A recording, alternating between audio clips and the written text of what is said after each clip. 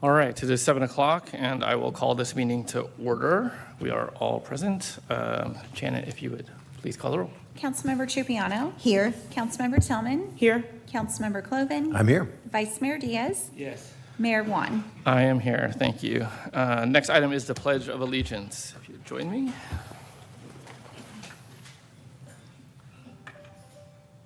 I pledge allegiance to the flag of the United States of America and to the republic for which it stands, one nation, under God, indivisible, with liberty and justice for all. All right, next up is item 3, public comment on non-agenda items. For anyone that has a comment on non-agenda items, now is your time. I do have a few speaker cards. I will go in order, but if anyone else would like to speak, feel free to fill out a speaker card. First is Ms. Stanway. We can move the mic to you if you'd like.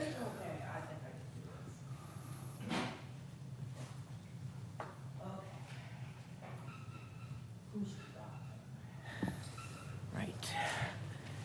Ann Stanaway, 1553 Haviland Place, Clayton, California.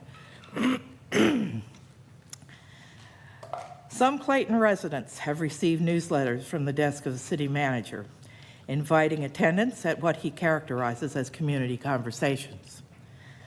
Last week on 7/13 at 6 p.m., I attended one such conversation. What follows is a verbatim recital of the city manager's newsletter and an analysis I offered during that gathering in Hoyer Hall. Now listen carefully to the city manager's own words. I wanted to share the quote at the beginning of the newsletter. Everyone must realize their community is much bigger than them. Because when I read it, I recognized that as individuals, we get passionate about our own issues. And at times, we lose sight that the issues and solutions may be well beyond our singular need. It also reminded me that each of us has our own lens through which we see the world. We all experience life differently than others around us, so it is truly important that we take the time to understand another perspective, the other lens, when we are discussing issues and solutions, unquote. Consider Stanaway analysis. Aside from its miserable command of English and English grammar, the content and context of this message from the desk of the city manager communicates our new city manager's intent to lead Clayton as a spinmeister, continuing the city's long-term discrimination against its own citizenry on the basis of age and disability. Clearly, the current city manager, at his core, blames the victims of Clayton's half-baked city policies rather than denouncing Clayton's decades-long violation of law as articulated in the Americans with Disabilities Act and multiple California statutes. The city manager needs to adjourn this superficial conversation with the community and take careful counsel from the city attorney. Final thought. Harking back to the original premise of the manager's newsletter, to build a great and sustainable community, everyone must realize their community is much bigger than them. True. And we, the people, pay state and federal legislative bodies to consider and pass law with which even the great and glorious city of Clayton must comply. Obey the law, Mr. City Manager. End of Stanaway monologue, July 13. Thank you much for listening. Thank you. Next up, we have Mr. Walcott.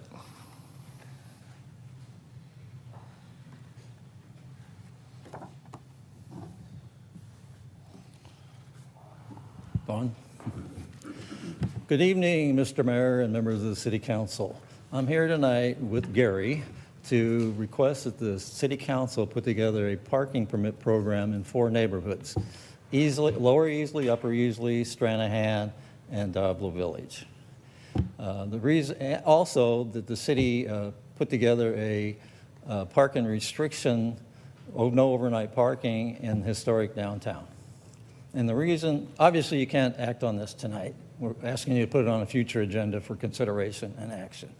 And the reason we're doing this is the lack of parking that the city required, on-site parking that the city required the Olivia project to provide the 81 units with less than 90 parking stalls, which is basically 1 unit or 1 parking stall per unit. And the developer based this on a parking study that was conducted in Pennsylvania in 2008 for a 55-plus senior housing development. And the study showed that these residents, these senior citizens in this development had 1.1 car per household. And there's 2 problems with that. Number one is it was conducted in Pennsylvania in 2008. It should have been conducted in California in a city that's similar to Clayton that has basically no public transportation and no job center. And secondly, the Olivia project, even though the developer is advertising that as a 55-plus community, there's no age restrictions based on California law, and the units will be marketed at or rented at market rates. And so that means there's probably going to be 2 people per household, which means 2 incomes, and would be 2 cars, unless the person works at the same facility as the spouse or partner in that unit, or they I'm running out of time, or they buy a bicycle. The timing is critical on this. I'm going to skip to the last thing. Timing is critical. The city needs to establish this now before the residents move in, because the developer should disclose this to these potential residents that if they have 2 cars, they're going to either have to sell one of those cars and buy a bicycle, or depend on Clayton's lack of public transit, or they'll have to walk a long distance back to their apartments at night because they end up parking in Dana Hills. And it's unethical, and it would be politically difficult to establish this after they move in. Because once they move in, they're going to think that they got a place to park. And we don't want to, we got too much division in this community right now. We don't want to continue to divide the community. So I would say if the developer believes his Thank you. All right, thank you. Going long, but thank you. All right. Next up, we have Mr. Hood.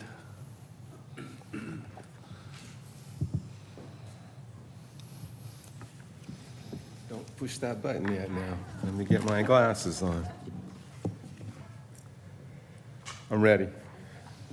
Good evening, Mayor and Council. My name is Gary Hood. I live at 1301 Easley Drive. As many of you, am I speaking into the mic good enough? As many of you may know, I've been involved in city politics for over 38 years. I've been a part of several citizen community groups. We try to make citizens aware and provide input to the City Council regarding land use plans and decisions, along with other essential matters. It's always been my goal, as well as many other town residents, to ensure we preserve Clayton's small town feel. I've always urged the City Council and have entrusted them to make sure any development that comes to town is done without negatively affecting the city, the citizens, and the quality of life. But many of us now feel that trust was betrayed. I'm here tonight to present you with the resident-only parking permit petition. I guess, Janet, you would circulate that for me? I'm looking forward to seeing this matter on the next available agenda for discussion and action. We need to face the facts. The Olivia on Marsh Creek project will significantly affect citizens, businesses in the surrounding area due to lack of sufficient parking and to serve the size of the approved development. I'm not for or against high-density housing like many of you. But we need to face the facts. We need to stop pitting the neighborhoods against neighborhoods regarding this issue and take our residents seriously. I sat in some of those meetings, and some of the comments that were made by the prior council was embarrassing, far-fetched, and unbelievable that it came out of their mouth. The City of Clayton and the developer of the Livy on Marsh Street project believe the parking was conducted is correct, then this parking permit program will have no effect on the Olivia project, and therefore there should be no opposition. My plan is to have one representative from each neighborhood speak at the next meeting where the parking permit program is on the agenda. Thank you for your time. Have a great evening. Thank you. If there's anyone else that has public comment on non-agenda items, now is the time. Janet, did we have anyone on our Zoom meeting? Mayor Juan, I do not have any hands raised on this item. Okay, then I will close public comment and move on to the consent calendar.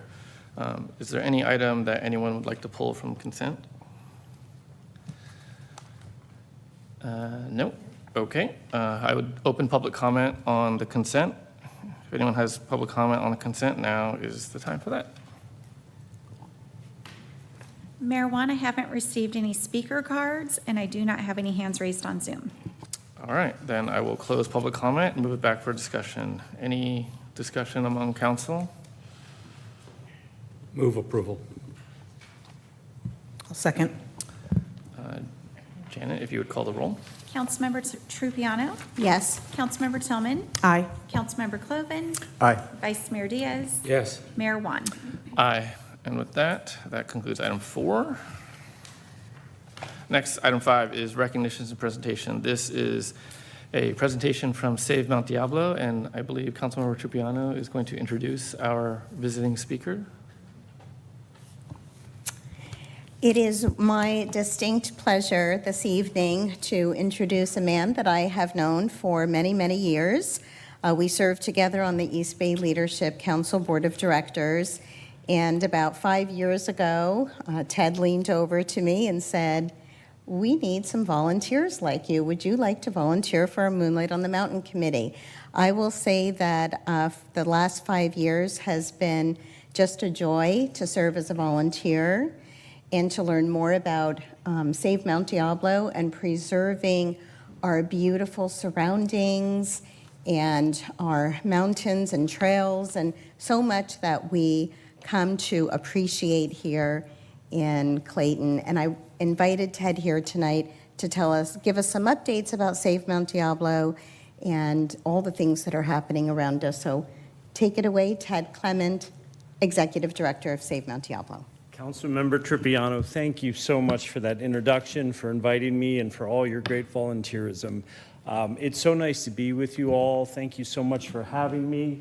It's an honor. And I gather I have 20 minutes. And Ms. Calderon, will you be running the PowerPoint every time I say next? Okay, wonderful. So the first slide, please.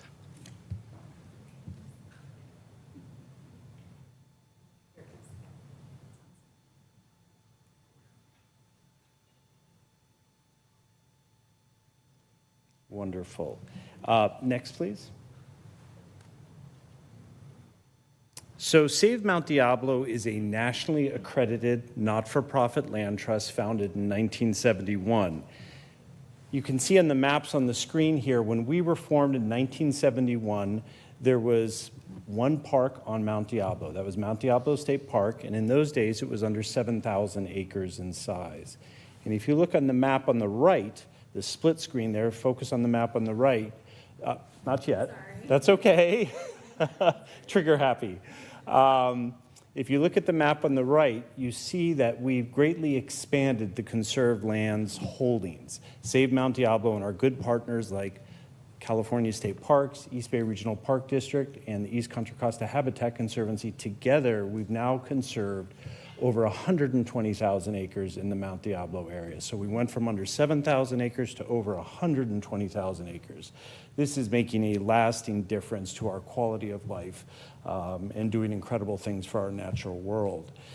I mentioned that we're a nationally accredited not-for-profit land trust. What is a land trust? A land trust is a not-for-profit organization that uses various tools like land acquisition, advocacy, stewardship, education to protect land for the public's benefit. And in our country, we have roughly 1,200 not-for-profit land trusts throughout the nation. And I mentioned that Save Mount Diablo is proudly a nationally accredited land trust. A little less than 50% of the nation's land trusts have been able to achieve national accreditation status.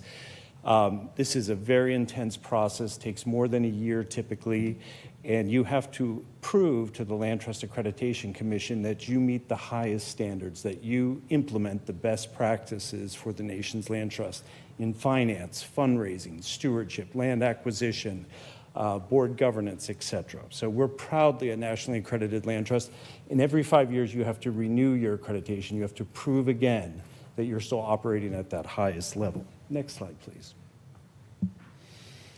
So it's important to understand with Mount Diablo that it is the northern part of the incredible Diablo Range.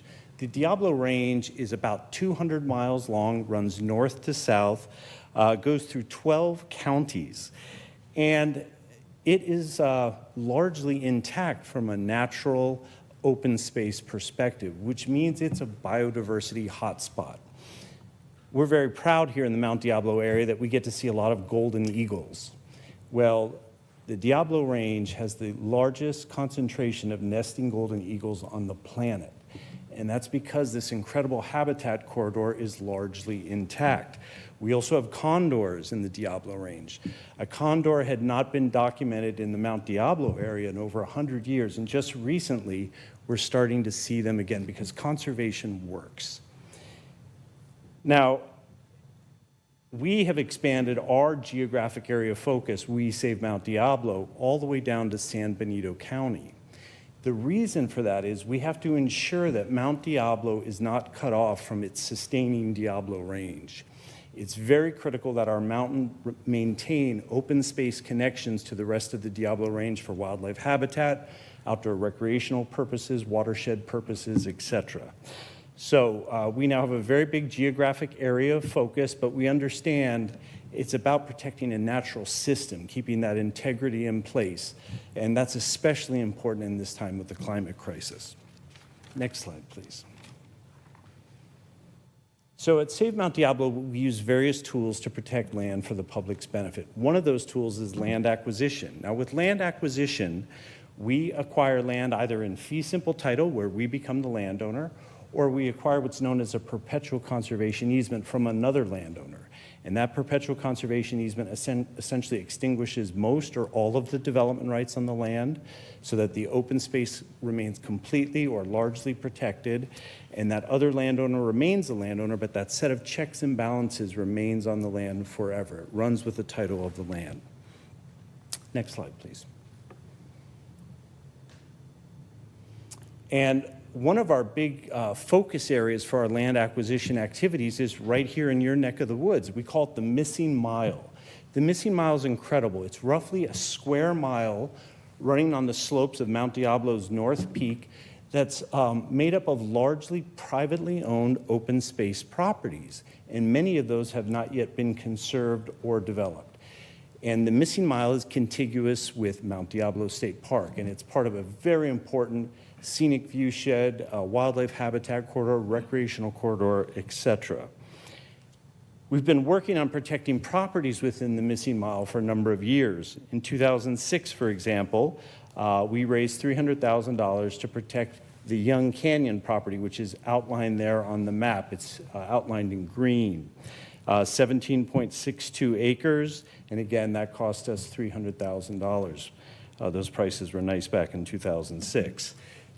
Just last year, we raised over $1 million to buy a perpetual conservation easement on about 154 acres of the Concord Mount Diablo Trail Ride Association land, which you can see outlined there sort of in a yellow color.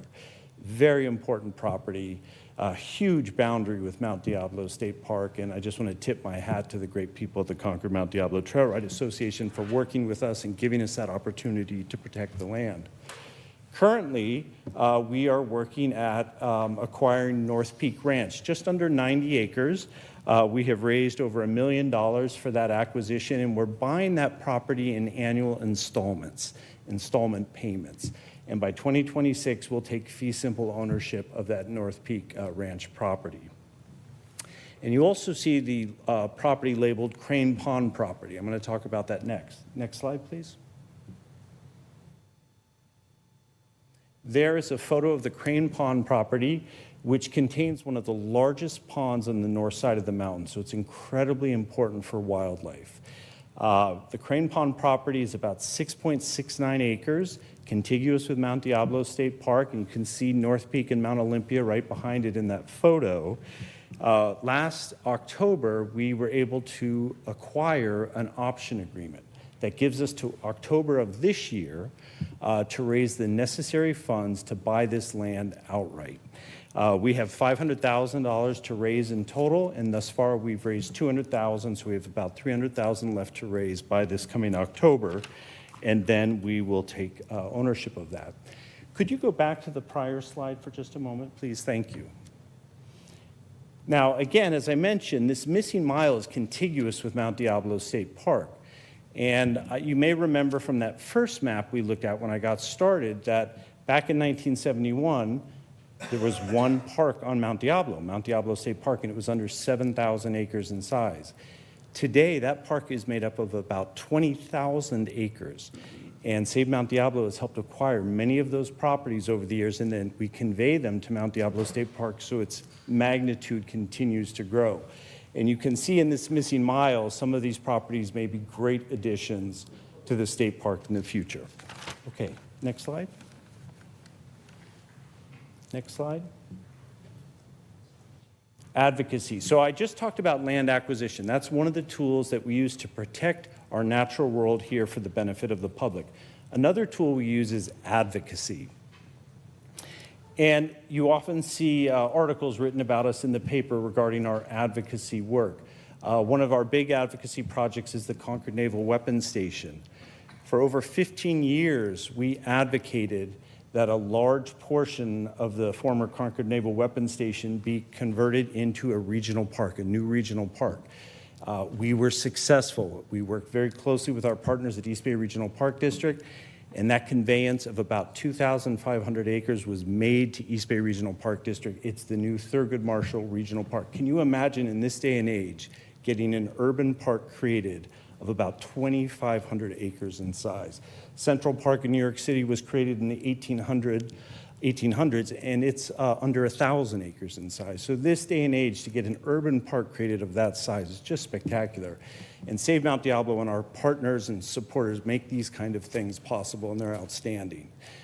We sometimes also stand up to giants that we feel are cutting corners, disrespecting the natural world.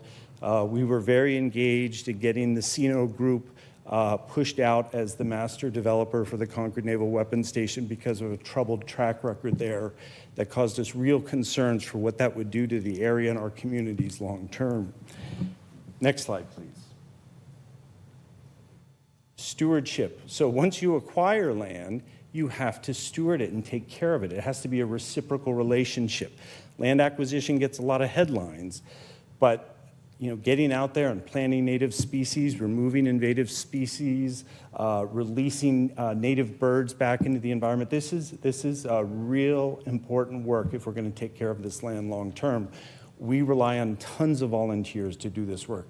We have a small staff when you consider the magnitude and geographic scope of our work. And we invite anyone who's interested to be a stewardship volunteer to contact us, and we'd love your help.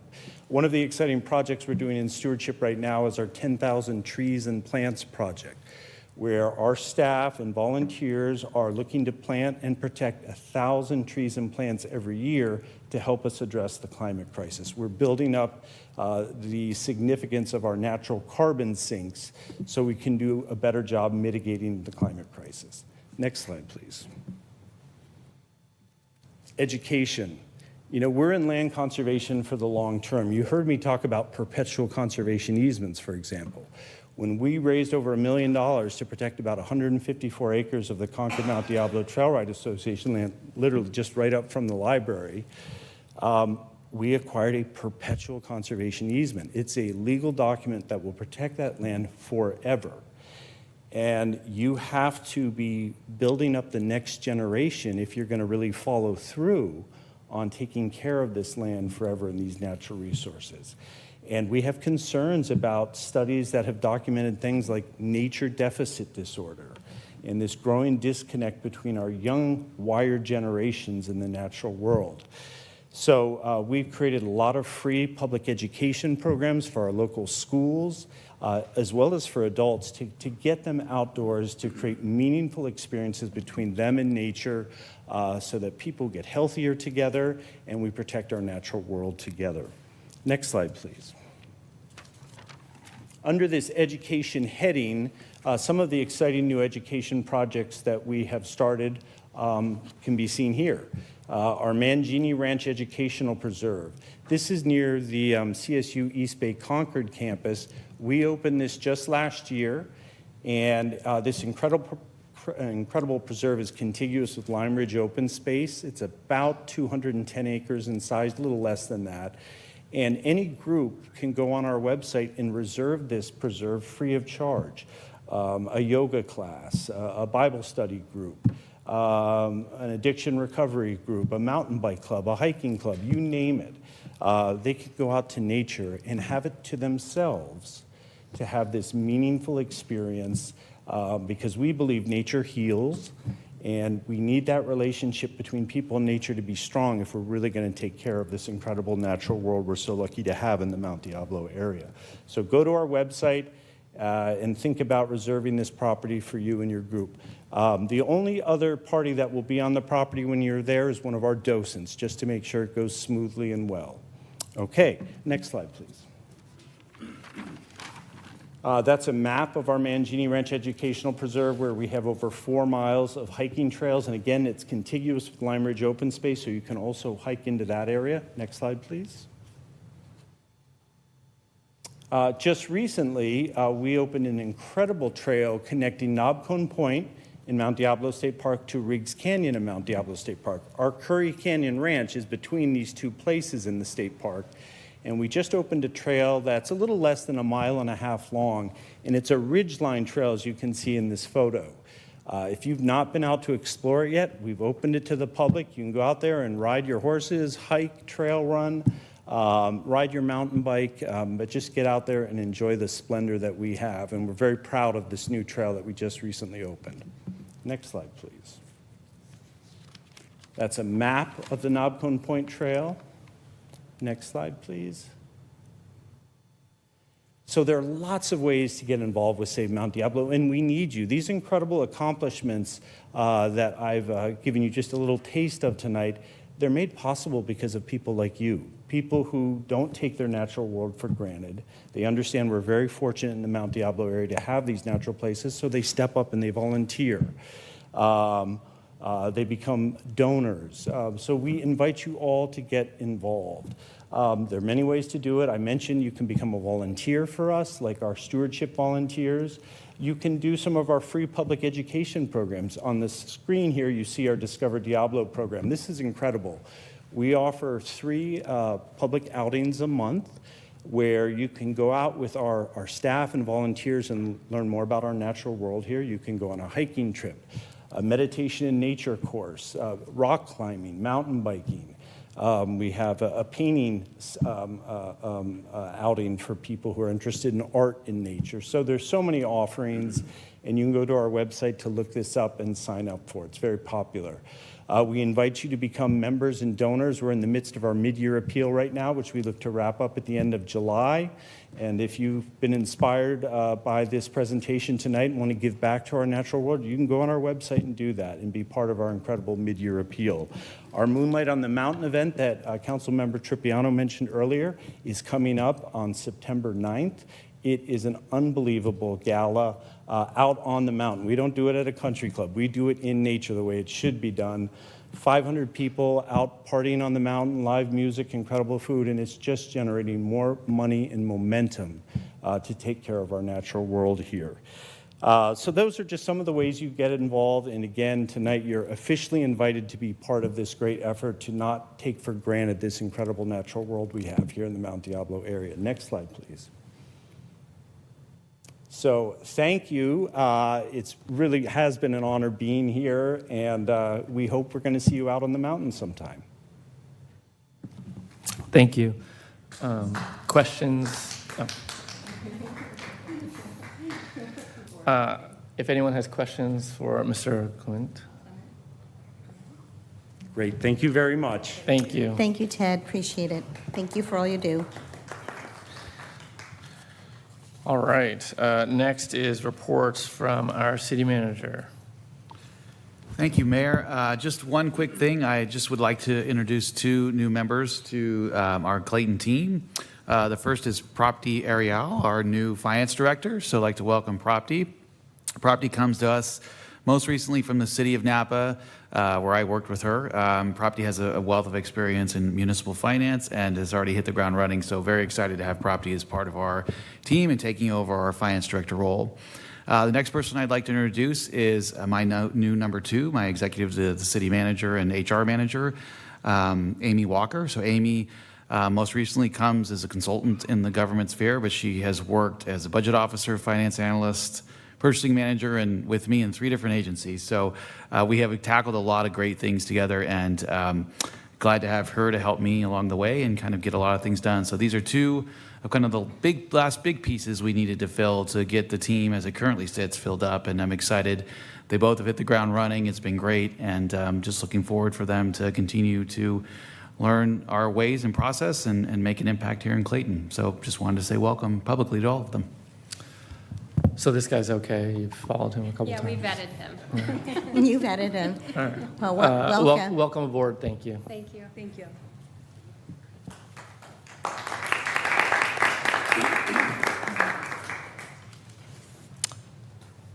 Was that I didn't know if you had other things that you that's wanted all I to had. No other offer. updates. Okay, thank you. All right, item 7 is public hearings. The first is, hold on a moment. Okay. All right. Public hearing on a proposed real property assessment for the Diablo Estates at Clayton Benefit Assessment District. This is ordering the improvement and levying annual assessments for FY24. I believe our city engineer is going to take us away.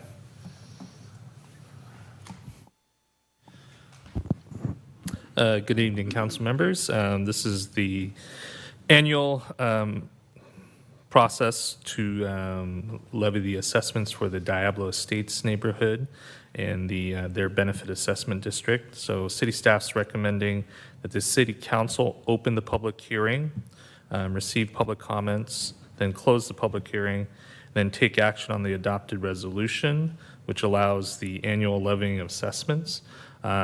As was stated in the engineer's report about a month ago, the assessments are left flat this current year. There's quite a bit of accumulated funds in this particular district, so that is an element that I think we can take advantage of being able to keep the assessments flat. It still does allow an increase of the CPI in the future years. So if there needs to be some reason to gain beyond the typical CPI, it does still increase the ceiling. The main element, I would say, is the landscape around on Regency and Rialto, that kind of on the edges of the particular neighborhood. We are getting quotes. We did receive quotes actually from 2 different landscape firms that we're evaluating this week. And I think we'll be able to have someone, a firm out there within the month, which is great. We had put out an RFP, but we didn't actually receive any responses to the formal RFP. So we pursued direct quotes from local landscape care companies. So happy to take any questions and have you guys open the public hearing. Any questions from council? No, and my only question was, did we find a landscaping company yet? So hopefully in the next month. I know that's been kind of difficult to do for whatever reason, but good job. Thank you, Larry. All right, then I would open the public hearing and take public comment on this item. If anyone has any comment that they'd like to offer during the public hearing, now is the time. And see, well, I opened the public hearing correctly. Mayor Juan, I do not have any speaker cards, but I do have a hand raised on Zoom. All right, Marcia, as I promote you to panelist, you will have 3 minutes to speak. If you can please unmute your microphone.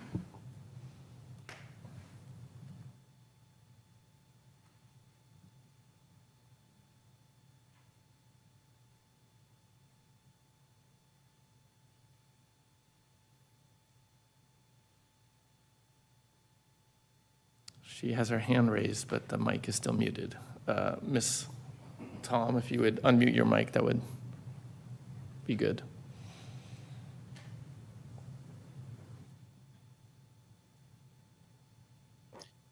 Sorry, I just hit it by accident. Please go ahead, thank you. Oh, maybe she indicated she did not want to make a comment. Okay. Correct. I do not have any other hands raised on this item. Okay. Well, with that, then I will close the public hearing and bring it back for discussion. Does anyone have any item that they would like to discuss or anything they'd like to discuss with this item? I was just curious if there was any feedback at all from anybody who lives in the district. We send out letters, so I don't believe that we got any responses, if that is correct. No, I think one individual inquired, similar to what Councilmember Tripiano asked about, getting a service provider, but that was it, and Larry provided them the update that he provided you all today. Thank you. My understanding is that because of the nature of the work being small in size, it's difficult to attract folks. Is that the? Yeah, it's hard to know for sure. No one specifically said why they didn't submit, but we had to outreach. I ended up outreaching to some larger firms that were willing to, have work in the area, and we're willing to add it to their schedule. Okay, excellent. All right, then with that, I think we're looking for a motion.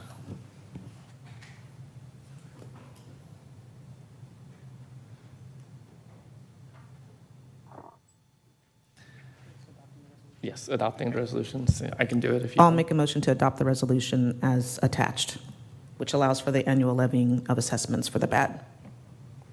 I'll second it. Okay, Janet, would you call the roll, please? Councilmember Tripiano? Yes. Councilmember Tillman? Aye. Councilmember Cloven? Aye. Vice Mayor Diaz? Yes. Mayor Juan? Aye. Okay, with that closes item 7A. 7B is also a public hearing. And this one, I got to get to the right place. This is a resolution adopting the 2022 East Contra Costa Habitat Conservation Plan, Natural Community Conservation Plan, Mitigation Fee Audit, and Nexus Study, and update of the East Contra Costa County, same acronym, mitigation fees, and finding the action to be exempt from CEQA. I believe our Community Development Director is going to kick us off. Yes. After that very brief introduction, I just have a few slides I want to share with the council to introduce this item. Thank you, Janet. If you can go to the next slide. So just as a little bit of background, and this item last came to the City Council in 2021, almost 2 years ago. So some of the council members, I believe, are pretty familiar with this already, and Councilmember Tripiano, you are on the governing board. So again, I'll do this rather quickly, but in general, the HCP and CCP is a regionally coordinated approach to permitting, conservation, and protection of sensitive species and biological habitats within Eastern Contra Costa County. It applies primarily to private development projects as well as to public development projects, and for any development that is proposed to occur The developer or applicant, in some cases public agency, would conduct a survey of the property to identify what types of resources are currently on the property where the project is proposed to occur. They would then pay fees or dedicate land or some combination thereof according to a prescribed methodology. And then the monies and the land that's acquired through the HCP is then used toward establishing preservation areas within eastern Contra Costa County. The whole general overview, overall purpose, I had to get there. Overall intent of the HCP is to, one, create a more streamlined permitting process for development projects so that there's not an individual case-by-case permitting process through resource agencies, but it also creates a more unified conservation approach instead of, again, parcel by parcel development and parcel by parcel conservation. All resources are pooled into a single conservation area with a more beneficial approach. Next slide, please. So the Habitat Conservation Plan, HCP, has been in place since 2007 when the council adopted an ordinance establishing Chapter 16.55, the HCP chapter of Municipal Code. Subsequently, the council also adopted a resolution establishing the fees to go along with the program. And according to the resolution, as well as all of the implementing agreements associated with the HCP, the fee increases according to specified indices every year on March 15th, and then in years 3, 6, 10, 15, 20, and 25 after of the plan implementation, which again started in 2007, a more robust audit is done to determine whether the fees are actually doing what they need to be doing. And then an additional adjustment may be required beyond the index. In each individual participating jurisdiction then needs to adopt the fee. So City of Oakley, City of Brentwood, City of Pittsburgh, City of Clayton, and Contra Costa County for the unincorporated portions of East County need to then adopt the fee and the nexus study. Next slide, please. On the screen is an overview, a summary of the fees as they currently are as of March 15th and as they are proposed to be modified according to the nexus study.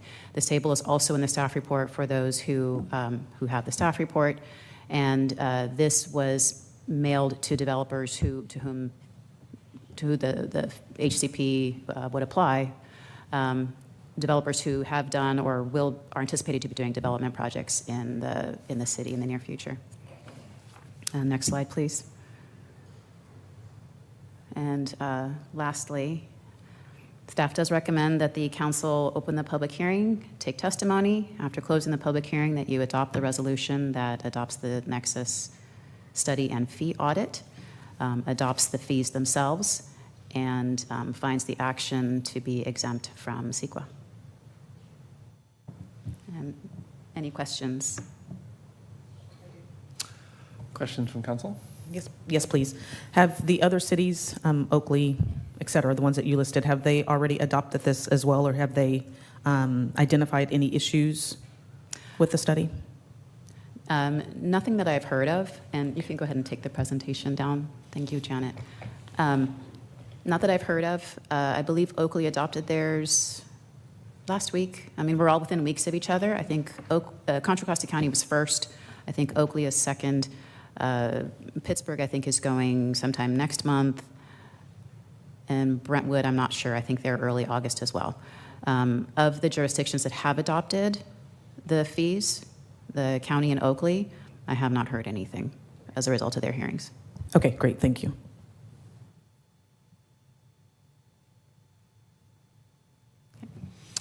Any other questions from council? Okay.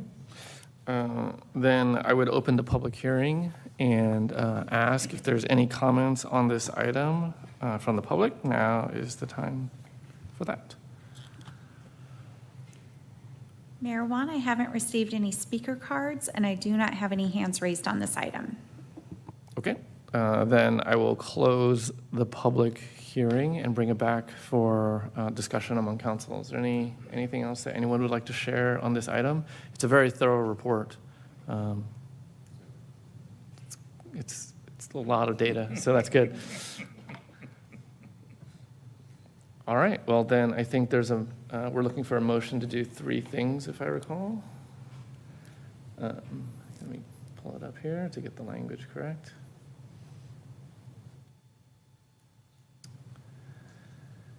We need to have the motion clearly on the thing. You can just motion to adopt the resolution if that's easier to swallow. I'll make a motion to adopt the resolution as outlined in our agenda. Do we have to specifically call out the exempt from CEQA and the other items as separate?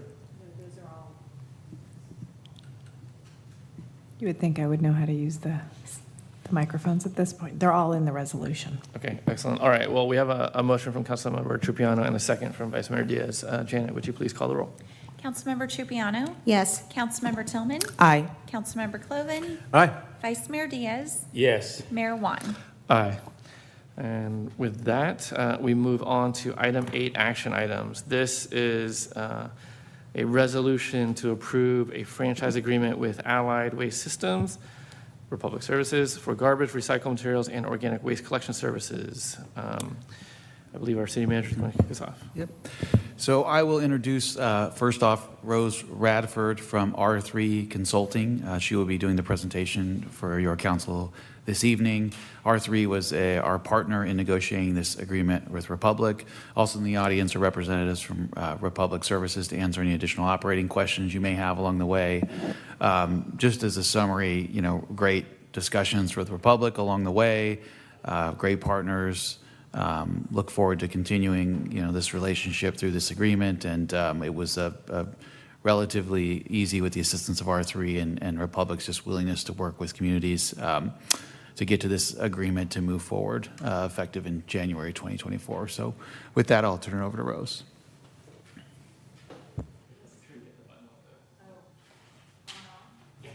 Perfect.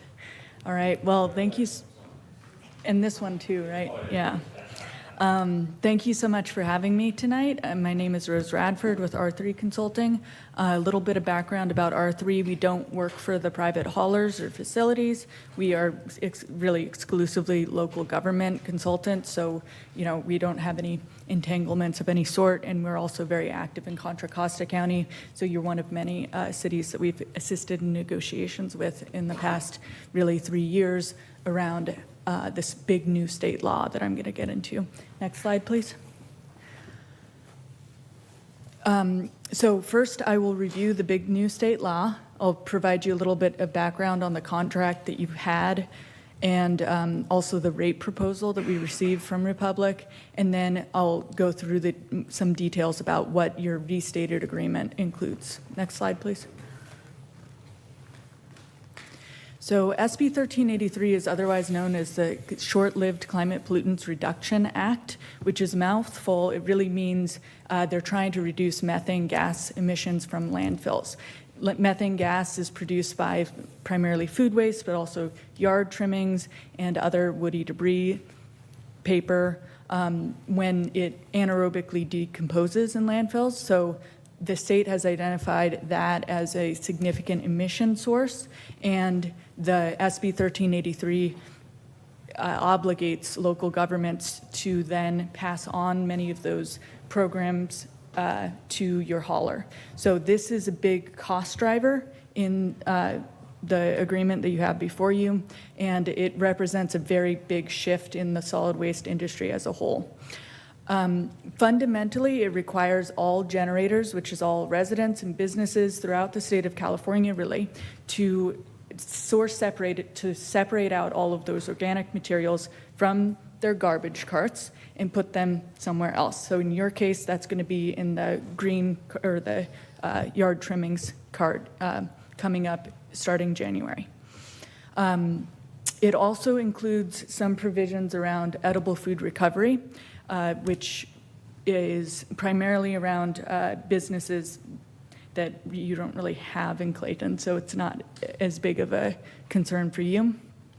I also want to note that the state law came into effect January 1st of 2022, but you had the ability to request additional time through a process that you did initiate with the state agency CalRecycle. Next slide, please.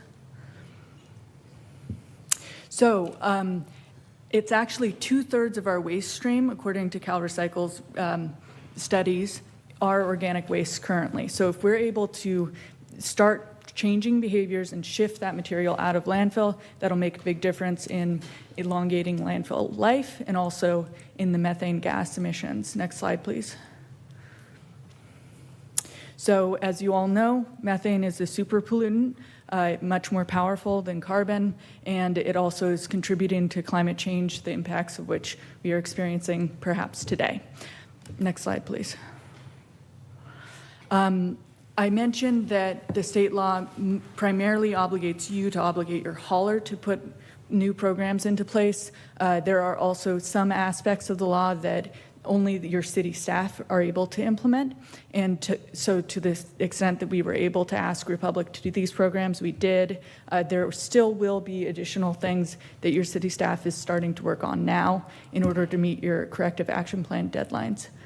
I also want to note here that the state did ask last year for all the cities to automatically roll out organic service to businesses of sufficient size, and Republic did that without any additional compensation on the state schedule, really as a partner to the city. Next slide, please. So I mentioned your corrective action plan. It provides the additional time. You also need to do the edible food recovery program, and there's somewhat extensive procurement responsibilities that really fall on the city, including a lot of record keeping and things of that nature. The other thing to note here is that many of the businesses that haven't yet received organic service, Can you expand on that procurement aspect? What does that entail? Yes, there's two portions of the procurement requirements. One is recycled content paper that's purchased that runs the gamut from printer paper all the way to toilet paper. The state has a lot of very specific requirements around like the percentage recycled content that you need to purchase. And you do have the ability to not, if it's cost prohibitive or if you can't find a similar product, you have to document that and you have to keep all your receipts. And so we're beginning to work through the details of that process. The other piece of procurement is recovered organic waste products, which is primarily compost from essentially the facilities you would be sending your yard trimmings and food waste to. The state wants to support the markets for that, what they're expecting a large increase in compost that's produced, and they've asked the cities to help toss in and sort of support those markets more fully. So for the businesses that didn't yet receive service, we think it's most likely that many of them would be able to receive a waiver from the requirement to subscribe. So we've asked Republic to start to evaluate those waivers, and I know they already have a list. Next slide, please. So the contract that we're looking at actually started in 2011, although Republic has been here, I think, since perhaps the dawn of time. And in December, you did have an amendment to that 2011 contract that allowed for 2 6-month extensions, which we have used both of, which allowed us to have a contract that started January 1st of next year, which is what's before you today. You already had a 3-container system, but the yard trimmings have been and are currently being sent for beneficial reuse at the landfill. Those then would shift to being composted, and that's the most significant cost that you're considering here. Another thing to note is that your cart colors are different from many of the other cities that surround you, and also different from the standard that the state has put forward for under this law. But you do have until 2036 to get those carts into full color compliance. You have some decisions to make around that. The state doesn't need the entire cart and body to be all the same color, although a lot of people think that that's more aesthetically pleasing, given that we're looking at such a high additional cost for beginning to compost the yard trimmings. We thought that it would be best, given that this is a 10-year contract, to defer those costs for replacing all of the carts in stock out on the field to a later time. Next slide, please. So you have really the lowest rates in Contra Costa County. And there were a lot of programs. Your staff was very aggressive in keeping those rates low, which means actually even after the cost increase that you're contemplating tonight, you're still going to remain somewhat below the average. This slide is sorted by the highest, the cost, the largest container category. And, of course, we have all the data behind that. So if you're curious to see any more, but I think the big picture is that your rates will remain quite competitive for the region. Next slide, please. So in our initial negotiations, Republic had come in asking for a 25.5% increase. We looked, they actually provided a lot of detail about what the cost basis was there. And we were able to work together to get that cost below 20%. And I've also provided kind of a breakdown of what those costs are that Republic provided. And again, most of that is just the shift of yard trimmings, which is the heaviest and largest amount that, Republic is picking up from Clayton, shifting that to going to compost instead. Next slide, please. Here's the breakdown of what that's going to look like for your residential customers. Again, it's the same picture for commercial. Everybody's getting the same percentage. Next slide, please. Monthly. Yeah. Okay, so a big part of the efforts that we've been undertaking the last 8 months is really taking an agreement that has been extended but not substantially adjusted historically to essentially restate the entire thing. So we've modernized your provisions. This is the state-of-the-art agreement. And again, this is the main mechanism that you can use to meet the state's expectations on the program rollout. Next slide. We are asking Republic to make sure that you have no customers that are out of compliance with the state law, really at the beginning of next year. We're looking at a rollout of the residential food waste program at the latest by the end of next year, but really the state is hoping for a lot earlier. We're asking Republic to make sure that all of the generators have the adequate education that they need to be able to comply with the state law and your local ordinance on separating out food waste, essentially. We are deferring the cost for container compliance. I provided an example. This isn't specific to Clayton, but for new carts that are provided before 2036, Republic needs to have the lids match the state's requirements. So we are looking at a little bit of, oddity potentially out on the streets, but that was, again, a cost-saving measure. Another thing about this law that might kind of be interesting is that it requires Republic to go out and look in containers to check for contamination. That means if there's garbage in the recycling organics, or even looking in the garbage container and potentially saying, maybe there's some yard trimmings, or did you know, now you're supposed to put your food waste in your green cart. So there's a lot of specificity in that. Republic's already started doing this. They have the program in place, but everybody should know that people are going to be going out and looking in containers now.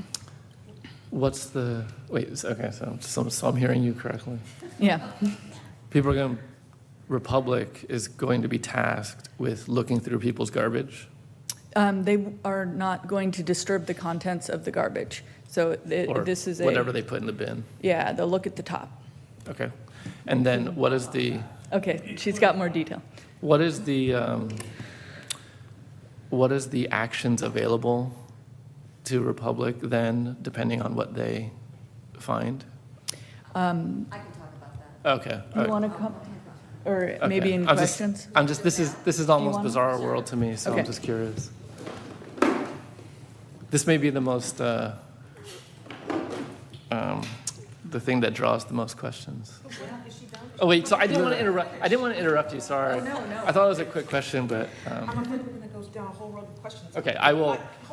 Do you mind really quick? She's only got one more page, and I'm afraid. I'm fine with whatever you want to do. I'm let's- good. Sorry, I I have a didn't bunch mean of to questions interrupt. for her as I couldn't contain myself, so I will let you continue. Okay, apologies. Oh, not a problem. So we're also asking Republic to help you do some compost giveaways to help you with your procurement target. That's likely not going to be enough to get you there, but we are hoping for a legislative fix. And also, of course, a lot of new reporting. Next slide, please. And I mentioned the city still has additional responsibilities. This is going to require more resources from your staff. And I believe the biggest one that I haven't already mentioned is that the law does require you to pass a municipal code update, which you've already done, and the state is expecting, if there are instances of like just a business that is utterly uninterested in participating and Republic isn't able to make progress with them, there would be an expectation for potentially issuing notices of violation, and if there are also ignored penalties. Some of your neighbors have already done that, and it's actually been really effective in getting some attention, and they were not required to issue penalties at all. So that was something fun that I noticed. Next slide. And now for questions. Susan. I jumped the gun, sorry, so I will ask my fellow council members if you have questions. Rose, I really appreciate your knowledge on the subject and a lot of what you said. Just trying to get a handle, I mean, I noticed the payments to R3 from our services. I think it was around $30,000 was what we paid them to date. Was that the contract amount approximately? Brett, it was about $30,000? I think That's it's what I saw more. was on the most recent check register to be approved. I don't know if that's the full Yeah, I amount. think it may be more, but isn't that, it's a weird billing arrangement in that I don't think the city actually Some of it's, pays. a lot of it's a grant, or most of it's a grant, and then R3 does some other things related to other, yes, there's two ways we're using R3 for our purposes, yes. So what I was trying to get, because when I originally read what this was, it was they helped negotiate with Republic Services. And if you're just looking from a straight bottom line, Republic asked for 25.51%, and you were able to bring that down to 19.89%. Congratulations. That's awesome. Thank you. I appreciate that. And I love the fact that we're on the low end of the spectrum across the board. But all the other expertise which you brought to this, isn't that pretty much cookie cutter with every other city that that you work with and that Republic Services has been doing with every other city? So I mean, I'm trying to figure out the gist, other than the negotiation portion. Is there a consulting portion we're getting from this as well? So not only the negotiations, but we had significant corrective action plan that we have to work through, and we'll continue to have to work through March of '24. And so R3 has been and Republic, frankly, have been great partners in helping us work through that. And so a lot of what R3 is doing as well is helping us with the compliance of that piece of it and putting forth the process, procedures, reporting, all the other nuts and bolts that we need to do. And that is a little bit unique to our ability because many agencies that are larger have, at least I have experienced, either specific solid waste individuals, solid waste managers. I had that in the city of Napa or in the city of Benicia. We had staff that was dedicated to it, not at that level of expertise, but specifically dedicated to it as well. We don't have that in Clayton. It's a little bit more flexible, we'll call it. And so having R3 is helpful from my office's perspective because it really allows us to partner with them, get these simplified processes as best we can in place, and then let staff kind of deal with all the other issues we have going on.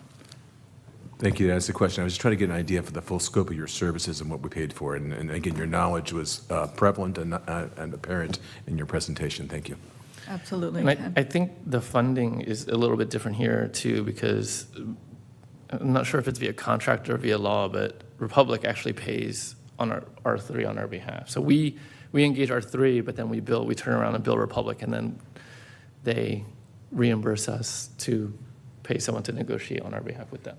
So it's kind of a strange arrangement, but that's what it is.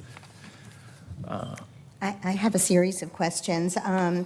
And I was fortunate to sit on the Garbage and Recycling Committee. Some of these I asked during that time, but for the public benefit, I just wanted to, and R3, thank you, you've answered some of these questions. One was, we have, as a city, our own trash and recycling cans throughout the city.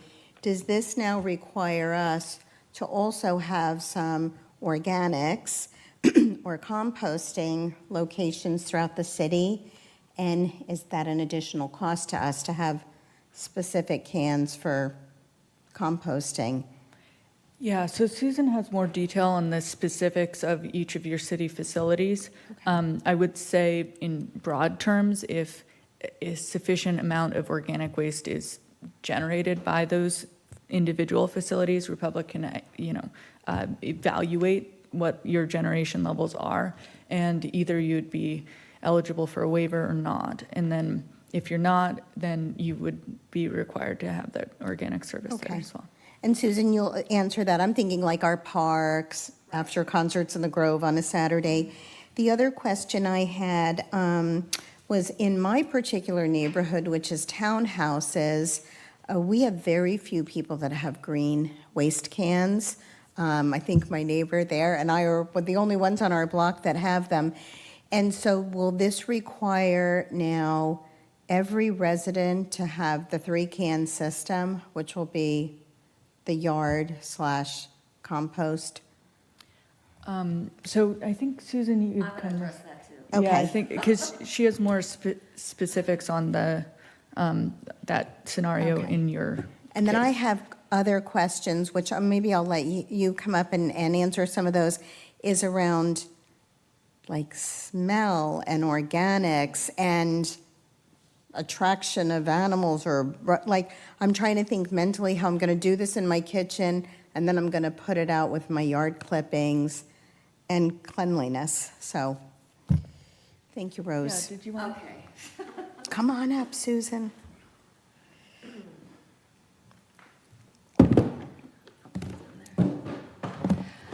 Good evening, Susan Hurl. I'm the Municipal Division Services Manager for Republic Services, and Tony Mancini, who's my General Manager, is also here tonight and happens to be a resident of Clayton. I hope I haven't been here since the beginning of time, Rose, because I have been working for the garbage company that has serviced Clayton for the last 26 years, so it's been my privilege to be able to work with you to get in compliance with all the laws that have come before this one. And as they all say, the devil's in the details, right? So I'm going to get right to it. The first is the cart lids that you saw on the photograph with the brown recycle cart with the light blue lid. Those you are already going to be seen in Clayton because we had to become compliant with cart colors in 2021. So we were allowed to have first quarter of our inventory. When we were done, we had to start being compliant with colors. And since changing the cart colors is a huge capital expense, we just decided that we would just do the lids. So the lids are compliant, they are the right color. And the state also requires specific labeling on the lids, which is also compliant. So your carts are compliant. You have time until 2036 to decide what you want to do. I guess you can leave them the way they are. I mean, the only way you get one of those carts now is if you get a replacement or have to have a new cart. You will see the odd color carts. And they were here for Clayton Art and Wine. You might have seen some of them around.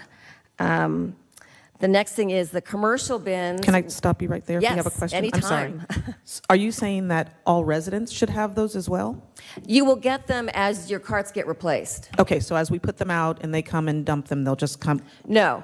If your cart breaks, okay, or your wheel breaks, and we okay, have to bring you a new cart, you will get the new cart. But until then, I can have full brown top and bottom? Yes, you keep your same carts right now. This is not confusing at all. And the reason why I say that is I'm trying to understand and I don't mean to get you off your pitch, but I'm trying Sure. to understand the education component for the residents. What are we as a city supposed to tell them? Just continue Look at the lid. But if our lid is brown, Your lid is blue. my lid's not blue. Not yet. That's what I'm asking. I'm here to confuse you I feel like who's totally. on first? That's what I'm trying to understand. When will my lid, you said it wouldn't get replaced unless it's broken or? Correct. Do 2036. I need to break it? 2036, when you guys decide. Can I offer? You can get a replacement cart at no charge by calling, and they'll come bring you one. If it Well, happens that's what to I'm break. asking. Is that, so as council and as a city staff, what are we informing our residents to do? To contact Republic Services and ask for a replacement cart now? No, they don't Okay. do. You don't do anything. So that we're not going to do that. Right. So if I live on Keller Ridge and my cart right now for recycling is completely brown, including the lid, I'm going to tell residents, just go ahead and stick your recycling in there and don't worry about the lid color. Correct. Okay. And if I have a blue landfill trash can and my lid is not black, I'm just going to keep using that as trash. Correct. And if I have a green one, it Easy. doesn't matter what the lid color is. It's going to be green. Okay. I'm just. Yeah. You Just got want it. to make sure because. Yes. So, but you just said that some places already have the blue lid So, in town.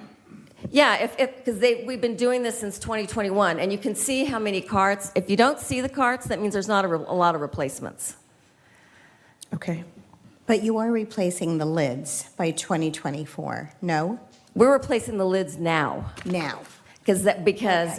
by 1383 required us to start being compliant with the carts in 2021. And since most cities had not made decisions and we had to get compliant, we chose the most cost-effective method, which was to do the lids. And that is an option under the law. Can I clarify? So then, when you're describing compliance, so just for clarity, compliance on your part means any new bin, it needs to go out with compliant Correct. lids. That's correct. But no change from existing ones is required until 2036. 2036. So Correct. at 2036, if 0 carts are replaced until then, there will be a giant wave of replacement by the end of 2036. Is that accurate? Yeah.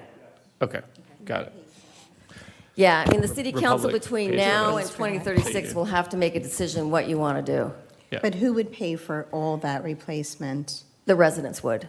Well, By you bill. Yes. Yeah. It would be just another one of these. Okay. So then my next question then about the lid, since they're not going to change unless you ask for a replacement or it gets broken or replaced, the sticker, the decals, to say what goes in them, how do residents get that? Well, they can call and request them. We're not going to go out and put them onto the existing cards because that would be a huge expense. But what we are charged to do through the law is to provide a lot of outreach that specifically states what can go in each cart. How is that going to work? Can We you walk mail us it through that? out. Oh, you're going to mail it? Oh, yeah. Thank you. You'll get more stuff than you will ever want on Are garbage we and going to recycling. put that right in the recycling? Pardon me? Well, I'm going to audit you for sure. Do you the have a stickers- brochure that is electronic that we Yeah. could utilize? I think that may be helpful. And we could put that on the city website. Could the stickers be in the mailing also, and then we could do it ourselves? It's a huge expense to print the stickers. We could make them available to people if they wanted to have one, but we're not going to mail one to each resident. Okay. Yeah. Okay, so for commercial customers, we're doing what's called a commercial bin refresh because the commercial bins have to be the same colors too. So the garbage has to be the gray, the recycling needs to be the blue, and then organic bins need to be the green. So what we do is we have a stock that we have already painted and we swap bins out. So you will see over time that the commercial bins will change colors as well. You'll probably really see that at Clayton Station if you drive behind it, because that's where most of the bins in Clayton are. You'll see a few around town, but predominantly it's carts around here. So that's what we're going to do with the commercial customers. Route audits, which is always I've done them, so I can specifically speak to this. So we are required to do a certain percent of every single route in Clayton. We've done it in a number of cities already. Last year, we used the software called Recyclist because we have to track all the information and provide it to the state of California.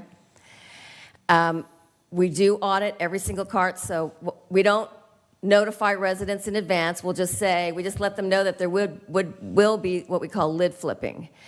So we usually get out there around 5 a.m. We have headlamps on, we have all of our Republic gear on, and we have the database in our phones, and we open each cart, we look in, we do not open bags, we do not pull anything out.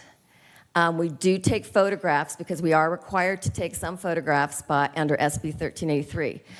So if we open, and most people put their garbage in a garbage bag, so it's pretty straightforward, although some people will throw food in at the last minute. So if you have food in your garbage cart, you will get what we call an oops tag. Oh my God. And so this tag marks what was wrong that we found in your cart, what cart it was in, what cart it should have gone in, and then we mark any notes on it that we might say. Sometimes we might leave one and just say, great job. Most of the time at 5 a.m., we don't leave too many of those. And we have to do this for the garbage cart, the recycling cart, and the organics cart. And the biggest mistake that I have seen, it's not even a mistake, but what most people do is they bag their recycling. If you could not bag your recycling, that would be great because it just takes time and effort to open those bags on the sort line. There's so many bags. It's not a violation, but we do mark it on here. It's just saying, hey, if you could not empty your recycling in your bag and then put the plastic bag in the garbage because whatever. We've seen some constant, I don't know why people think that diapers can go in the recycling, but they cannot. And paper towels cannot go in the recycling. Paper towels go into the organics cart once you start composting. You'll be able to compost paper and paper towels. No Kleenex. That's the other thing we see in the organics cart. No Kleenex, no pet waste in the organics cart. So if we see any of those, you could have 3 tags on each cart. We then have to record that. We take a photograph of the tag, and then we have to, luckily the software does this, because we have to report to CalRecycle how many audits we did, how many oops tags we handed out, and then as you go into enforcement, how many fines or whatever you've had to do. This is primarily educational purposes. None of my cities yet have started wanting us to assess fines or anything, because in my experience, I think I've done like 3 or 4 cities now, and most people try to do the right thing. We haven't seen anyone that's got like a recycling cart full of garbage. Can I? Yes. I just, on that one particular item, yes. I'll try to limit it. How do you, not you personally, yeah. How does one clear the hurdle that the person, that the items that are discovered in the bin was placed there by the resident that you are going to potentially fine? Yeah, we don't. But how could you ever find someone? We can't. We have to just leave the note on the cart. Now, there are people. Yeah. So I guess, is there an actual enforcement mechanism? Yes, it's required by the law. But how could you, if you're going to say that, let's say I'm a perpetual offender, and I keep putting stuff in your neighbor's diapers carts in the wrong place, and eventually you tag and say there's diapers in here, and I say I didn't do that. Do you have any evidence to suggest or to say that I did that? How would that hold up? It's in your cart. The cart's on the street. It's still your cart. I find that to be problematic. Talk to CalRecycle. I think I've seen it. This happens, right? So our carts are put out. People are walking there. This is exactly why I'm asking this, because you just mentioned that no dog waste can go into the organics bin. Which bin does it go in? Garbage. Pet waste goes into garbage because if you think about it, you don't know what a pet has eaten. You don't know if they've had chemotherapy. You don't know what a pet's had a lot, and you're putting the pet waste into something that's being composted that people are using for their gardens. You think about it that way. You don't want pet waste. in the is- organics. I know it seems counterintuitive, but we don't take pet waste. Well, plus it's in a plastic bag, too, right? I mean, that wouldn't be... God, Yeah, I no hope it is. plastic in the compost, none. Okay. I mean, But I'm just curious, because hasn't the court ruled that once the bin is on the street, it's no longer protected from search? Anyone could go into the bin. How can you positively determine that the resident who owned, it doesn't even own the bin, I mean, I don't think we actually own the bins, but that is the resident that is placing the offending Right. material in the bin? I mean, I find that very problematic to potentially fine someone for something that you cannot definitively prove that they placed in the bin. Do you have a response? Yeah.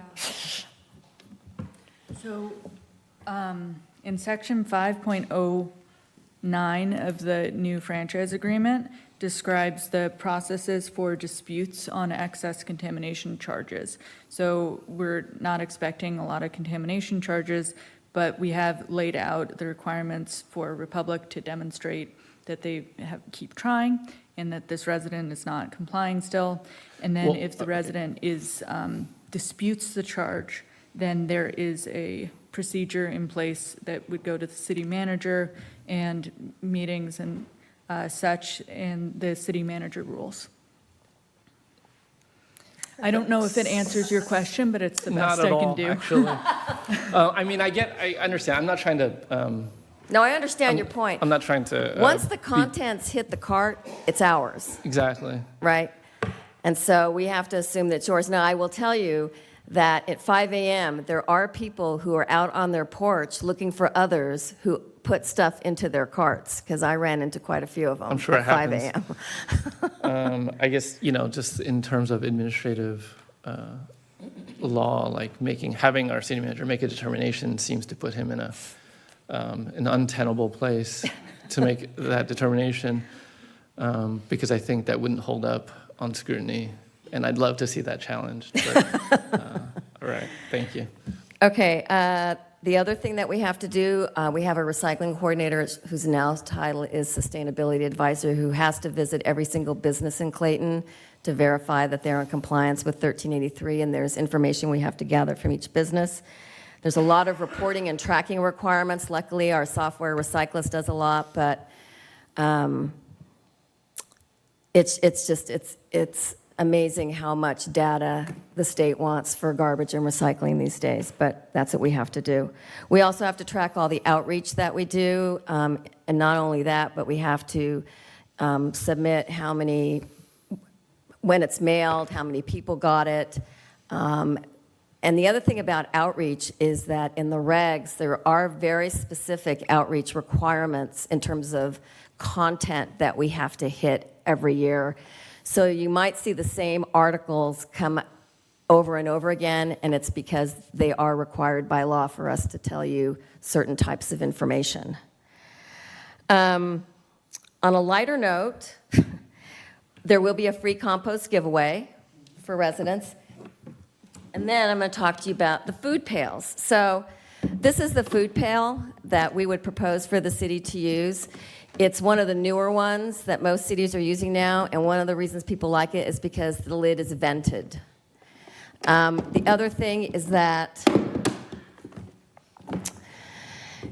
you talked about cleanliness and smell and all that. Well, you can use a bio bag. You can use a compostable bag. The only bags we accept are BPI certified, and really the only bag that qualifies for that is bio bag. You can buy them anywhere. I've even told they've been sold at Costco. It fits right in here. I mean, I use my pail. I use the bag. I empty the bag, or my husband empties the bag every day. We don't have a smell. If you could also line it with paper. You could put leaves. Some people put leaves to absorb stuff in it, because you can put bones, fish, peels, paper, a bunch of stuff in it. Anything you could pretty much think of that's food related. And then it's small enough. I mean, I guess the thought is that you put it under your sink.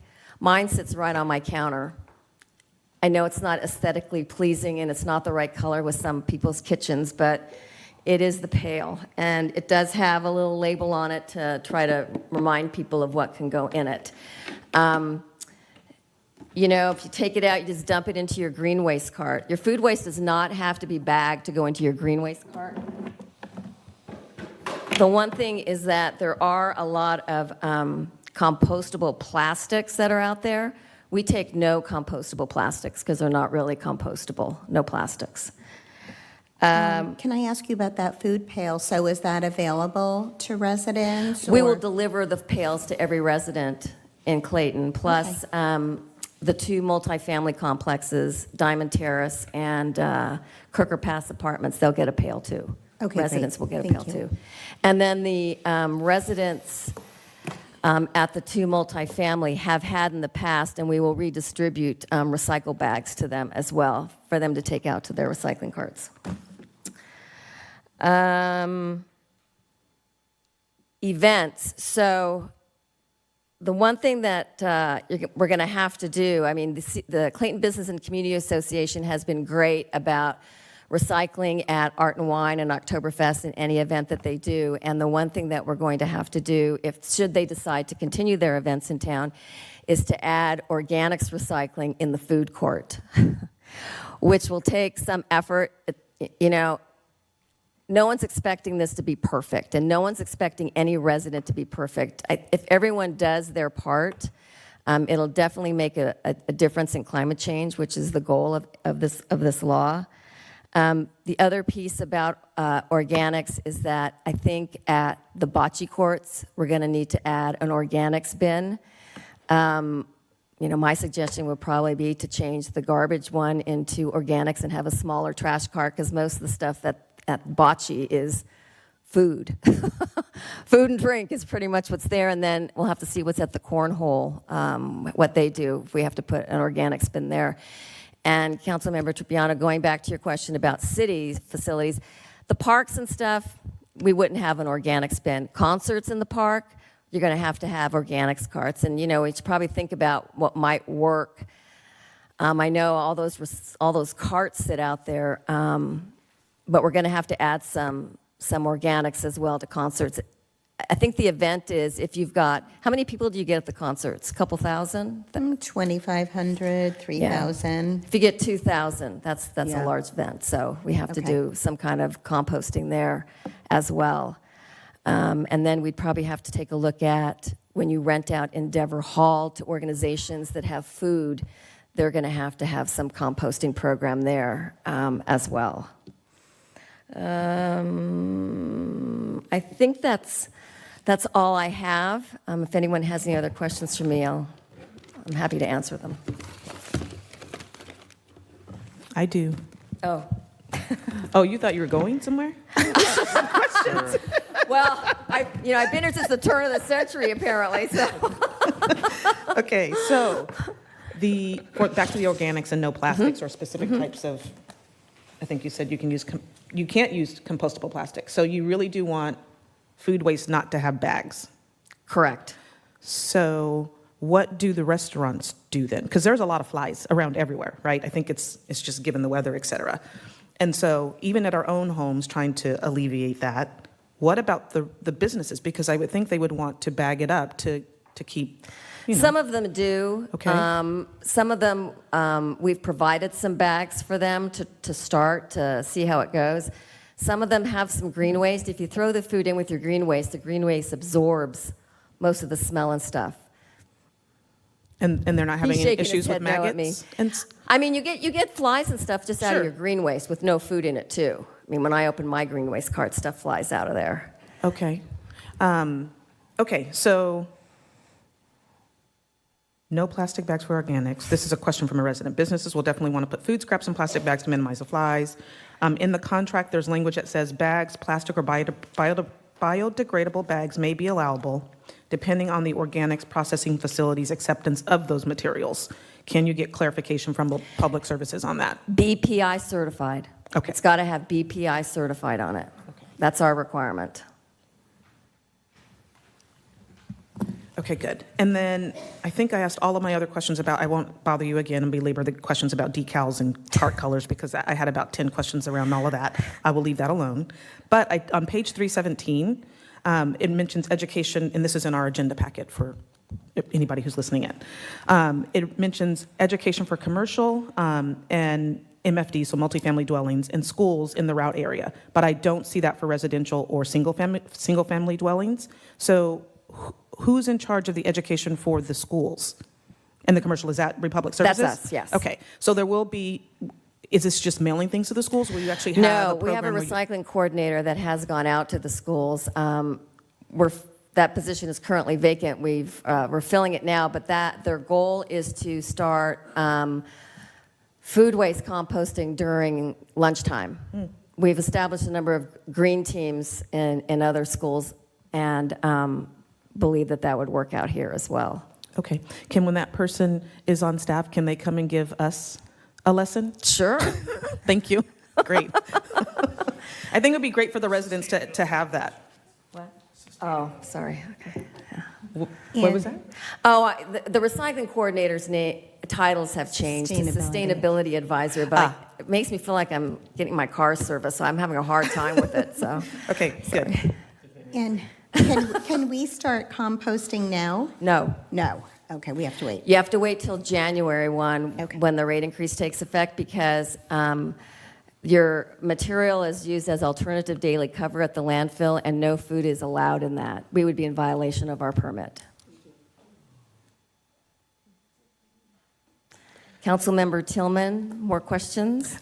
No, because I promised I would not go back to my cans, so I'm done. Thank you. Okay. Can I have some questions? Sure. So for reporting, I think Rose mentioned that there's significant additional reporting requirements that is the responsibility of the city. Did we, when we have the new agreement and this is the requirement, how have we incorporated that additional burden is that within the provisions of the contract? Who's doing it? And how are we meeting those requirements? Yeah, so most of the record keeping and reporting will be handled by the Recyclist software, which Republic currently has. Okay. And so for what we've been doing with the other Republic service cities is that those city staff use that infrastructure, which is an interactable website, to enter the record keeping requirements that city is responsible for into the same program. There's several different other options as well, but I think that's the simplest way to go. Okay.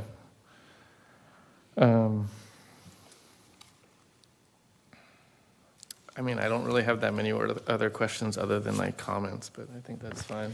The one thing I forgot was townhomes. So right now in Clayton, we have, so in 1999, we did the green waste program where we started recycling green waste. At that time, the city decided to exempt streets. And that's how we got a bunch of yard waste exemptions, which is why a lot of townhomes do not have green waste carts, because we did not drop green waste carts there originally. They were exempt from the program. And if they called and asked for a green waste cart, we would deliver a green waste cart. But we currently have 281 yard waste exempt customers in Clayton. And the whole issue of reaching out to them in terms of how we're going to do that is something that I would discuss with city staff, because we have various options. I mean, some cities decide that they all have to participate and we drop carts. That's not always the best way to do it, because that just really irritates people. The other way, when I went back through my file, it looks like I reached out, got the list of all the homeowners associations, and I worked with them. And then we determined who wanted a cart, who didn't. I mean, because in order to get an exemption in Clayton, you had to fill out the form, and it was pretty specific. I mean, 400 square feet or this and that. I mean, it was pretty elaborate. But there are various ways we can do it. We also have a 32-gallon green waste cart that we would provide for townhomes. So it would be a smaller cart, since they might not have a lot of space for the cart. Okay, and you do have the list of the HOAs? It's, my list is old. I mean, I'm going to have to go back and update that list. I'll email you mine. I'm in Chaparral Springs, I think, and I think our HOA does almost all the townhouses and duets along the golf course, so I'll send that to you in the contact. Okay. Okay, so I actually had real questions about the provisions of the contract that we're talking about. So just to be clear, so currently, the rates are the rates, but then currently we do not, I don't think we have additional fees for, residents do not pay for additional green and brown recycling currently. Is that going to be the case going forward? Free second card. Second carts are at no charge for recycling and organics. Okay. And I think the third cart as well, if I, Okay. right now, because I have 4. But You do? Amazon delivers a lot. Yeah. So, Yeah. Up to 4. Up to 4. yeah, so I have 4. Okay, perfect. And then currently we also have a certain number of, I forget, do we still call it spring cleanup for recycle and for green waste? Is that going to be included as well? That's same. Same, no change? No change. Okay. And then we also have a provision for large item pickup as well. Is that all still? Still the same. Status quo? Status quo. Okay. And the large item pickup is unlimited in Clayton. I know. It's the only city that has unlimited, so we pick up mattresses, furniture. Appliances. At no charge. Couches? Couches. Okay. I just have one more question, sorry. And this might be for R3, for Rose. I know you guys said it was expensive to change out the carts, and that council by 2036 is going to have to decide if they want to do that or not. What is the cost? So it was a while ago when we were going through that piece of the process. So, you do amortize the cost of the carts over their expected lifespan. I think our concern was because a lot of the other cities in Contra Costa already swapped to composting for yard trimmings. That's the big hit for you. And so it just made the most sense in your case. I think you could consider, if people start getting uncomfortable about the rainbow of colors, that at a later time, maybe mid-contract, you could also come back and amend the contract to replace all the carts a little bit earlier. Either way, you've got 10 years, and you're going to be considering this extension again at that point in time. That might be a more palatable moment to. Oh, no, I don't want to change anything we're doing tonight. I'm just curious, ballpark figure, how much is it to swap out the cans? I don't have that right now, but I could get it for you. Okay. It's pricey. Okay, yeah, in case somebody asks, I just want to be able to say, oh, it was going to be this amount, and we're going to do it by 2036. Yeah. Yeah, we could get you a ballpark, because it would include the price of the cart, plus the price of delivery, plus the price of pickup. Right, okay, yeah, if you don't mind, that'd be great if we can get that And I think information. Yeah, the way that would work is if that was part of when Councilmember Trupiano and I were talking with R3. It was kind of odd to me, but the way it would work is if we elected to replace all the carts, we could do that. It's not the city's cost; it gets billed directly to the residents. And so, in an effort to reduce the magnitude of the increase, that was the direction that we went, so that we have this. I get it. A I get the variety of rationale. colors, but- I'm just curious Yeah. what the amount is. Yeah. So, other questions? Okay, then let's open this item up for public comment. If anyone would like to comment, now is your time to do so. Please, with your hand, and you could also fill out a speaker card if you'd like. Okay, I'll do that after. Am I allowed to touch this time? You can. Okay, good. So I just want to go over the presentation, which I really thank them for doing that. It was really great to do that. But I want to there's a few observations I have regarding this presentation. And one is this chart. Okay?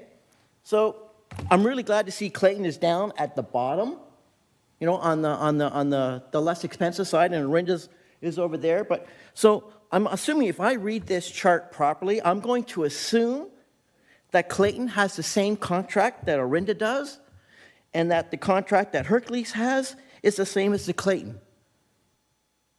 That would be a fair assumption, right? Given this presentation on this chart, right?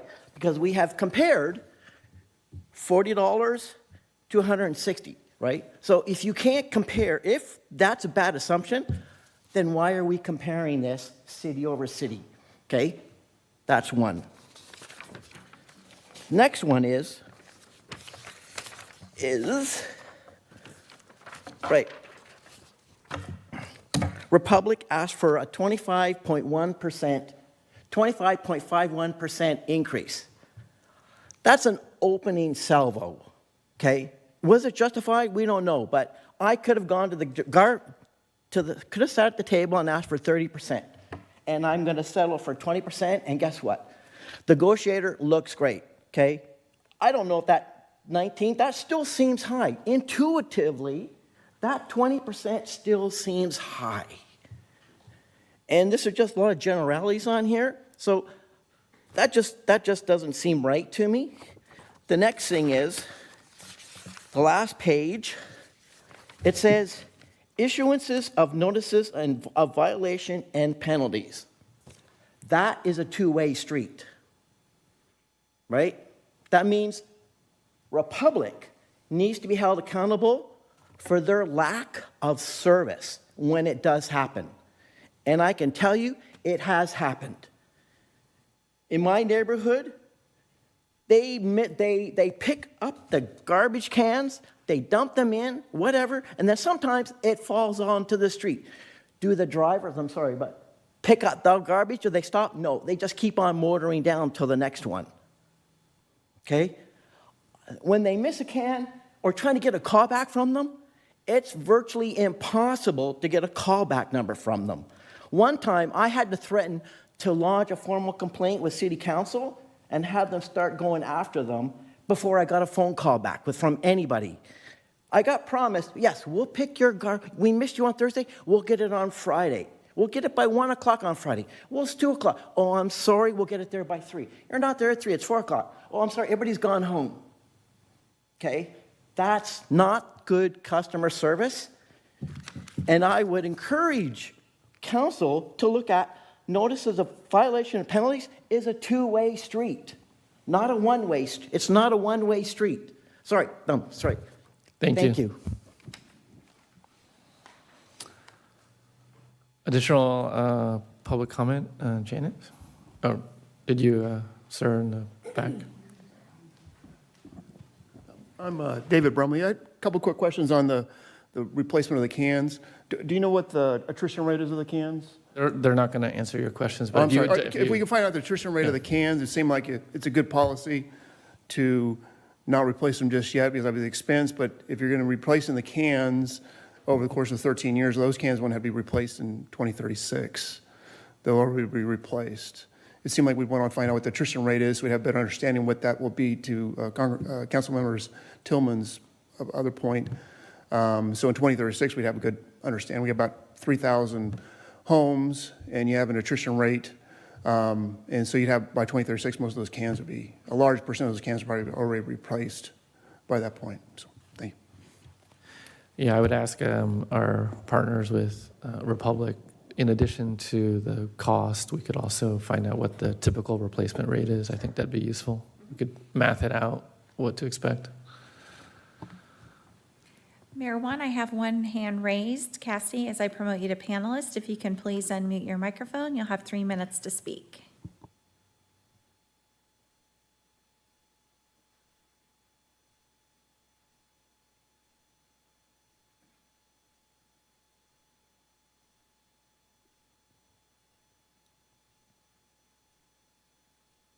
Hello. Hi, I'm Casey Bartholomew, and I'm a resident in Dana Hills. And I just wanted to share how excited I am to finally have food scrap recycling coming to the city of Clayton. I work in Alameda County. We've had food scrap recycling at curbside for both single family and multifamily homes since 2001. So I'm very excited that as residents, we can really have an impact on climate change by reducing greenhouse gas emissions that result from food and other organics going to landfill. I also just had a comment question regarding the compost procurement requirements. I know many of our cities in Alameda County are struggling to meet that requirement. And somewhere in the packet in the contract amendment, there was language regarding compost giveaways for residents. I personally have never seen one of those happening here in the city of Clayton. So I am very interested in learning more about how residents can access free compost, because it is one very easy way for cities to meet that compost procurement requirement, which is based on the population of our city. And we have a number of areas in Clayton where we could essentially establish a compost hub, where in other cities, at City of Alameda, Oakland, I think City of Fremont are doing this, where they essentially have their hauler distribute compost in a public area where the public can come and access it, bring buckets, bags, trucks, whatever they have, to incorporate that into their landscapes and gardens at home. So I wanted to share that thought. And then the last one is just regarding our K-12 schools here in Clayton. I appreciate the education and outreach that Republic Services has provided in the past, including coming and speaking at career days, at my kids' schools. I would also just encourage support for establishing food donation programs, because K-12 schools will be required to donate food as they're considered a tier 2 generator starting next year. So those are my comments. Thank you so much. Thank you. Mayor Wan, I do not have any other hands raised on this item. Thank you. All right. With that, I will close public comment and bring it back for discussion. Any other items to discuss from council?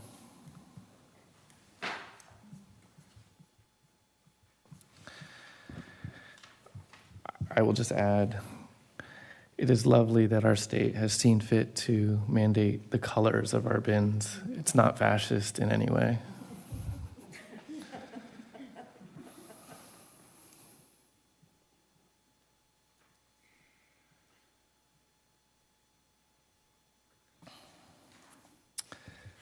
Feel free. No, that's it. I think just that the new rates will take effect January 2024, and that's when we need to be compliant. And the only thing I just ask one more time is for our own city to have to purchase some, I don't know if it's going to be matching composting, organics cans, or is it going to just be a big green toter out in the... I think we'll sit down and work with Republic on kind of what fits our operating needs and kind of the desire of the specific areas that they're going to go into. I think we'll work with them on what's best. Yeah. Thank you. All right, well. Hang on, my red light is on. Oh, sorry. Hold on. Yes, put your glasses on. There you go. I want to thank Republic Services for their thorough presentation on this matter. I do have a procedural question. Didn't we have a garbage and recycling committee of the board? We did, Councilmember Trupiano and I. Yes, both Councilmember Trupiano and myself. Okay, did you have a meeting? Yes, we met several times with R3. We went through the provisions. There's a number of areas that we were both successful and unsuccessful in negotiating lower rates. You can't win them all. And we did try our best to reduce the cost for the residents as much as possible with this agreement. Was it publicized? Because I don't recall seeing any announcement on it. Yeah, the ad hoc committee was not a standing committee, so the ad hoc committee didn't have noticed meetings or agendized meetings, but we did schedule it through if facilitated with our city manager, not. Well, it just for strikes me that a lot of this detail could have been vetted at the committee level. And we did, and I think that a lot of this is presented by, Rose was very thorough in making sure that all council members were aware of the details here. Most of the information we had already been apprised of, so it wasn't, didn't have a lot of questions on that front. All set? Okay. All right, well then, at the end here, I think that we are looking for a motion to authorize our city manager to sign the agreement and approve the rates. Would anyone care to make that motion? I so move the adoption of the resolution for the franchise agreement with Allied Waste Systems and Public Services. I'll second. And that includes authorizing our city manager to sign the agreement. And authorizing accordingly. Okay. Jana, Councilmember would you- Trupiano? Yes. Councilmember Tillman? Aye. Councilmember Cloven? Aye. Vice Mayor Diaz? Yes. Mayor Juan? Aye. Thank you very much. With that, that concludes item 8A. Next up is item 8B. This is approving the funding agreement between Contra Costa Transportation Authority and the City of Clayton for cost-sharing commitments to design and construct countywide smart signals project. Mr. City Engineer. It's good to see everyone again. So I'll be brief, and then we do have members from CCTA staff and their consultant available to answer any specific questions if necessary. But essentially, this is a request that the city approve a funding agreement between Clayton and CCTA. CCTA will be designing and constructing a countywide signal upgrades project along major corridors throughout the county. So they've identified in our particular area along Clayton Road 4 signalized intersections between Washington Boulevard and Mitchell Canyon Road, the one's the most western point. But for example, in this general region, it would include signals along Ignacio Valley Road, also along Clayton Road in Concord, as areas where they would provide boosted technology, essentially, and be able to have a more centralized ability to manage traffic in specific emergency situations, or there is an unusual traffic pattern because of, say, an accident or a major closure of a road where you need to now funnel traffic through a different region. But the benefit that the city gets in the meantime is essentially video detection, cellular connectivity to these signals, upgrades within the controller. So essentially stuff you probably you'd see physically some additional equipment on there, but it wouldn't necessarily change the look of any of the signals, but they make them smarter in a sense that you have an ability to more remotely control them, be able to monitor them, and also to be able to analyze the data a little bit better. And it would be able to coordinate with other signals throughout, the region.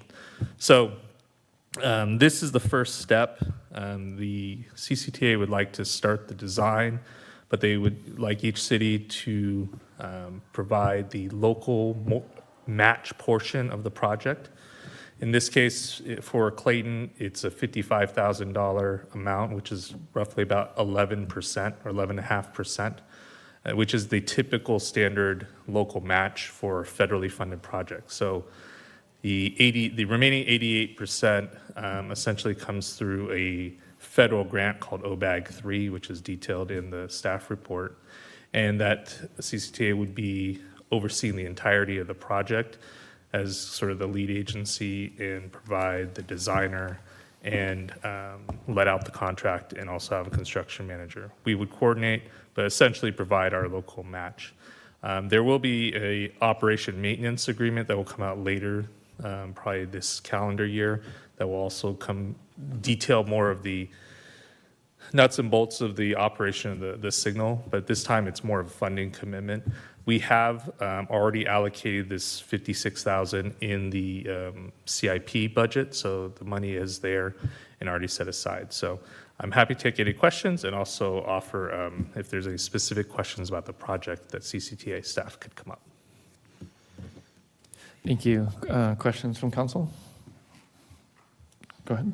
I do have a couple of Larry, and one I had earlier this morning in my meeting with Brett, and I forgot to email you. So one is more of a comment than a question, and then I do have a question. I think two of the locations listed along Clayton Road are actually in Concord, not in Clayton. One is at Washington Boulevard, and the other St. Bonaventure Church. Isn't that Concord? I believe the city limit line is roughly just northwest of the Washington Boulevard intersection. Given Washington and Kirker Pass are very close together, we had to recently issue a permit for work in Concord's sort of area was just on one side of the line, just west of Washington Boulevard. So I believe the Washington Boulevard intersection itself is within Clayton. Some of the turn pockets and that sort of thing technically may be in Concord, but the intersection proper is Clayton. Okay, because that's the Clayton Station side, So as opposed to the, So the shopping center itself is all within Clayton. Right. But the sort of the limit line within the street or road right of way is Okay. between Washington and Kirker Pass. okay. And then just some of my questions were mostly around, I know it's mostly for safety and emergency services and coordination with other arterial roadways. I just didn't know, you talked about the analytics, and will those analytics that are achieved through IoT systems be shared with us as a city, or is that the property of the county? CCTA.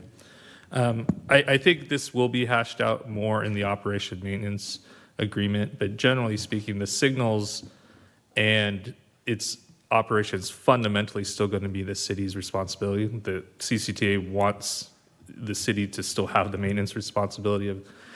I think for a smaller city like Clayton, it's having the resources available to sort of download that data and analyze it. Myself, I'm not a traffic engineer. I understand the basic concepts, but in terms of like programming a signal is not something that I do myself. We do have a sub-consultant actually sitting in the back right now that can easily do that. And so we would, in those situations, if the city wanted to sort of take a deeper dive into either looking at both the analytics or to adjust timing, for example, or to maybe set some kind of schedule for how the lights are going to operate, I would, contact AMG, who's our sub-consultant on that. Okay, and then my very last question is about, it said, we'll receive updates in the controller cabinet, including video/radar detection, cellular and Ethernet level communication, pan, tilt, zoom cameras, traffic management, emergency vehicle transit. So are we running radar detection through this system? And are we, it sounds a little Big Brother-ish to me. I guess that's my question. Pan, tilt, zoom, that, are we looking into cars? Or are we only doing that if there's an emergency or there's a car on a loose? I mean, I know we have some other cameras throughout the city. That's a very fair question, and maybe I'll ask the folks from CCTA to come up. But in general, you have to understand most traffic signals operate on what's called loop detection. So there's a loop within the pavement that a car goes over and creates a magnetic field and tells the light a car's there. It's really pretty effective, but many cities are going toward what's called video detection, which could include some cameras are very simple. Then, if you get a pan tilt, you have a little bit of ability to adjust it, sort of remotely, as opposed to just a snapshot. But the video detection does the same level of sort of operations for the signal where it recognizes, hey, there's a vehicle there, and there's no vehicles in the other direction. You can switch the light to let this car go. That's the main sort of upgrade. Now, the other components of some of the, and you see it throughout other cities, some of these cameras can get much more sophisticated, and they have the ability to be able to, be utilized for, I don't know if surveillance is the right word, but you definitely be able to look at what's going on at the intersection in real time, right? And it'd be more centralized. So you see that in probably more dense communities, but some of the technology allows that to, if you would like to have that ability, you can coordinate. But is anyone sitting there looking at this, camera all the time? No, it's very unlikely. But could you? I don't know if Joy, if you wanted to come up to maybe address the camera itself. If the main purpose is for detection and operations, but there are additional, sort of capabilities that could be utilized. Yeah. Thanks, Joy. Hi, good evening, City Council members. I'm Joy Bhattacharya with Advanced Mobility Group. So the main purpose of the radar and video detection, of course, it sounds very scary, but the main thing is it's going to just focus on the roadway, and it's just going to detect the vehicles coming through. And the reason that we have a hybrid system is because the video can only focus downwards, so it can just see the cars that are stopped at the stop line, but the radar can actually see much further. So it can actually detect cars, say, 1,000 feet away from the intersection. So that can avoid the yellow zone dilemma. Like when it turns yellow, people think, can I go through? Do I have to stop? So that will be eliminated using the radar, because now the signal will know that there is a car that is in the dilemma zone. So that's why we are proposing the two systems. One is for the stop bar detection, one is for advanced detection. Does that, when you say that it can detect someone in that yellow zone, does that mean the yellow light duration is dynamic? It is dynamic in the sense like it just extends it by 1 or 2 seconds. So that the dilemma zone is very short, right? It's just one portion where it can be dynamically adjusted such that the car can pass through safely. So that's the main purpose, is to avoid the dilemma zone. By dynamic, does it only make it longer, not shorter? It makes it longer, not shorter. Shorter because shorter seems dangerous. Right. There is a standard that we have to meet, and based on that, the signals are timed, which is based on the MUTCD, which is the standard requirement. So we have to meet that. And then if we detect a car in the dilemma zone, then we make adjustment to that. Does that make sense? Is that good? So it's basically to avoid any kind of confusion. So most of the time what happens is when... But then wouldn't drivers know now the light is longer and I can just keep going? It's just the perception. People typically what they do is as soon as they are in the dilemma zone, they just hit their accelerator and speed up and go through the intersection. That is the typical reaction of a driver. But what will happen is this, along with the reaction, will make it much, much safer. And the difference is so, like it's 1 second. And it's it's on impossible. a typical, 30 or 40, it's 40 miles an hour on this area. So our dilemma, our delay is 3.5 seconds? So dilemma zones are actually provided, and it's also a standard. It's nothing new that is being done. So that's why what was being done earlier is that you used to have loops in the advanced location, which is 300 feet from the intersection, to avoid the same thing. But it is very expensive to do those loops because now you have to do the conduit, which is the most expensive part, right? To dig it, put in the conduit, put in the cable through it, to put in the loops. But now with this hybrid system, you can achieve that with just the hybrid camera. And it's more cost effective? It is much more cost effective, and it provides the same thing, and the city is able to meet the standard requirements of Caltrans. Okay.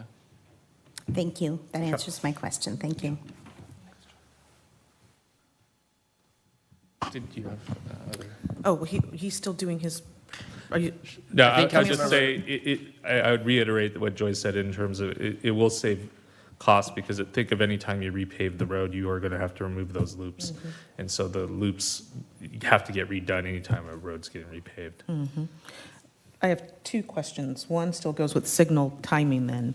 And then I was reading it in the report, based on the flow of traffic and how things might get rerouted. I guess what I'm really thinking about is Ignacio Valley Road and the backup that happens, even Kirker Pass, during commute hours. Could this potentially help ease that then by keeping the signal time, like the green light on longer to allow cars to get through? I'm trying to figure out if we're working with all the way down to the 24 and 680 to get traffic out of our residential area faster.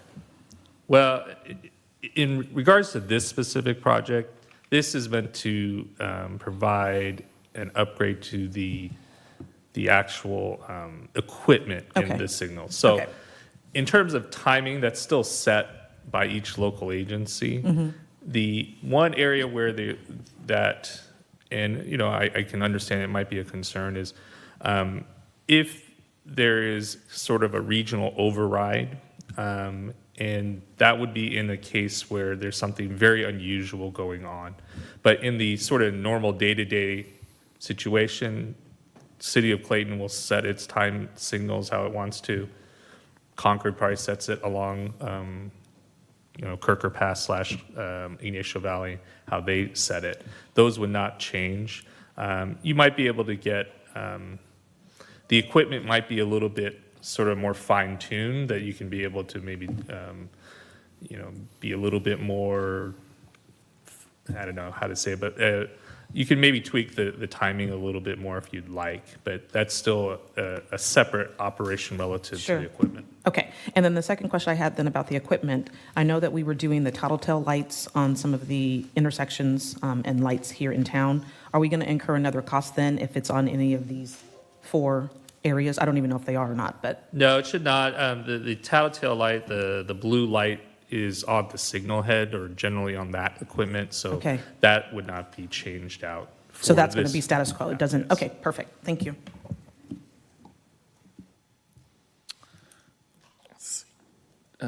Any other questions? I have a couple. So, did Walnut Creek and Concord already go forward with this? I know they're participating. I maybe would ask John to come up if they've actually approved their funding agreement, but they are part of the 19 cities. Each city was included along with Contra Costa County. Okay.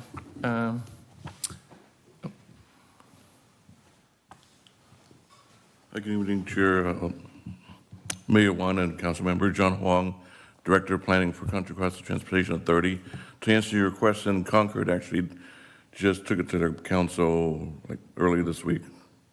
Did they give you the thumbs up? Yes, yes. Okay. And then so far, out of the 21 jurisdictions, we've received confirmation from at least 8 or 9 jurisdictions already. Okay, thank you. I noticed that this is a funding agreement, not the operations agreement that you had mentioned before. So are we being asked to approve funding without understanding the details of the actual operations? How come those aren't together? Thank you again, and thanks for the question. We get that question asked a lot, and I think Larry can articulate it pretty well. Right now, we're in what's called a system engineering process, concept operations. We're at the very early stage. We're not even in design yet, but since we did secure the funding for this project, we had asked up front that the city provide the matching fund of 11.5%. The details of the operations and maintenance takes a little bit more time to vet through all these jurisdictions.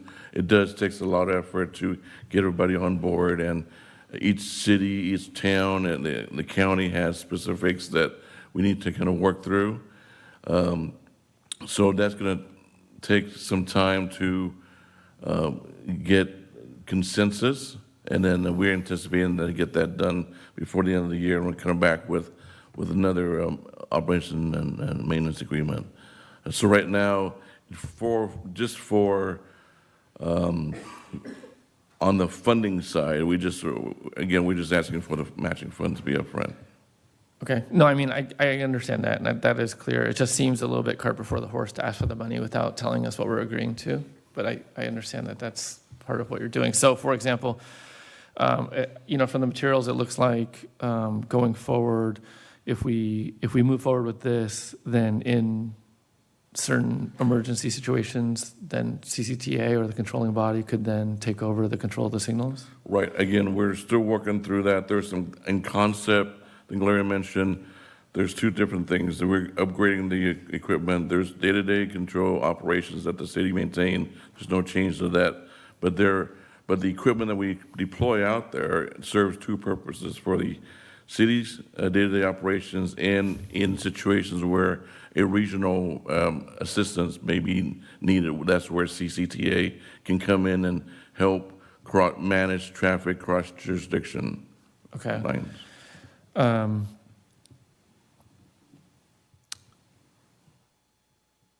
How do you define what an emergency is? There's different scenarios. But I mean, would that be something that's defined in the operating agreement? Yes, definitely. That we don't have yet? No, we don't have yet. There's going to be documentation that defines different scenarios. For just kind of throwing it out there. For example, major incidents on the freeway that shuts down all 4 lanes for a certain duration of time. We're not talking about just an hour or so, but more like long-term, over 4 hours. There's standards that Caltrans have established for incident management purposes, and we would kind of work with that. Other areas within the county may look at evacuation, like in the central county, the Lamarin area, they might be focused on evacuation. So that's another situation where certain traffic management regional wide might be activated. Yeah, I mean, those sound like those do sound like good utilization or use cases, but I think without the clarity, it's hard to say where those parameters lay. Okay, so other questions. Access. Who has access to the video? Let me, I think it might be good. I anticipate some of the questions you had, Mayor Wanda. I sent some to you ahead of time. Yeah, absolutely. And I think the overall intention is that, and I think per the funding agreement, that the local fund and the invoicing would come by the end of this calendar year. I think our intention is we would like to have the operation and maintenance agreement at least, in the initial draft form and then also reviewed prior to our payment of that fund. So you're not financially committed at that point. I think that's prudent, and I think that's it'd be still within the timeline of CCTA. I agree. The intention is the devil is in the details, like a lot of the things we talked about tonight. So, in regards to those operational elements, we want to get those identified in the O&M. Like, what defines the emergency? I agree. Those are the things that I would want to know is when is the system going to be sort of overridden? And in particular, I would say, when would Clayton be affected per se, right? Because there's a lot of, it should be somewhat, we're going to care about our 4 signals. But obviously what's going on in Ignacio Valley and Kirker Pass have an effect on Clayton residents. So those are going to be more regional to us. So I think those elements we would like to move, be able to continue the conversation and get those details put in. I think really essentially the CCTA is asking is, are we at a point where conceptually we want to move forward as a group, along with the other 19 cities, and so that way they can start planning for their design phase if they're going to include the 4 signals or not. And at this point, staff's recommending that we'd like the 4 signals to be included. Obviously, in terms of how it's going to be operated, that needs to be defined still. So that's anticipated. I think there are still things that need to be worked out. And I think, as John mentioned, they will take some time because there's probably more logistical issues From a financial sense, I think it's a really good deal for the city to get the upgrades at basically at 11 cents on the dollar. So I think that's a pretty no-brainer. But then in terms of how you're going to, who's going to be looking at the cameras and these type of things, I think are absolutely fair questions. So Okay, I'm so- happy to take those questions down and also add that into our conversation in the future with CCTA. Yeah. Okay. So yeah. So we may not have those answers now because they would be addressed within that future agreement. But I guess I would be interested in understanding who has access to the video, what the security around that is, who has access to control the signals and how they can do that, who has access to the data that the signals collect. And then, how that impacts our ability as a city to assert control over the signals. Does that, because we're upgrading the equipment, does that increase our burden on the ongoing maintenance of the new equipment? And then,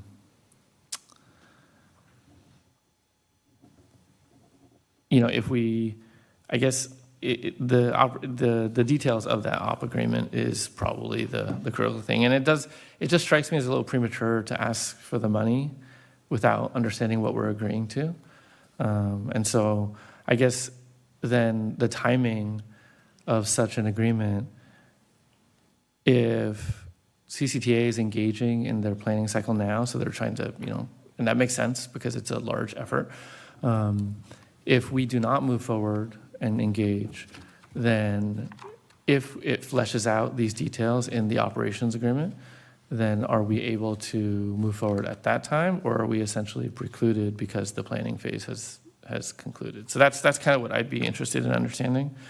The concern that I have, the biggest concern that I have is one that I've had, this isn't for you, just in general, is one that I've had a lot, is that, Clayton Road is often used as a bypass for Highway 4, especially when traffic on Highway 4 going westbound is heavy. Clayton Road's often used, so Marsh Creek and people come in and you'll see many, many cars, especially during commute hours. And I think it'd be a very easy conclusion to say that we can make traffic more efficient if we start routing some traffic and make it easy for people to pass through and make the traffic flow nicer. Whereas I think that would send the wrong message and encourage that behavior, and which is something that I'd like to actually discourage. So by doing this, I think, I'm weary that if we cede control over the signals at the discretion of this agreement that we don't yet have, that we run the risk of increasing the through traffic in Clayton. So that's what I am concerned about. I don't know if that's true because we don't have the agreement. So I think that's a fair assessment. That's, I think that's why I invited the gentleman here, is to best assure the city, that its operation of its signal on a day-to-day basis remains with the city. So, even, that scenario where you talk about heavy traffic happening on Highway 4 and people coming through, that's not, the intention of to have an adjustment to the signal. And we do need to define that. Clearly, I think that needs to be specified, but I think that's where we do have at least a meeting of the minds that that's not the situation where CCTA or, would be looking to adjust signals. I think it's meant to be much more on a rare case. And, there's other elements, it's not just emergency, but the smart signals can also eventually provide transit priority, these other things for kind of a broader spectrum of the community of traffic. But in the specific case about Clayton Road, I don't believe that's the situation that would occur, because fundamentally it's Clayton's signal on a day-to-day basis. So even if there was an override, there would probably be a finite period of time. I think that's probably the intention, good intentions and all. But again, yeah, I'd always like to see the agreement, but that's my preference, so. But I would open it up if there's any other questions, or we can. Well, just one other question kind of pertaining to that then, and I do think someone else asked this. So other municipalities who've approved this, and I think Mr. Wong from CCTA mentioned Concord earlier this week. I think it's probably tonight, if it's on their agenda. So are they all in the same situation as we are, where they're pre-approving the money, and then they'll see the operations agreement, right? Because that has not occurred yet. Yeah, I don't believe any other agency has an operations agreement already. It's still being drafted for all agencies in general. So yeah, it's of the cities, they're only going forward with a funding agreement this time. Okay, thank you. My comment in general is we are part of a regional infrastructure, and I get that you would love to put a traffic light, the pumpkin patch that backs everybody coming up from Marsh Creek all the way back into Brentwood. Fine. But those 4 signals on a regular basis for our residents going into Walnut Creek or San Francisco are horrendous during commute hours trying to get to BART or getting to work. So if on a basis where we can somehow make things smoother in that particular area for our residents going to school or going to work, that would be a benefit to us. And just like we have challenges with the people coming into Clayton, they have challenges us going into their cities. We are part of a regional body. We're all working together. So this, again, we're not ceding control, and I'm looking forward to seeing the operating agreement. I think your point is valid, but this makes us more efficient and allows our residents to get to where they need to get to go to as well. That's the way I see it. Public comment. Oh, this is a discussion point. It's not a question. Okay, I guess we'll hold a couple back for discussion, and then I would like to open this for public comment. If anyone has public comment on this item, now is the time. Mayor Wan, I do not have any speaker cards, and I do not have any hands raised on this item. Okay, then we will close public comment, and if you have items that you'd like to discuss. No, the only thing I was going to say is I think a lot of the alerts that I get from Pulse Point or even from Clay Court or driving by and seeing it are accidents at the Washington and Clayton Road intersection. There are a lot that our PD has responded to. So to the extent that that slight delay that you're talking about for the yellow light helps alleviate some of that, because I think it is probably red light runners that are doing it, or even yellow light runners. I think I'm all for it. So to me, I understand the point that you're making, and I get it. It feels a little bit cart before the horse, but given that this is not, it says that the city's local match is expected to be submitted to CCTA by the end of December 2023. So their expectation might change based on what we see in that operating agreement. So I'm comfortable, given that Larry and his team will fight for getting in the questions that we want, getting those answers. I'm confident that this is the right thing for us to do for our residents here. A lot of the reason for the same reasons that Peter just said too. I mean, Councilmember Cloven, sorry. And it's our intention to bring the O&M agreement back to council. So it's, I'm assuming CCTA would want it approved at council level as well, and my intention is to bring it back given the anticipated questions and what I heard tonight. So I do think you will see it again. Do you know the timing of that by chance, anyone? When I spoke to John, they are starting to draft the kind of the initial one that goes to everybody. And then I think it was in the next month to 2 months timeframe that we would have it. Then obviously everyone's going to be reviewing it and providing different comments, I think. And then they have to sort of, I don't think they are precluding there has to be one document that's for every 19 cities. There are little tweaks here and there, but I think they want to have some kind of, guardrails on it where it's not, everyone gets their whole individual one. So they do have to coordinate and see what other comments come from other cities. Okay, and then based off of that, once we see that in 2 or 3 months, if we don't like what we see, we could just say then we're out. Yeah, I believe so. I mean, there's even provisions in the funding agreement that talk about removing, stopping in being part of the project. Okay, thank you. Can you highlight where those provisions are? Yeah, I think it's.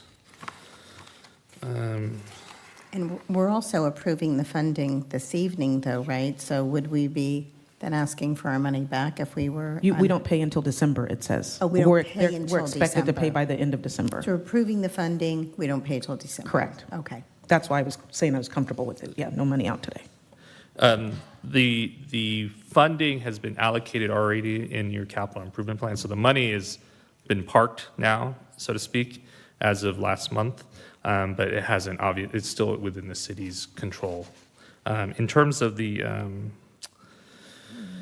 agreement, I see it on page 378, page yeah. 3 of 6 of Yeah. the document.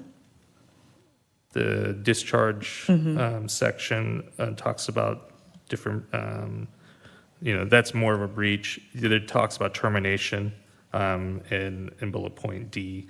So those are other elements that, in terms of if you decide to not proceed with the agreement any further, that you can invoke those sections.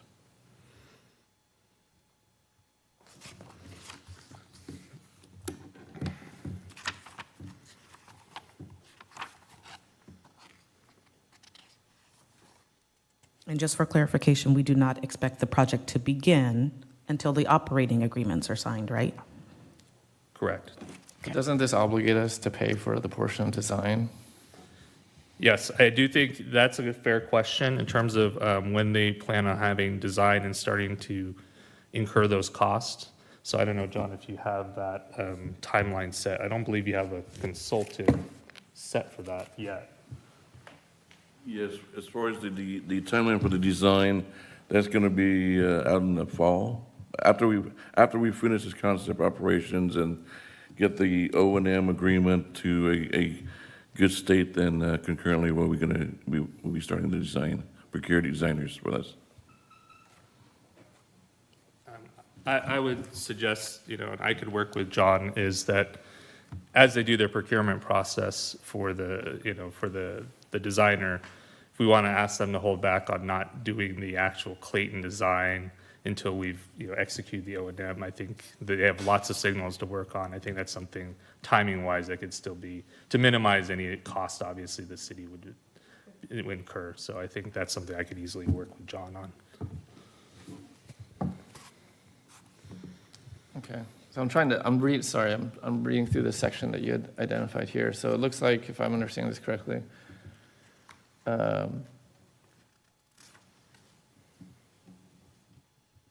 termination at any time for any reason until construction begins, but in the event of any termination, the cost of design that is incurred on behalf of the city is due, it sounds like, if I'm reading this correctly. I may not be, this is my first pass on it, so. Which section are you specifically looking at? Same, I'm trying to combine the impact of that same page. It's page 3 of 6, 378 of the PDF. Under number 3, discharge, it lists 4 items. I don't think material breach is in play here. So it's probably the combination of item A, item C, and item D. But then item C is kind of conflicting with item A, so I'm not really, it's kind of odd there. Item C requires mutual consent. Item A requires single party. So that's a little bit unclear there. And then item D talks about reimbursing of costs incurred at the time of termination. I don't know. I mean, I think these are somewhat esoteric contractual provisions. So, but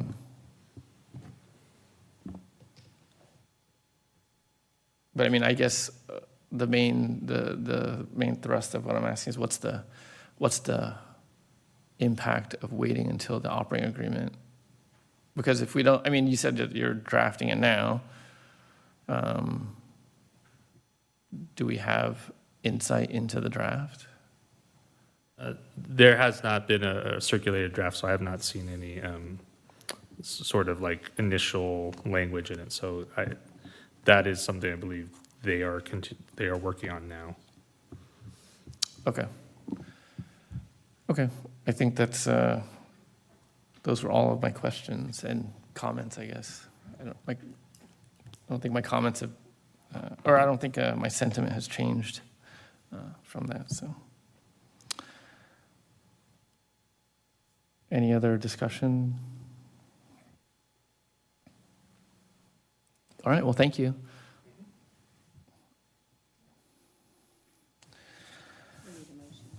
If we want to, I'm not really a big fan of the agreeing prior to the operating agreement. It seems kind of premature to me, but if we think that there's enough provisions here that gives us cover, I mean, that's not a huge deal, but it just, I am really concerned because I do think that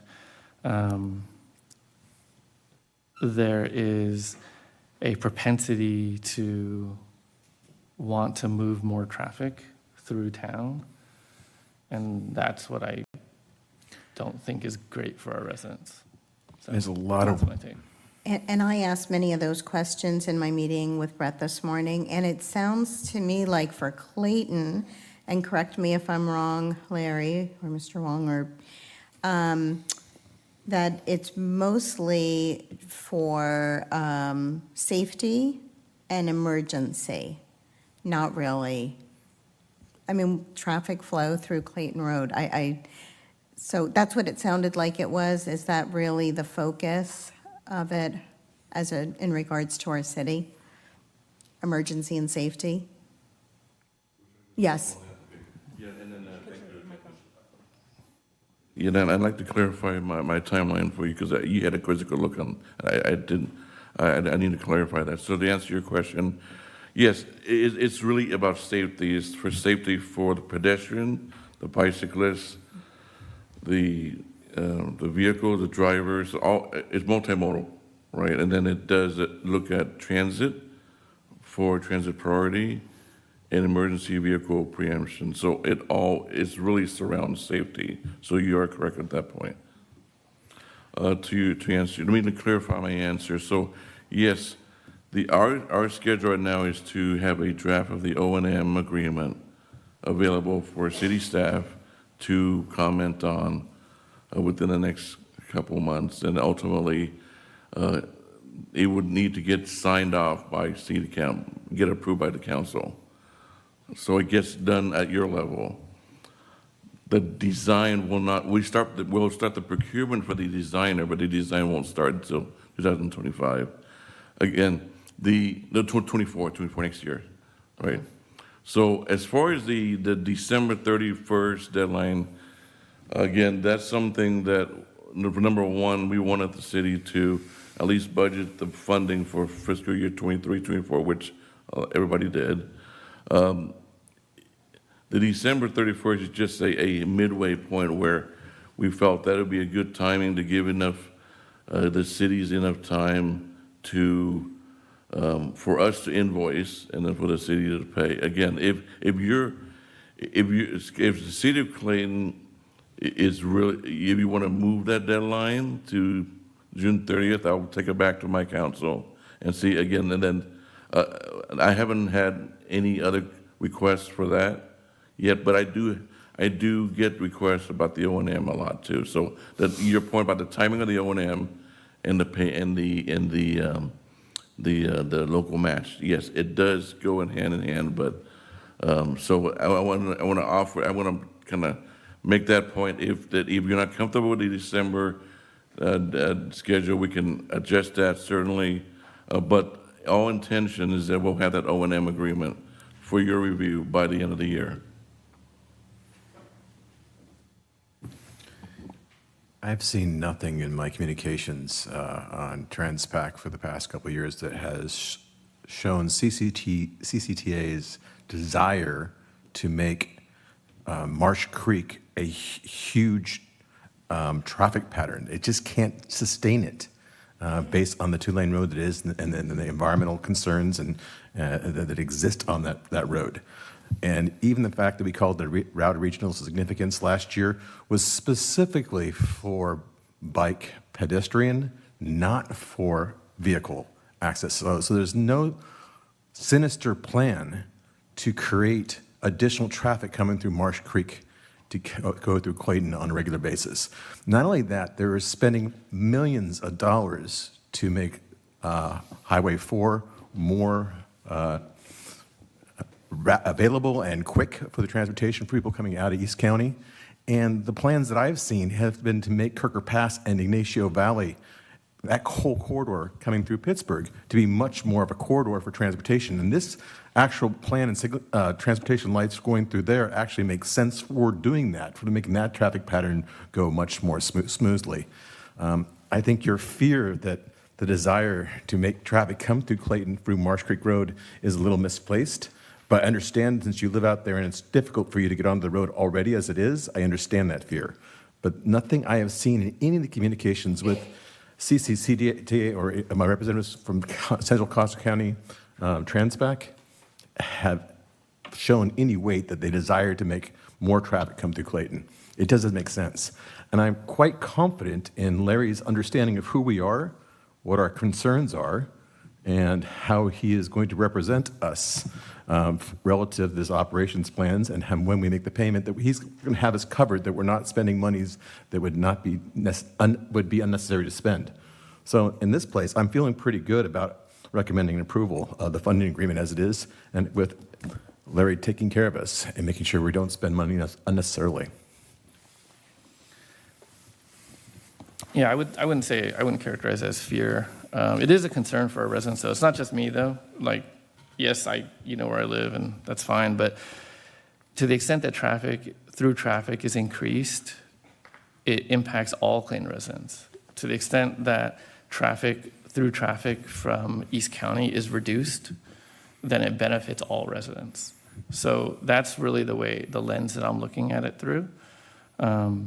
And I do think, and I take both of you at your, at face value, that there is no intent to do this, and I think that's great.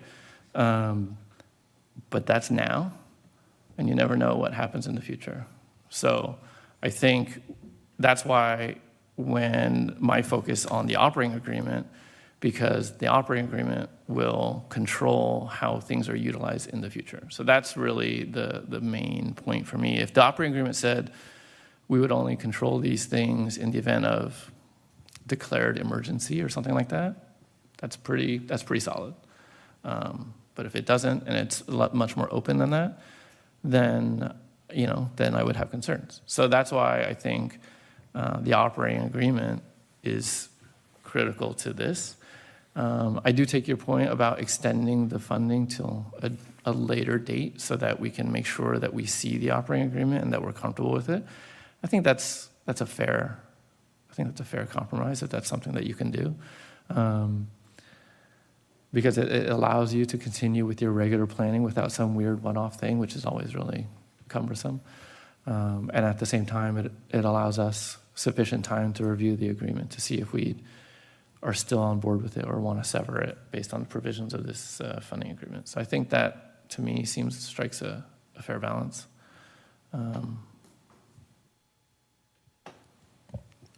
How confident are you that will be extended to us? Because he doesn't have approval yet. He has to go back and get approval. So it's not guaranteed that we're going to get an extension on that, moving the date out. I'm going to go on a limb here. I'm pretty confident. Okay. I'm fine approving it tonight. Yeah, so I think if we're able to move, if we move forward with this, is it a resolution? Sorry. There's no resolution. Sorry, it's a. Yeah, if we move forward with the agreement with the provision that the payment date gets pushed out till the end of the fiscal year, so June-ish, then I think that's a fair compromise.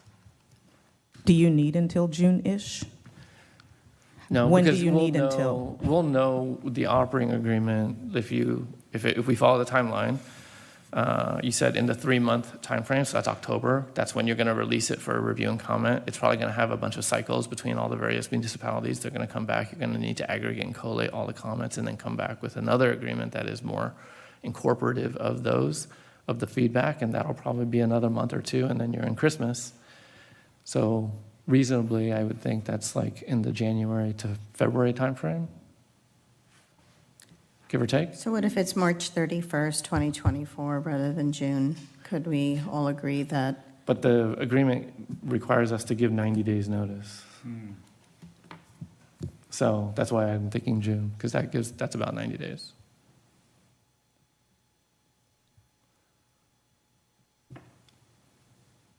Yeah, so it sounds to me the council's requesting that the agreement be modified tonight. In particular, Section 2, this is page 206, Section 2, bullet point number 2, where it says the $55,804 prior to December 31st, 2023, that be adjusted to June 30th, 2023. And it does, has or at the completion of the project, whichever occurs first. Your 2024. 2024.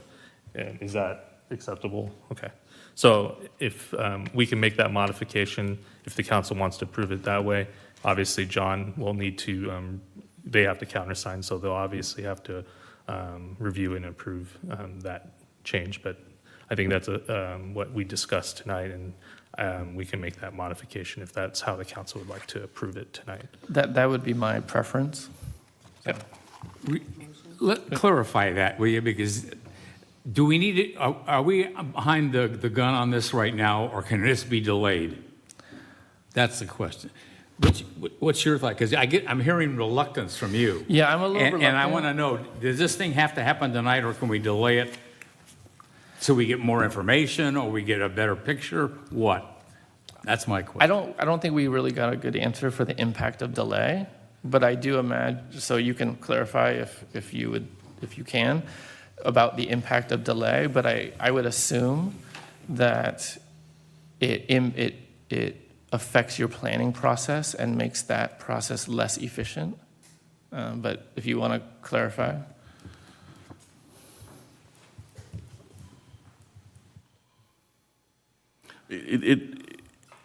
We would like all the 20 jurisdictions kind of work together, and we want to kind of usher everybody together as we move forward. As far as your request to extend the deadline from December to June, I don't think that impacts any of the work that we're doing, because still moving forward to it. We'll just invoice you later, like Yes. 3 months later. I think the question that Vice Mayor Diaz is posing is not delaying, not necessarily changing the date, but what if we just delay the approval of the funding agreement altogether? How does that impact your process? It doesn't necessarily impact it as far as the design and working with the cities.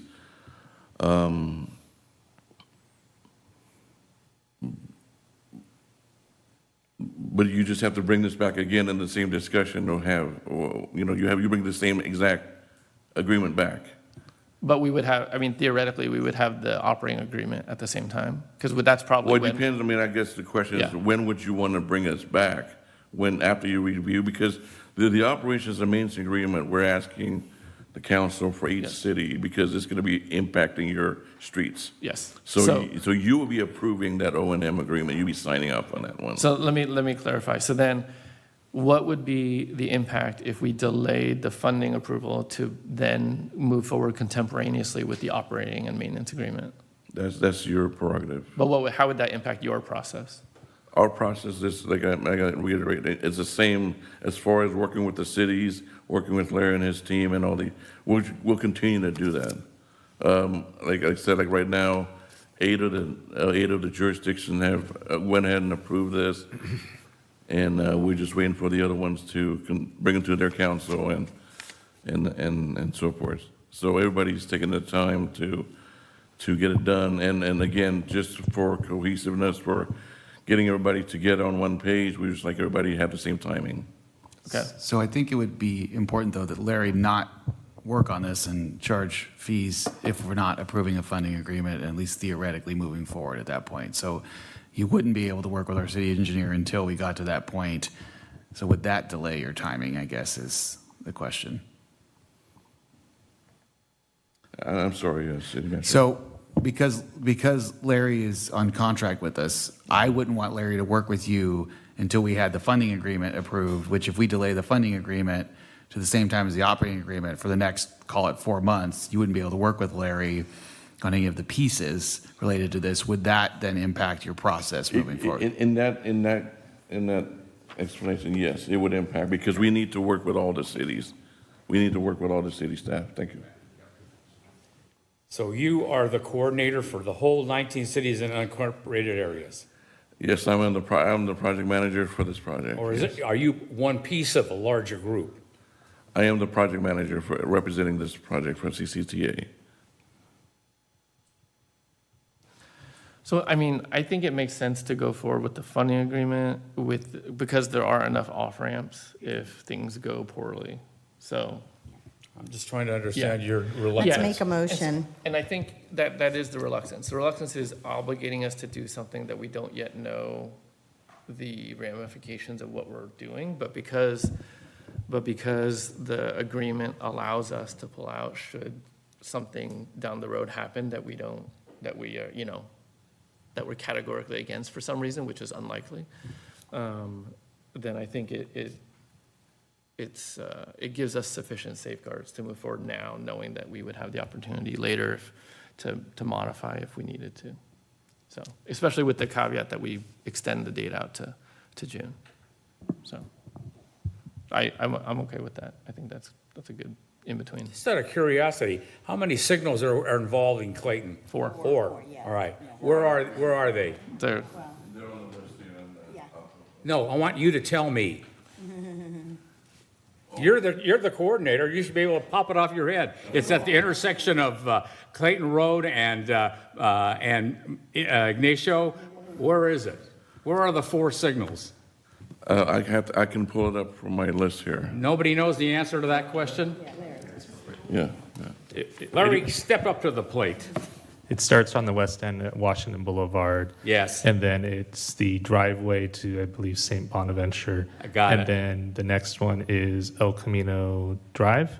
And then last one is Mitchell Canyon Road. Okay, thank you very much. Answered the question. See how simple it was?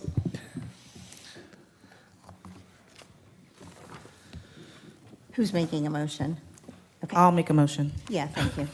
I will make a motion to approve the funding agreement with the caveat that we extend the date in section 2. I can't remember which one it was. 2.2. 2.2 to June 30th, 2024. Second. Janet, would you please call the roll?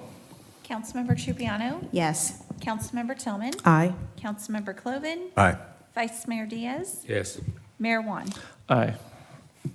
Thank you, especially for entertaining our very minute questions. Yes. Which trash and signals? All right. So the next item on our agenda is item 8C. This is providing direction to staff on pursuing opportunities for cell tower leases. Mr. City Manager. Yeah, thank you, Mayor. So this should be a quick discussion on my end. So we, from time to time, are requested by representatives and/or directly from a variety of wireless providers, some very common ones, Verizon, Dish, T-Mobile, so on and so forth. And what I want to get clarification from council is that you are all okay with me pursuing these leases. Typically what happens is they will look at existing PG&E poles in many instances to use to increase the wireless coverage area by adding equipment. Sometimes they put up their own poles in specific areas. Usually they are not a large footprint, but depending on the type of lease, that we would enter into in a specific situation. It could be anywhere between very low end, call it 15,000, to as high as 25 to 27,000 a year with escalators built in. Usually these agreements are 20 to 25 years, and so from my perspective, it's a win-win in the sense that it is essentially revenue for something that's just either there or some area of dirt that we're really not using, and or increased coverage area for our residents throughout the community for the specific providers. I have been contacted most recently by Dish Network, as why I am bringing this to you today. But I think, and I've had experience with this in former jurisdictions, it will help me if I kind of knew the council's pleasure to continue to want to do these, and then I could just attack them as they come and negotiate them moving forward, which would make it a more efficient process. So with that, I'm happy to answer any questions. Questions from council? Yes. Please. My background before I got into politics was with the AT&T Corporation. Mm-hmm. We actually, in 1984, introduced cellular. I was a planner and an engineer in Southern California. And it was interesting in that, I'm just going to give you a little brief background, then I've got some specific questions I want to ask. It was rather interesting because at that point in time, AT&T mandated that they had to have total control over their cell site, which means we put up a fence, we brought in emergency power, we brought in full power, and then we had to get clearances from all the municipalities. Interestingly enough, the one city that put up the biggest fuss, Beverly Hills, they didn't want any cell sites in their community, which ultimately later down the stream created a lot more problems, not only for us, but for a lot of other things. So our considerations at the time were simply to assess the environmental impact of putting up a cell site, because I want to know how this is going to relate to the 5G system that's being peppered throughout Clayton right now. Is this going to be in addition to that, or is this going to be a part of it? So it depends on the specific provider. In some cases, it could be connected to their 5G rollout. In some cases, it could be enhancing their current existing network that they just want a brighter coverage area unrelated to 5G. It really depends on the specific provider's request. Usually, again, my experience, and specifically with this Dish request that has most recently come up, is they really are just looking to attach to existing PG&E poles. So the amount of, I think, additional viewing area of something that you otherwise would see that some jurisdictions have issue with, I think is rather limited. But I think the net from a coverage standpoint, Vice Mayor, it would be a win whether it's enhancing their existing network while they continue to roll out 5G, or if they make this a part of their 5G rollout. You're saying it's the provider, yet Verizon came in here a year or two ago and gave us a presentation on how they were going to pepper through all of our neighborhoods and our commercial areas these smaller antennas that are going to be used for the 5G system, which they may have got it completed because we were overrode by the decisions of the Federal Communications Commission. So are you talking about something beyond 5G? Or supplementing the systems that were in place before 5G? So it could be added capacity related to what's already there related to 5G. It could be supplementing it in the case of Dish, that they essentially have allowance for more spectrum to use more of that wireless network, and then they're enhancing the coverage area that may be lacking in certain areas of Clayton or Clayton adjacent, call it Concord, that could be helpful to put up these wireless towers or wireless attachments to the various poles throughout our community. Clayton, in my view, and because I've talked to a number of people around in the community that have the various services, AT&T, Verizon, T-Mobile, Clayton seems to be well covered for cell service. The bigger problem, in case you drive up Ignacio Valley going into Walnut Creek, that tower that's up there on the top of that hill does not have the capacity or whatever. My late wife used to work for the chief engineer for Verizon. And that was over 20 years ago. Here we are in July of 2023, haven't fixed the problem. So I'm wondering what the benefit's going to be other than some potential financial gain for Clayton to put up a cell site here and there and everywhere, and what's the plan or where they're going to go? So there isn't a specific plan. I mean, this is where they usually hire real estate acquisition companies to come in, evaluate specific areas that they're looking to enhance coverage, and then come to those jurisdictions for discussion if we are open to do it. So there wouldn't be a way for me to really preemptively know the broader sense of where these would be attached, except that typically my experience has been they look for existing poles because it's cheaper for them to do it in that way. And typically it is not too invasive from a city perspective, but is definitely increased lease revenue that we otherwise wouldn't see. Okay, for now. Thank you. Well, and my other question to you this morning, is this on city-owned property only? So for what we would be concerned with, yes. So in the case of a PG&E pole, they have to get a lease with the city, and then they have to get a lease with PG&E. So it's a multi-pronged process when a PG&E pole is being used for that purpose. Okay, thank you. I don't have any specific questions, although I will say that this is something that I asked your predecessor to look into, and I gave him many links to go acquire or contact these acquisition places. So the fact that someone reached out to us, maybe it was all the letters I wrote. I'm not sure, but I don't have any questions. So I'd open it up for public comment. If anyone has public comment on this item, now is your time. Mayor Juan, I do not have any speaker cards, and I do not have any hands raised on Zoom. Okay, then I will close public comment and bring it back for discussion.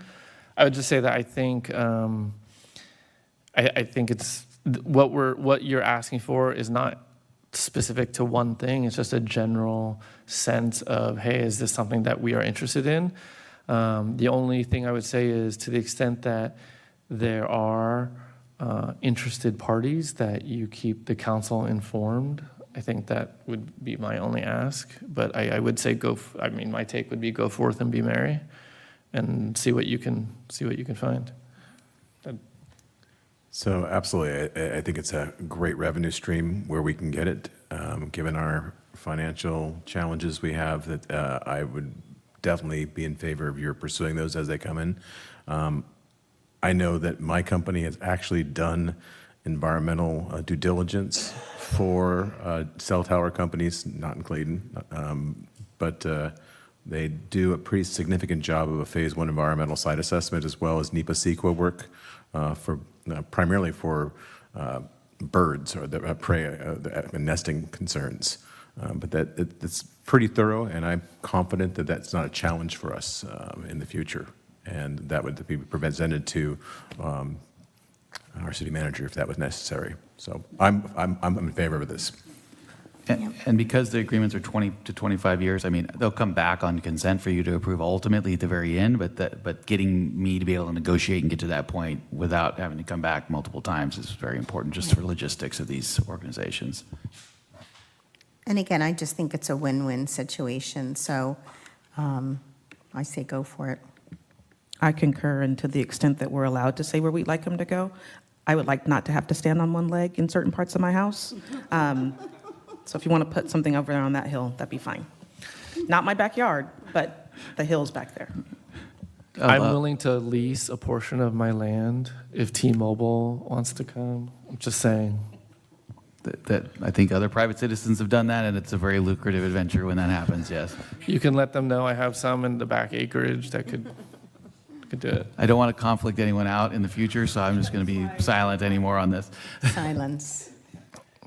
I'm in favor of exploring, looking into this. I just hope we haven't missed the boat. Thank you. Okay, do you have what you need? Absolutely, yes. Thank you. Okay, so that concludes item 8C. 8D is approve on-call citywide service contract with Warner Brothers Tree Service. I have Mr. Warburton as our speaker, but I believe you are going to take it. Yeah, I didn't want to pay overtime for 4 hours of hanging out here, so I am going to take this one. It's a pretty short presentation. We did an RFP for tree service, which is a very prudent action to do every so often to see just this cost at a level that is appropriate. You see in the staff report the amount of quotes that we received. Warner was the lowest quote. They have done work with the city for a variety of years. We were happy with not just the quote, but the service that we get provided, and so we are recommending council approve their agreement moving forward. Questions from council? Well, and they have been a terrific provider over the years. My only other question was, I believe they also have a weed abatement contract with us, which either is still in existence or maybe has expired. Yeah, so that's specifically around fire breaks. We use them right now. I've talked individually a little bit with council members, but eventually, as part of strategic planning, we may look at a very big RFP for landscape service, so it would be separate and distinct from this. But right now, they deal with helping us with fire break weed abatement. Yeah. Terrific. They need to clean up around the Historical Society, particularly the parking lot and right around that circular place where they have all the pavers. You have to duck to go in there. We bring in stuff for all of our events in there, and it's just they need to trim up those trees. I've seen them go in there before. They can do it. They need to come back. And they need to be a fully participant in the city of Clayton. Right now, we send them a pile of money every time they do a tree, and I've never seen them provide any in-kind contribution back to the city. Thank you. Just to clarify, though, are they only going to be working on the larger corridors? So Clayton Road, Oakhurst Drive, Marsh Creek Road. I think it's going to be our maintenance staff that works within this city, right? So we have to see, we have to look at the cost, elements of it. We want to focus their dollars on the bigger picture as much as we can. If there can be some additional dollars within that contract to do some of the smaller work, I'll call it, then we will. Our team doesn't have bucket trucks and things like that to get too high, so we have to be very limited on any tree work that we do. But we would most likely do the smaller, what I'll call pocket trees that are like at your house that you can handle yourself. But any of the larger trees and big corridors that require the equipment that they use would absolutely be outsourced to them. Yeah, because it looks like it says here that the contract, the RFP went out for the roads I just mentioned, Clayton Road, Marsh Creek, Oakhurst Drive, thin and remove dead wood, remove fallen trees and obstructions from the creeks and the trails within the landscape maintenance district, and then the parks. So Lydia Lane Park, North Valley Park, Stranahan Park, the Grove, and then Clayton Community Park. So they're doing all the bigger areas. Correct. Okay. Yep. And then I know that it looks like we're limiting them to the contracts for $200,000. Is that very different from what we had contracted with them previously? Yeah, as we talked about reducing the LMD during the budget cycle and just being a little bit more initially, cost contained while I take a look, I think it does limit our ability. I think as I come back in the late fall to talk with you about strategic conversations, one of which is, I think when I talk about vegetation management, I mean all forms of vegetation management in this community. And so it'll be a piece of that, not just what I'll consider the corridor landscaping of hedges and bushes and medians, but we'll have to talk if trees in the future will require additional funding as well. And impacts from trees in the future.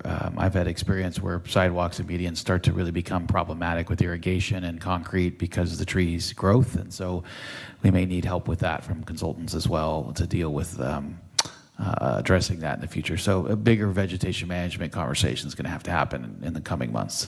Okay, and then I'm looking in here, but I can't find it offhand. How often will Warner be out there doing maintenance, et cetera, of the trees and creeks? Yeah, so I've asked Jim, our head of maintenance, to think about how we can develop a tentative calendaring with Warner as best as possible. I think the difficulty with consultants sometimes is they're not employees, so you give a range, but it is not 100% guaranteed. But we're going to look to create a schedule of zones as best we can, and then once I get that, I'll be able to provide that in a way that's a little more digestible for the community. Okay, thank you.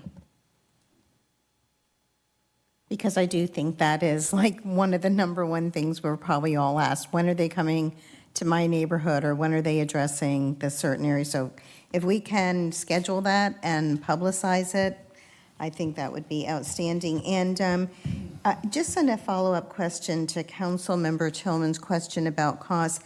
So the 200,000 is the cap. Is that less than last year's or their previous year's agreement? Memory serves me that it is, but I need to double check.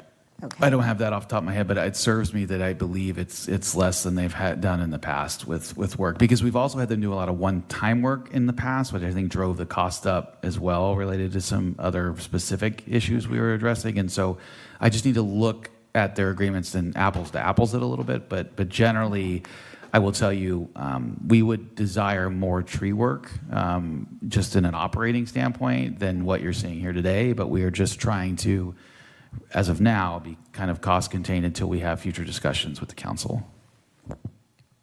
So will that result in less work, though, potentially? I guess that's my... Potentially, yes. It also depends on the level of tree growth that we've seen and the impact that they have to have, right? It's all not created equal. So in talking with the maintenance team, if, they've been pretty consistent in this area for a good while. And so with that, they may be able to focus on areas that maybe have not been addressed in the future first, and then focus on what has been addressed later, which may be quote unquote less work, but we're tackling areas that haven't been done versus areas that are not as bad. Okay. And that's where I need him to look at the schedule to kind of assess out almost ROI in a way, Right. based on the areas we've outlined in here and what portions of those areas would be best served first versus others. And it's a one-year agreement with, I think, an opportunity to renew 3 additional years, 1 year at a time? Yeah, and then that's where I wanted to be able to look at, depending on the actions of council as future conversations, it may dictate us redoing an RFP if it's a bigger, broader tree service. It may be okay to continue one more year while we have further discussions. It allows us flexibility depending on where we're at in the course of these conversations. Okay, thank you.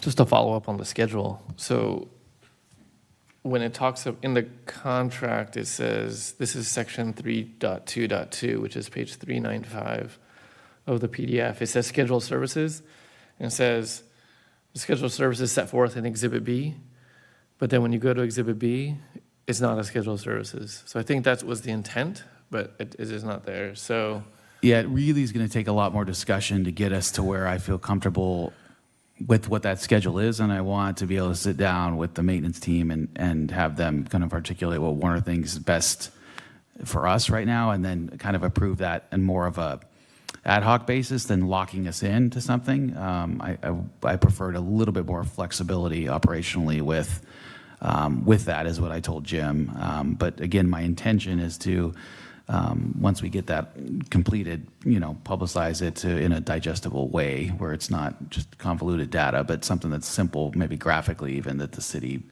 as a whole can look at and know what their zone for tree service might be in the coming months. So then is there a problem that the contract says that Exhibit B is the scheduled services, but Exhibit B is compensation?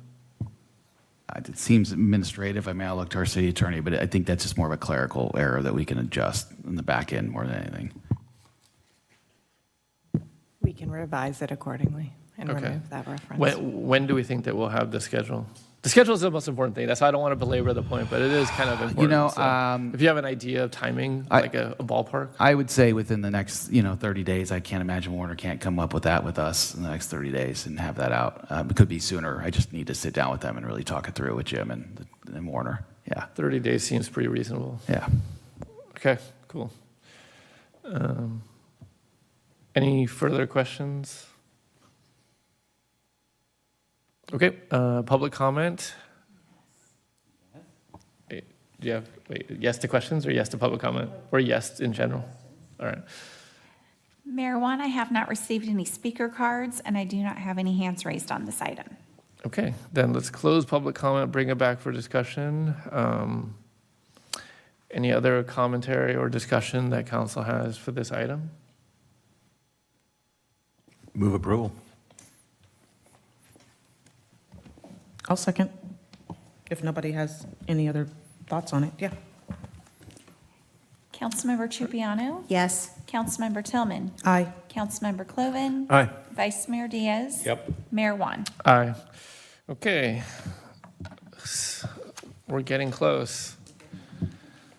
That concludes item 8D, I think. 8D. All right, so next is 8E. This is to adopt a resolution authorizing the city manager to sign all documents related to obtaining and implementing Granicus agenda management software and the necessary budget amendments. Mr. City Manager. So I'm hoping Emery Henschel from Granicus is still with us in this a little bit later evening than I officially thought it would be for her. But if not, then is she still here? Oh, wait, yes. Okay. If we could turn her to panelist, and I appreciate her hanging on with us through, as we said, garbages and signal lights today. Solid waste. Solid waste, I apologize, that's right. And traffic management. Thank you. So I will give a brief introduction as we kind of get the PowerPoint up and her as a panelist. It's important, I think, for the city clerk and I and the entire team, executive team, when we talked about this, to kind of move to an industry standard for how we deal with agenda management, streaming services, the minutes that have to be taken that would allow city clerk flexibility to actually do things while they're happening live in action. There's so many benefits to this. Right now, it is a very manual and laborious process to get an agenda put together. There are a lot of hours wasted, agenda over agenda. Janet just has to go through and just the way she has to create the packets, the way we have to approve the review and workflow of the templates, the inconsistency what you've seen with templates over the years. All of that gets kind of addressed in this Granicus system. We are using and decided to use the Peak system. Granicus has a few of them that they own. The value that I have seen, and I've used Peak and a few other agencies, is again the continuity, the workflow, the transparency with providing better reports to the public, the access of the streaming side that we're also adding to be able to tag timing of items with video, the ability to have it all housed on Granicus's platform, including rolling in, when we're assuming this format is okay with what we have, our old agenda videos and minutes into the new Granicus template for everybody to use. It's just the industry standard that I'm very, very, very used to, and I think it will not only save staff time, but it's going to save your city manager time from reviewing, which allows me to do other things that are of value to this council and community. And so it's really a win-win-win. The Callister outlined in that in the agenda item, but I'm very excited about starting this project, which is about a 6-month implementation. So, it's a hurry up and wait moment for you guys. I'm sorry, but it is about 6 months to get it done, soup to nuts. But I'm confident that Janet will be able to do that with the team and get it to that point. So with that, are we good to go? All right, I'll turn it over to Ms. Henschel from Granicus. Thank you. Hi, Mayor Juan and Clayton City Council members. Thanks for allowing me to present this evening. I know it's late and I know you guys have had a lot of presentations, but mine is short and sweet. My name's Emery and I'm account manager here at Granicus. So I work with cities and counties in California. And like Brett said, I'm here to speak about a project that we've been working on to streamline your agenda process as well as your video streaming. So I'm just gonna click through a few slides and show you guys just like a super high level overview, just kind of what you'd expect with a project like this. Next slide, please. Thank you. So Granicus is a leading government-only software provider in the industry. We're trusted by over 6,000 government organizations, including 500 of which, around 500 and growing, are in California. The cities listed here on the slide are all local agencies who are using the exact same software that we are discussing today. Next slide, please. So when I kind of think of a project like this, I like to think of it in 3 different buckets: the pre-meeting, in-meeting, and post-meeting. So underneath all of these, there's bullet points that kind of outline all of them, but pre-meeting, the agenda prep, making sure all your materials are published, in a quick and efficient portal for residents to be able to find during the meeting, like Brett mentioned, being able to capture minutes, roll calls, actions, votes, also allowing you guys to go paperless. I saw that you had all of your laptops out, so you would actually have access to an app where you'd have the ability to annotate and read through your agenda items in a very nice format. We've made this app just for that purpose. And then post-meeting, being able to finalize those meeting minutes, publish everything to your portal, and then even enabling social sharing notifications to get information out to your residents a bit quicker. Next slide, please. So during the pre-meeting phase, city staff obviously creates and edits agenda items, lots of back and forth in that process, and we're here to simplify the whole agenda creation process. So on the left, you'll see a little snippet of what an agenda overview will look like in the system. That's where everyone can go in, approve as needed, publish, make any last minute changes. We hope not. And then the screenshot to the right is your calendar view page. So we like to joke here, what does your calendar, or what does your agenda look like next month for city council? Most people say, we don't know, but with a system like this, we're giving you guys the ability to forecast out, see what agenda items are coming up, pull reports, really know what's coming down the pipeline for your meetings. Next slide, please. So on this slide, there are two very different parts kind of shown here. So on the right, that's kind of what Janet would be seeing on her day-to-day running meetings, capturing roll calls, minutes, votes, and notes, excuse me. And then on the left is a screenshot of the option for you guys to go digital and access your agenda packets, all attachments, you know, add your public comments, or you can view the public comments, add bookmarks, easily sort through all your items. Next slide, please. And this slide will show you guys how you guys can engage with your residents through an accessible and singular meeting platform, which I think is really important when you look at a system like this. So the screenshot on the left is El Segundo, one of our customers, and that is an actual screenshot of their city council meeting, viewed in tandem with the agenda. So it gives your residents a lot of access to be able to go through and find the information that they need. If they were to click on any of the little timestamps under the city council meeting icon, it would jump them right there in the video. They would find the information they need and they're good. And along with that, the screenshot to the right shows how we help you guys to optimize accessibility and transparency. So with accessibility, all of our agendas do get published in an ADA-friendly format, an HTML format, to help with screen reading. And then also being able to search the archives. Here's a screenshot that I actually took when I put this presentation together. I just went, I looked up parking, and it pulls up any kind of indexed item, agenda item, timestamp for the video that's going to be correlated to that keyword. Next slide, please. As I promised, short and sweet. I'm obviously here for questions. So please let me know if you do have any questions, and thank you for your time this evening.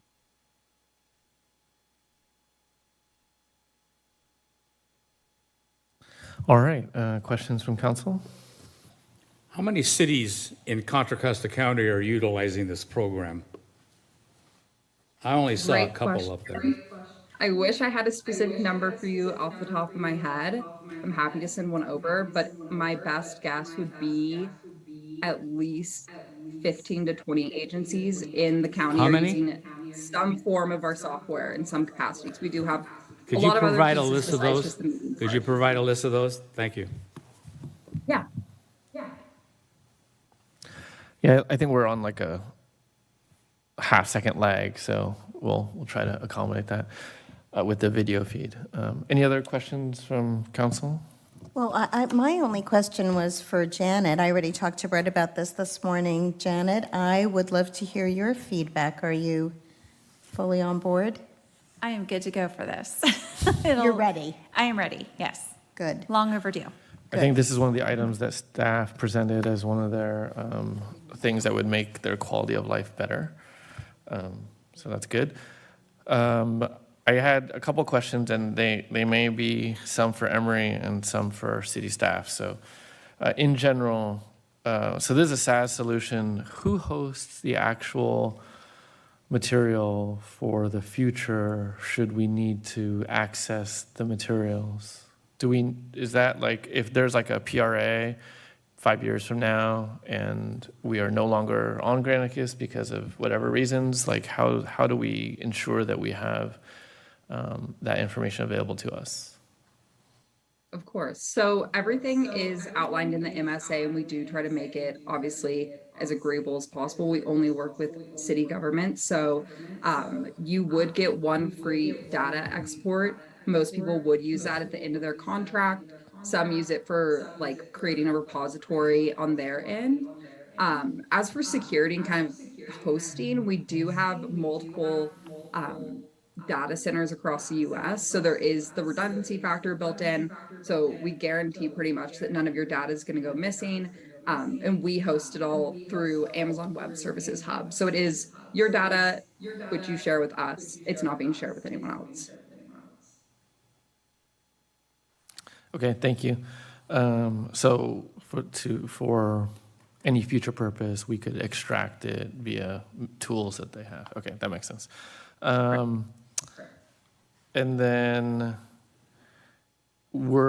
this proposal includes streaming, and among other things, we are currently streaming now. Is there an element of cost replacement? Potentially, so I would think. say it is, or Brett, did you want to take that one? Let me go, and then I think you could augment, because I think we're going to say similar things. So there's an element of streaming separate from Zoom that will happen that I think can be convenient. Because we run hybrid meetings here, I still have to keep Zoom in some capacity as long as council continues to have that desire. And so that's an area that I think there may be a small piece of some cost recovery related to what happens with the streaming, but I don't think it's significant or material relative to augmenting the annual subscription fee you see. Emery, any other thoughts on that? Yeah, I was just going to mention that with video streaming in this regard, since you guys do have obviously someone controlling the cameras and doing a great job, it's not so much a rip and replace, it's kind of adding additional value. So with this kind of project, we're really just adding in one piece of hardware.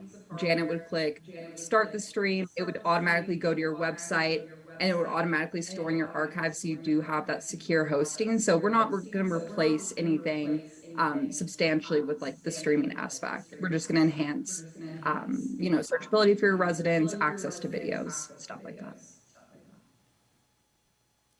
Okay, and then last question I had was, is there an SLA for uptime? Yes, our typical or are you talking about the sorry, it is 11:30 Denver time. I apologize if my brain is no problem. A little fried right now. Are you speaking about like the software uptime, like with the downtime, with the sorry? Can you Yeah, elaborate? I mean, like to the extent that staff will depend on the software being available because it's SaaS. They're going to need to be able to access and utilize the software, and so to the extent that the software is not available, then that impacts staff's ability to perform their function. So my question is really around, what is your SLA on uptime? Last I checked, I believe it is a 99.9% SLA. I can send over literature to you. I can double check, but we do have notifications in case the system goes down. We do have support reps always able to help if it is an urgent issue and an agenda needs to go out. As far as I know, we haven't had any significant outages in our meetings platform in the last 6 months, but our teams always monitor them, and we do have a dashboard where you can check it out. Okay. No, that's great. Thank you. I did have one additional question. It looks like, so it's a 3-year agreement, and is that a 6% escalator from year to year? Will that include improvements each year or upgrades? And is that an industry standard, 6%? Yes, so the uplift that you see is pretty standard across the technology industry. So that 7% uplift is to to ensure that we can maintain the integrity of our products and make sure we are pushing out proper updates and making sure we're fixing bugs. So anything that does get rolled out, it's not kind of an opt-in basis. You guys will automatically get the latest and greatest that's coming out with the platform. So that is an industry standard just to maintain the integrity of our products. Okay, thank you. Did I hear 7%? 7. It was like 6 Yes. point something, so, yeah. Okay. That, A year. it's a little high, but that's okay. And then your schedule, I'm assuming you have scheduled maintenance windows. Did we look to see that that doesn't interfere with any of our workflows? So my experience with Granicus is it's so non-impactful. I don't think I've ever had an issue in 15 years, and I've used Granicus my entire career. I've never had a window operationally that has impacted us with their scheduled maintenance. Okay, sounds good. Any other? Is this a 3-year agreement only? Emery, correct me if I'm wrong, but 3 yeah, years it is, right? One at a time? Yeah, it's just like, yes, it is. Yes, and it's going to terminate at the end of 3 years. Because we are delegating to you sole signatory authority, you on your own could extend it beyond 3 years, could you not? No, I cannot. Like, you're authorizing me to approve this agreement today. Well, I want it clear that it's a 3-year agreement and that the extension would have to come back to the city council. I believe that's very clear in the agenda item. Nobody gets carte blanche. All right. Any further questions? I'd open this up for public comments. Mayor Juan, I have not received any speaker cards, and I do not have any hands raised on this item. Okay, then we will close public comment. Any additional items for discussion? I just want to acknowledge that this is something that our city clerk and our city manager both asked for and have said it's going to increase their efficiency tremendously, and anything that we can do to support our staff in that capacity, especially with the funds we've pretty much already talked about doing so, I'm all game.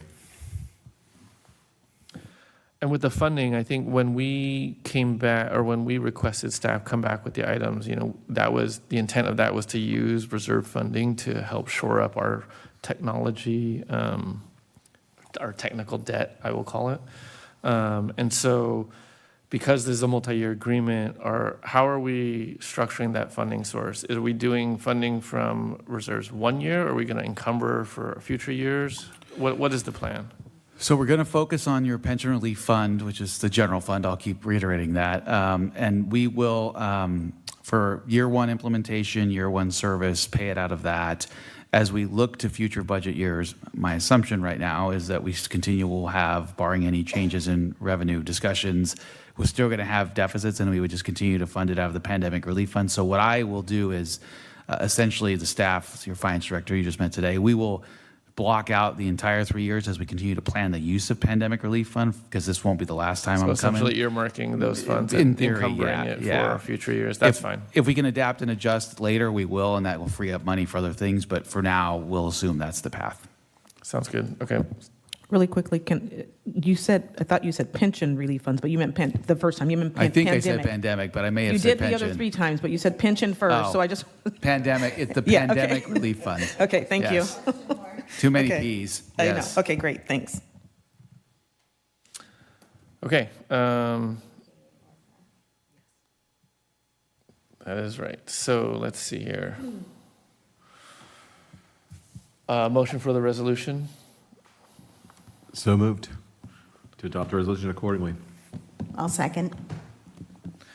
Janet, would you please call the roll? Councilmember Trupiano? Yes. Councilmember Tillman? Aye. Councilmember Cloven? Aye. Vice Mayor Diaz? With the understanding that this comes back to us after 3 years. Thank you, yes. Mayor Juan? Aye. Thank you. All right. Go forth and install something and come back in like 6 or 8 months when it's done. Well, we have history Thank with you. previous city managers who got carte blanche, and she went wild.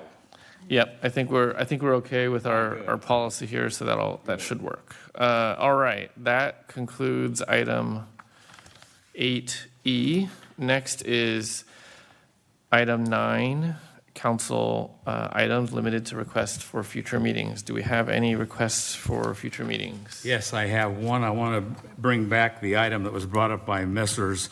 Walcott and Hood on the petition to establish a resident-only parking permit program for the areas in Stranahan, Diablo Village,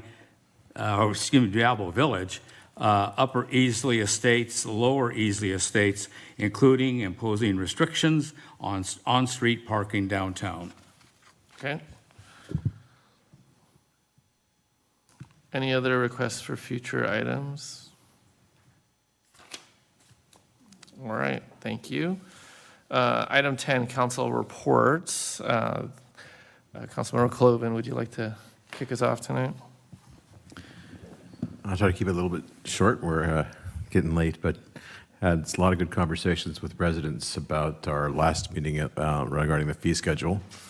And several of the conversations were related to the event fee schedule and the misinformation that our CBC has not paid its fair share over the last 15 years. And that's not necessarily the truth, because they paid everything they've been asked to pay for. It's been a lot of conversation with a lot of residents regarding that the past couple of years. So I just want to just state that for the fact. The other thing I've done is I've talked to the VFW about 9/11.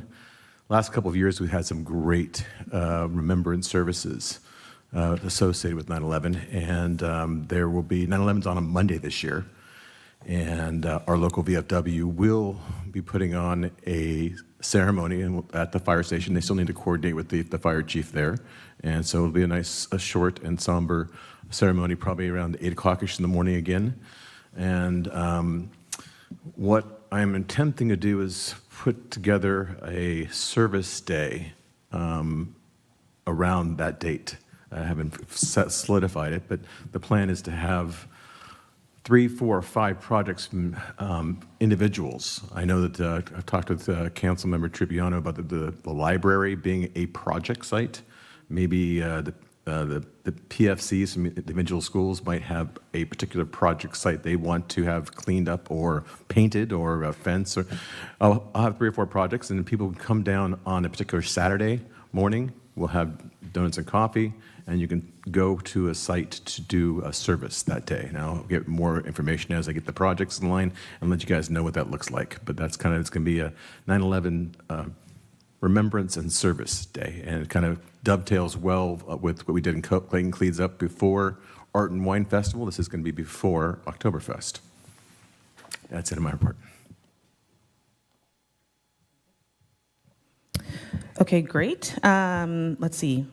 I know we had our special meeting in between this. So on the 23rd, I went down to Pomona for the League of California Cities Community Services Policy Committee meeting.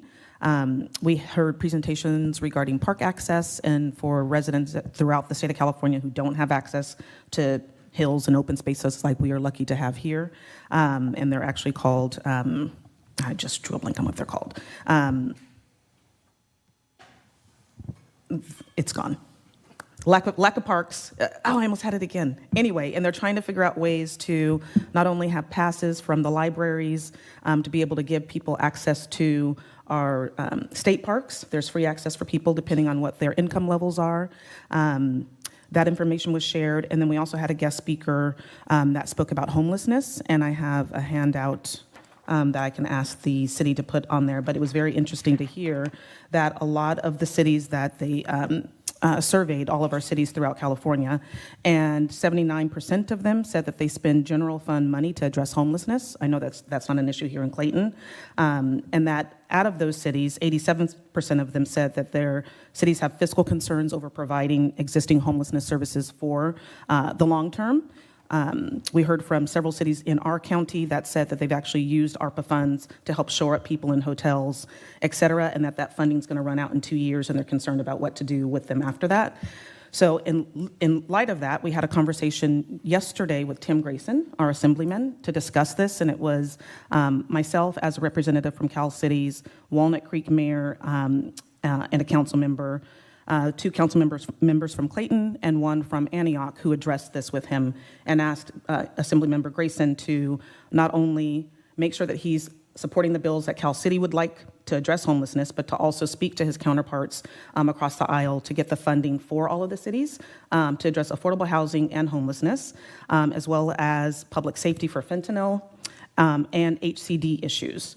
So I spoke to our staff here to ask them what our issues have been with HCD and learned a lot from our community development director on the delays that we're experiencing. We're not the only city to experience these. And so there's a plan now for not only the Bay Area, but for Southern California council members and community development directors to get together at the League of California Cities annual conference, which is in September, to address this and make sure that HCD is hearing the concerns that all of the cities have on the delays that they're implementing, staff not being knowledgeable on how local government works, and that they're listening to people who are YIMBYs who are passionate about housing, but they're denying or actually delaying certification for our cities, and we're one of the ones who are impacted because there's inconsistencies. Okay, on the 25th, I co-hosted the Juneteenth celebration in Concord. That was exciting. It was a beautiful event to uplift the Black community. As I mentioned, prior to that date, there were going to be performers, various artists, spoken word, etc., food vendors with Nigerian, Creole, and Southern cuisine. There were quite a few residents here and people who actually work here in town who came by. Dominic Moresi actually got down there and was a participant in a breakdancing stunt. I was a little concerned for him as he got down there, but he was there and several friends were there as well. There was we had our special meeting on the fees that you just spoke about it. I don't need to belabor that point, but I also did hear from several residents since that meeting who are also perplexed on the rationale for the way that vote went down, and they're looking forward to the conversation on August 15th. On the 29th, our city manager joined Councilmember Cloven and I, as well as Councilmember Shaw from Oakley, and we went down to the City Pack Bocce tournament down were we in Danville? San Ramon, somewhere down there. And we did not win, but neither did Danville, so that was the good news because they were the reigning champs. And it was Alameda, I think, who won, or Union City. Anyway, there was a little nice camaraderie with all of the cities that were there, nice participation, and it was good to see other people that we don't normally get to see. We all had the parade on the 4th. That was well attended. And then I've also had several Clayton Pride follow-up conversations with our organization and with the Rainbow Community Center that's in Concord to discuss next steps. And I've also met with our city manager and several constituents regarding our trails, easements, and a variety of other topics. And I'll turn it over to you. I'll be brief. I just want to say I thought the 4th of July parade was absolutely amazing. Again, it was my first year being in the parade. Thank you, Janet. Thank you, Sandy. Thank you, all of our city staff and volunteers. It was an incredible experience, and they did such a great job. Our city manager, Brett, and I had a wonderful meeting with the president of the Clayton Community Library Foundation. And then we had a follow-up meeting with the county last week, and we're going to be coming back in the fall with some recommendations for improvements to the library, and more to come on that. I was at the mayor's conference in Moraga on July 6th, which was a beautiful evening outside, and good to, again, talking about homelessness. Concerts in the Grove was July 8th. We had a really good turnout, and again, Foreverland was terrific. Our next concert in the Grove is this Saturday, July 22nd, 6 to 8:30 p.m. I will be collecting donations. I think Danny Sullivan will probably help me again, but I could use one more volunteer if anybody is free to help me. And I also had a meeting with the founder of the Clayton Valley Village. Sonia Wilkin, and we will, Brad, our city manager, and I will be meeting with the entire, I don't want to say the village people, the village community next week as well, to talk about some of the things that have been on their wish list for a very long time. That's it. July 4th parade, did that. On the 5th, went to the County Connection Board where we had a administrative and finance committee meeting. And we're moving along over there, purchasing new replacement vehicles for those that are aging out. On the 6th, I went to the mayor's conference as well out in Moraga. On the 8th, of course, the concert. And on the 10th, I attended a very interesting meeting of the Contra Costa Mineral and Gem Society, which uses one of our facilities. And they had a gentleman out there that showed how you use a metal detector. Very, very fascinating. And car show number 3 was held on the 12th, and the last one will be next Wednesday. I want to be able to close the meeting at the end tonight.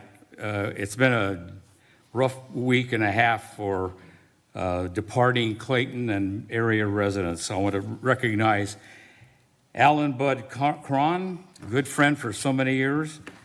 Arlene Scuba's husband, David Scuba, passed away. And finally, Karen Ann Mangini, very prominent family here in our area. Her brother was the pastor at St. Bonaventures. And I would like to close the meeting at that time in memory of those 3 people. Thank you. Thank you. I just have a brief, I was also at the parade, we all were. It was fantastic. Thank you for to staff, especially Sandy and Janet. That was great work. I was at the mayor's conference. One of the things that they talked about at this conference was very interesting. It looked like there was 2 parallel efforts. One was there was a presentation by the Housing Finance Authority. I think I got that agency correct. But there's an effort to put a $10 to $20 billion bond on the ballot next year.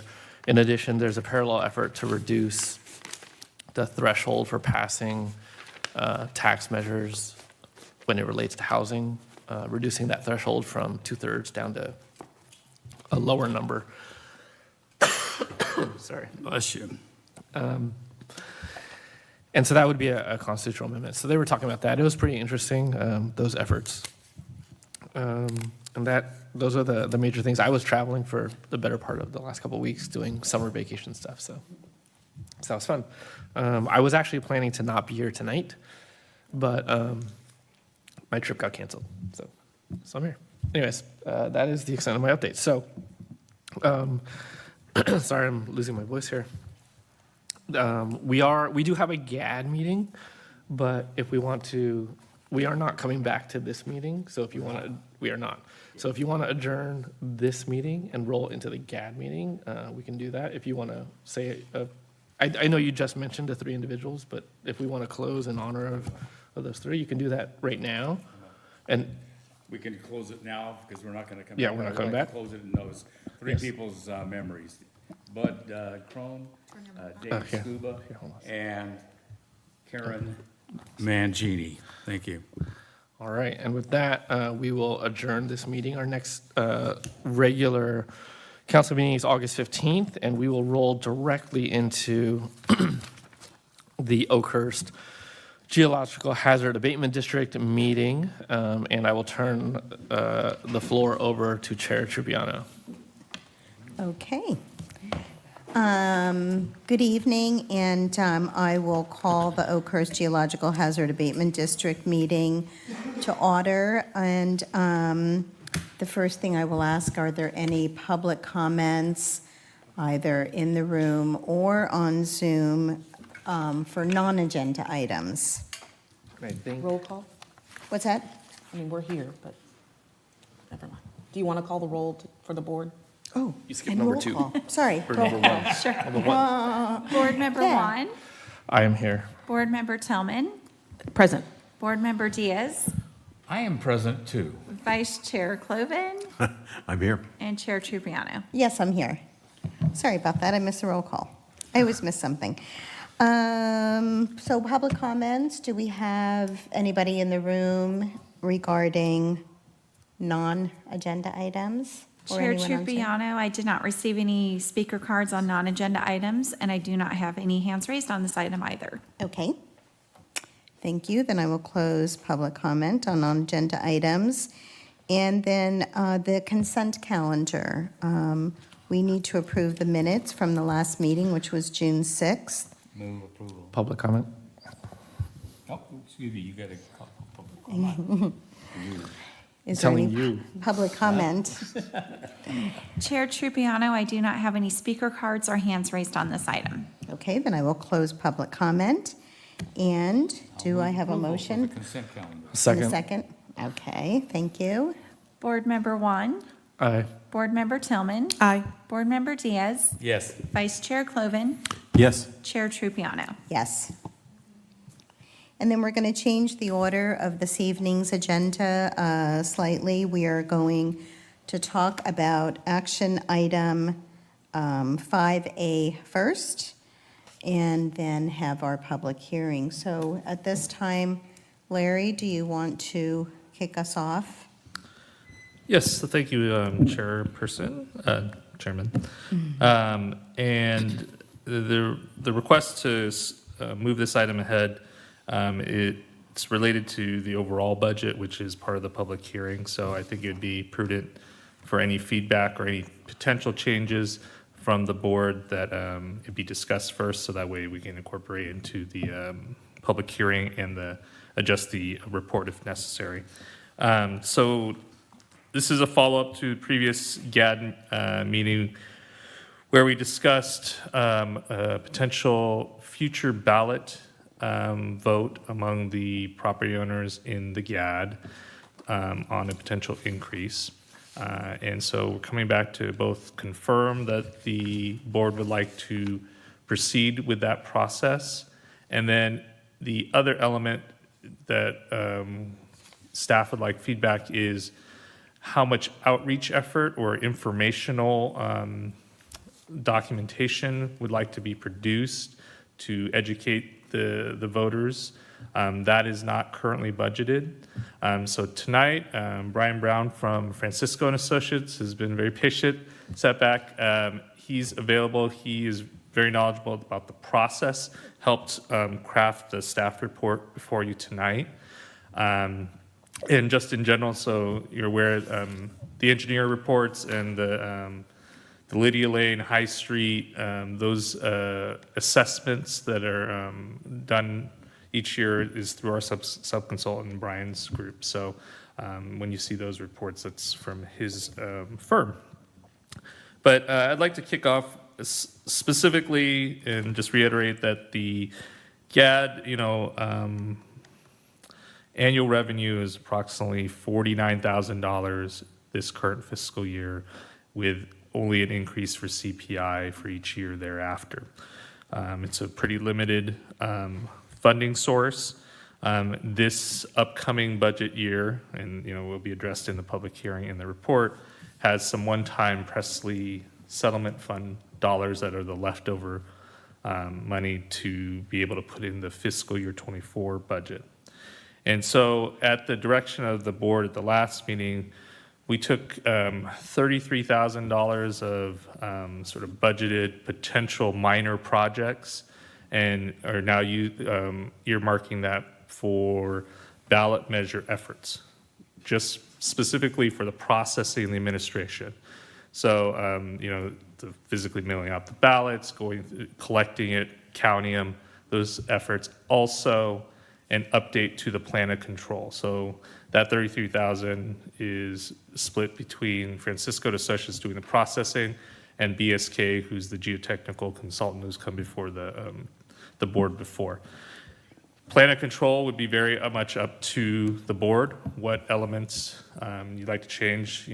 There's semi-annual maintenance, that's one factor. The steps of when the GAD steps in, when there's affected more than two properties, those type of elements would be what you want to consider what the district is going to provide going forward, and that will help build the estimate of the cost of what the services to perform the plan of control and what the required assessment would need to be or be raised to achieve that. Aside from just the day-to-day maintenance and the capital reserve costs, the board would also need to consider just an overall reserve for a potential landslide that could impact many homes or just properties, and in the event that does happen, that the GAD is funded to be able to address it. But those will be future discussions. I think the focus tonight is to both confirm that you'd continue like to go with the ballot vote, and then what outreach efforts you'd like to consider, so that way we can potentially budget that and where we would take that out of in the current GAD budget for fiscal year 24. So I'm happy to take questions. Like I said, Brian Brown is here. He can answer process questions if you want to understand how it works. He's the guy. And then we would proceed to the public hearing. That was my intention. So thank you. Does anyone have any questions? I've got several. Peter, your microphone is on. Do you want to? Oh, no. Oh, okay. So remind me, Larry, didn't we come up with an option last time in the last GAD meeting to move forward with some work?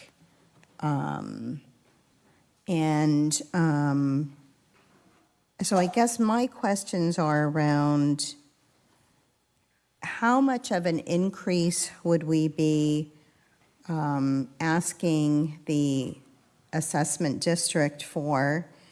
When would that vote take place and when would it go into effect? And then I guess an estimate on what that education, mailing process, documentation costs would be? Come up to answer some of the more specific process questions you mentioned. Overall, the amount that you would ask voters to vote on, or the ballots to go out on, is very dependent on a update to your plan of control and that estimate that would come back. So I think it's probably premature to figure out sort of the dollar amount you're looking for, because it's you could ask for quite a bit of reserve. Obviously, the higher the amount, it's probably harder to pass. I get that. But in terms of the questions of the timing of the ballot, sort of maybe what's the general cost of outreach, you have to be somewhat specific. If you're thinking a mailer, maybe a postcard mailer, that's one thing. So, there's certain mailing costs, obviously preparation time. But if there's, the other elements I could see is, does the board want a public outreach meeting? For example, hosting a meeting specifically for GAD members and inviting them by a specific letter. Like for the public hearing, tonight, there was a letter sent, or a 2-page letter. So the mailing cost for that was, I think it's in the $1,000 range. So, those things would be basically similar, depending, you want to send another specific invitation out for people to come. Obviously the public hearing notice that went out only talked about what's going to be the CPI increase this year and so there's no notice of, an increase. Obviously, that would perk more interest. But I don't know, Brian, did you want to talk about the process maybe a little bit? And while we're waiting, I think it's important to note that I think, from my perspective, 3 to 4 physical outreach meetings into the GAD are going to be my recommendation to your board, for the very reason that this is going to be a very new discussion for some individuals.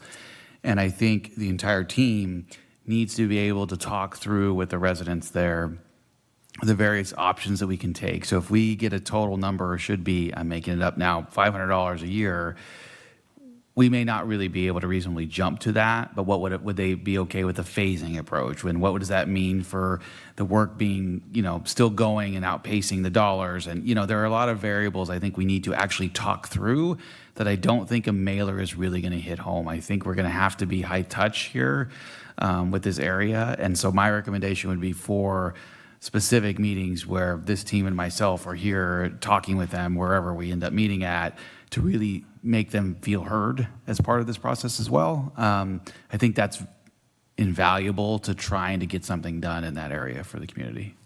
Sorry, thank you. Oh, and I think that's kind of what I'm thinking, like, depending on what our decision is this evening, are there different scenarios? I know we talked about, phasing it out, but I forget what the term you just used about, will it be enough to cover our costs if we start going 10 or 15 years out? And then things like, when would the vote take place? When would it take effect? And again, that would also, so 3 to 4 meetings, and I'm assuming you're thinking daytime, evening, lunchtime. Correct. It's how do we capture the various schedules of individuals, right? When we do them, so one on the weekend, most likely, one during the week in an evening, and maybe one, during the morning of a weekday. You can't catch everybody, but if you can generally be good enough that they feel like we offered that exposure, I think that's, again, very paramount to this going well for those community members. Whatever they ultimately vote for is up to them, but that they have been heard by the board and the board's representatives on the why and what we want to do. I think to talk that through with them is going to be important. Okay. And then also maybe the content of that presentation, whatever reiteration it takes, would be publicly posted somewhere so that if they miss those meetings, they still have an opportunity to read through. I'm sorry, go ahead. I'm going to interrupt you again. When you address their Chair Trubion's questions, can you also kind of speak to the order of operations for the various steps too? Because I think there's a sequence that you're talking about, both in terms of timing and then order. So maybe what I'll do is I'll start by kind of walking through what the process looks like, and then we can talk about where it may make sense to have these kind of educational or community meetings to kind of educate the public. So the first thing that would really need to happen would be an update to the plan of control, right? Because that's really going to be the basis of give us our cost estimates to start deciding, okay, how are our costs going to get apportioned? And what it's going to help us arrive at, what is that dollar amount going to be that the property owner is going to end up caring about, right? So that update to the plan of control is what should come first. From there, typically we would move forward and start preparing an engineer's report. Now, the engineer's report is what includes elements of the plan of control, which articulates basically, hey, what they're paying for. It includes a cost estimate, includes a diagram of who's within the boundaries of the GAD and who's going to be subject to the assessment. It includes basically a method of assessment. How are these costs going to be apportioned? How can each property owner, how are they going to be assessed? So that method of assessment essentially says any property owner should be able to open it, read it, and determine, oh, okay, this is how my property should be charged and how my neighbor's property should be charged and so forth, right? It articulates the benefits from these improvements and so forth. And then there's typically it's gonna include the rates in the roll. And the roll is just basically a listing of all the parcels.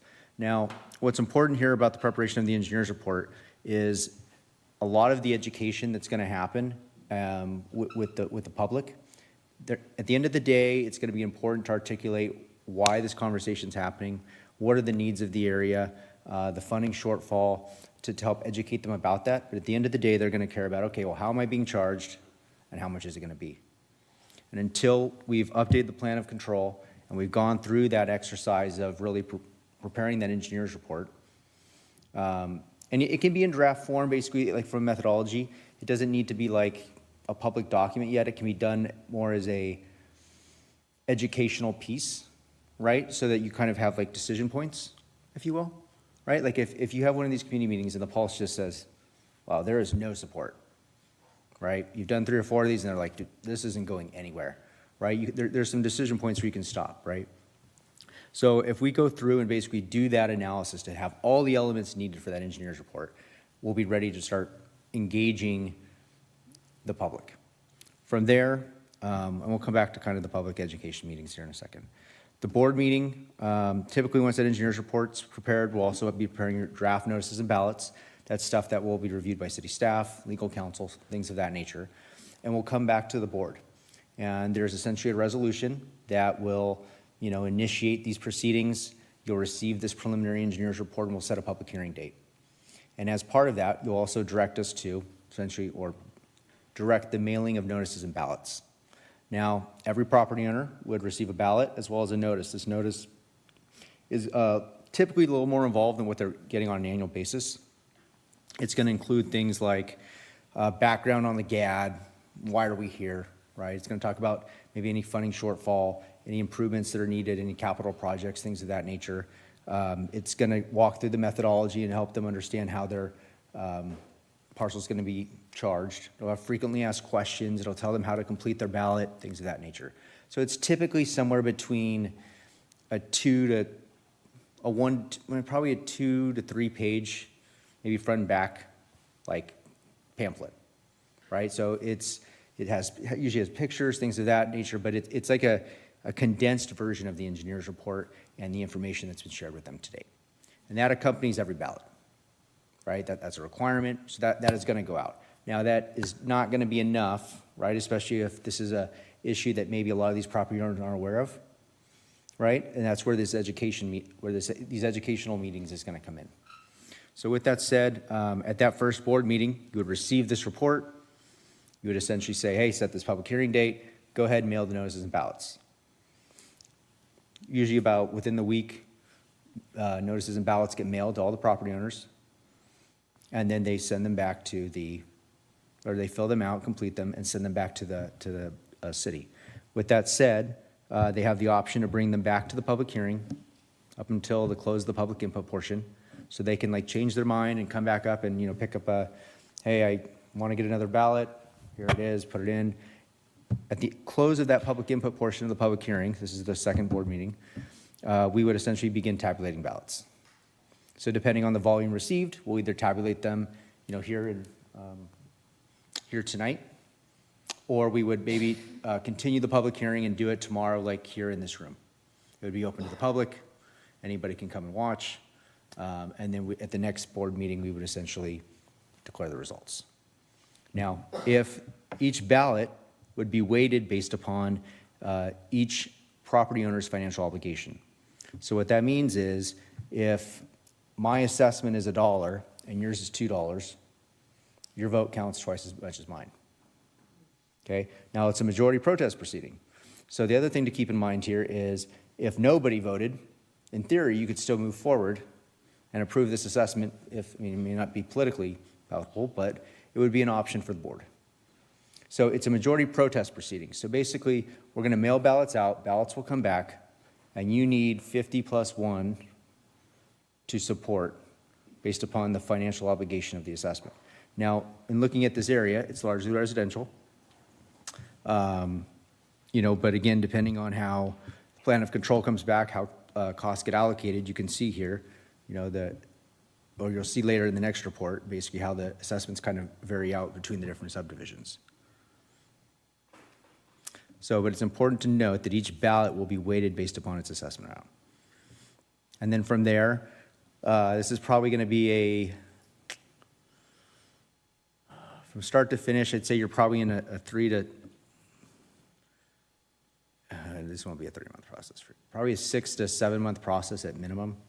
So it's something you'd want to start looking at in the fall in order to place on the assessment roll this next July for 2024. So that's kind of what the overall process generally would look like. So you're going to have an update to the plan of control, preparation of an engineer's report that would get brought to the board. At that first board meeting where that report comes, you guys would have the option to essentially set a public hearing date and direct us to mail notices of ballots to property owners. Those would get mailed. There would be a second board meeting where the public hearing would be held, and then ballots would be tabulated to determine the results. So where do these educational forums with the community take place? In between the public hearings, or? So there's, They could. I would suggest that they probably start before they receive their notices and ballots. I think what's important here is we wouldn't want the property owners first to hear about this problem or this issue or this funding shortfall when they receive a notice and ballot in the mail. This is something that we want them to be aware of ahead of receiving this information. Have an opportunity to have come out and really be able to ask questions right before they get this informational mailer. So is it a combination of those meetings and our public hearings that we get a sense of what the sentiment is for increasing the assessment in this district? So I think what I would suggest would be the update of the plan and control, and then the putting together of the components of the engineer's report, right, which is the methodology, so that people can understand how they're going to be charged, what these rates are going to look like. And at that point, there would start to be community meetings to talk about, hey, the issues that the GAD is facing, right? The funding shortfall, and here's what the solution looks like. And doing that on multiple occasions. Now, that's probably something that you would want to do prior to that first board meeting, at least a couple. Who's conducting these meetings and sessions? Yeah. So it would kind of depend on how you guys set it up. I mean, some agencies on the far, one side will go out and hire a PR firm, and that PR firm just runs and does a whole bunch of stuff.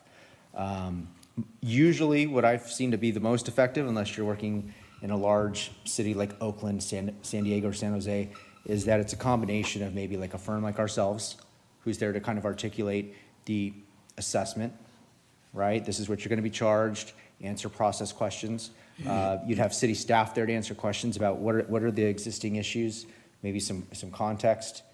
We'd have the geotechnical consultant there to answer questions. So it'd be kind of a collaborative effort, but the city staff would be heavily involved in that. Isn't the city staff the only ones that are actually constrained in what they can represent? So it would be an educational meeting. It's not an advocacy. In no way are we able to, is the city able to advocate for the assessment? So these would be educational meetings. These are facts and circumstances. This is what the assessment looks like. This is how it's going to go. So it's not a vote yes, vote no. That's not how these meetings work. It's more of a town hall setting, presenting the facts and figures, and then allowing an opportunity for questions. So one last thing there. So I mean, typically, to kind of reiterate the sentiment on talking about, I would suggest at least a couple of those meetings, if not all of them, happen up front. You may want to have a couple or front load them before that first board meeting, and then maybe have one more after. So there's another additional opportunity for people to come forth and ask questions once the ballots have been mailed. That may be another option. But I would do something kind of like that. The one thing I guess I would maybe advise you on or say to consider, the simpler the message, the better, right? So if we start talking about phasing in an increase, those are things that, we've been successful doing, but it does complicate the messaging. It does complicate the notice. It does complicate the ballot. And those are things that I think are worth considering during those initial kind of like outreach meetings where we're talking to them about what it's going to cost and trying to figure out options and where things are at, is what is our messaging, right? And if all of a sudden we think, hey, we want to go down with this 5-tiered approach, that may be very difficult for people to understand that aren't in those meetings, right? Because all they'll be looking at is the notice and ballot. So I think the simpler the message, the better. And that's, I think, probably one of the most important things that we want to reiterate throughout this process, right? Is there's a consistent message, it's educational, and we want it to be as clear and concise as possible. I think one other area that is going to weigh on this, unfortunately, is the cost of us doing these meetings. And my desire is 3 to 4. I agree with what you're saying in the timing of it. When we start adding not my dollars, but their dollars up, because you're paying for my dollars already, we might be limited. And so that's the struggle, is how do we have the most impact with whatever that limited resource availability is what I think I will look to our collective team here to try to create for your board. And it may be where there's like a big push on the front end to do like as I think it was suggested, maybe a morning meeting, an afternoon meeting, like you do 3 in a day, right? And an early evening, right? And it's like, hey, and that way everybody's out there for one day, but hey, look, I have all these times for you, and maybe one of them is even recorded and posted online, or there's a virtual option.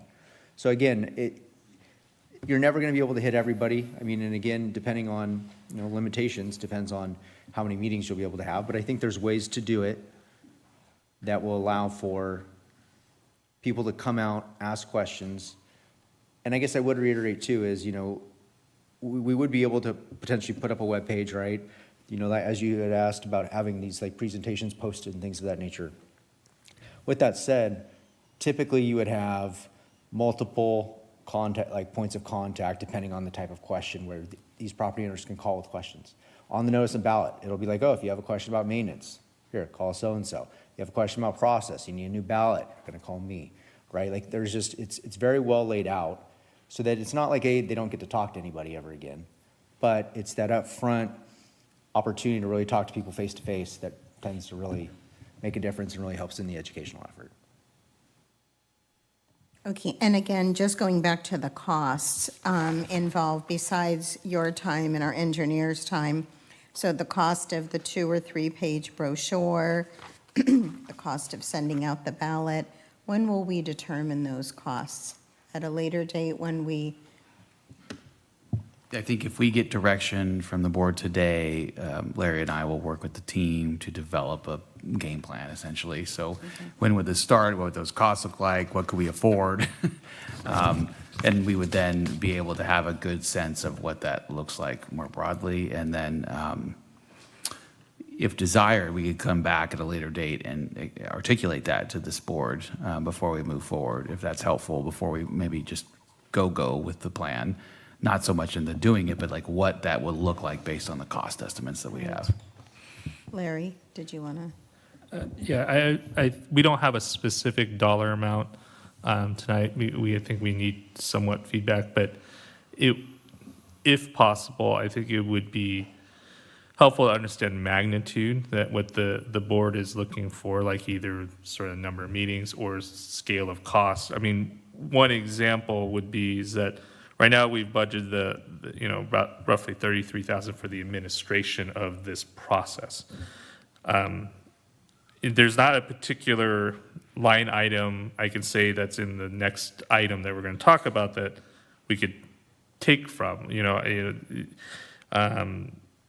talked about piezometers and inclinometers last time, and that's like $25,000. So I really recognize you're taking right hand and left hand at this point for this effort, but it would be, if you have a scale of, well, we'd like to keep it in the $25,000 to $50,000 range of outreach, right? We could certainly figure out exactly what that gets you.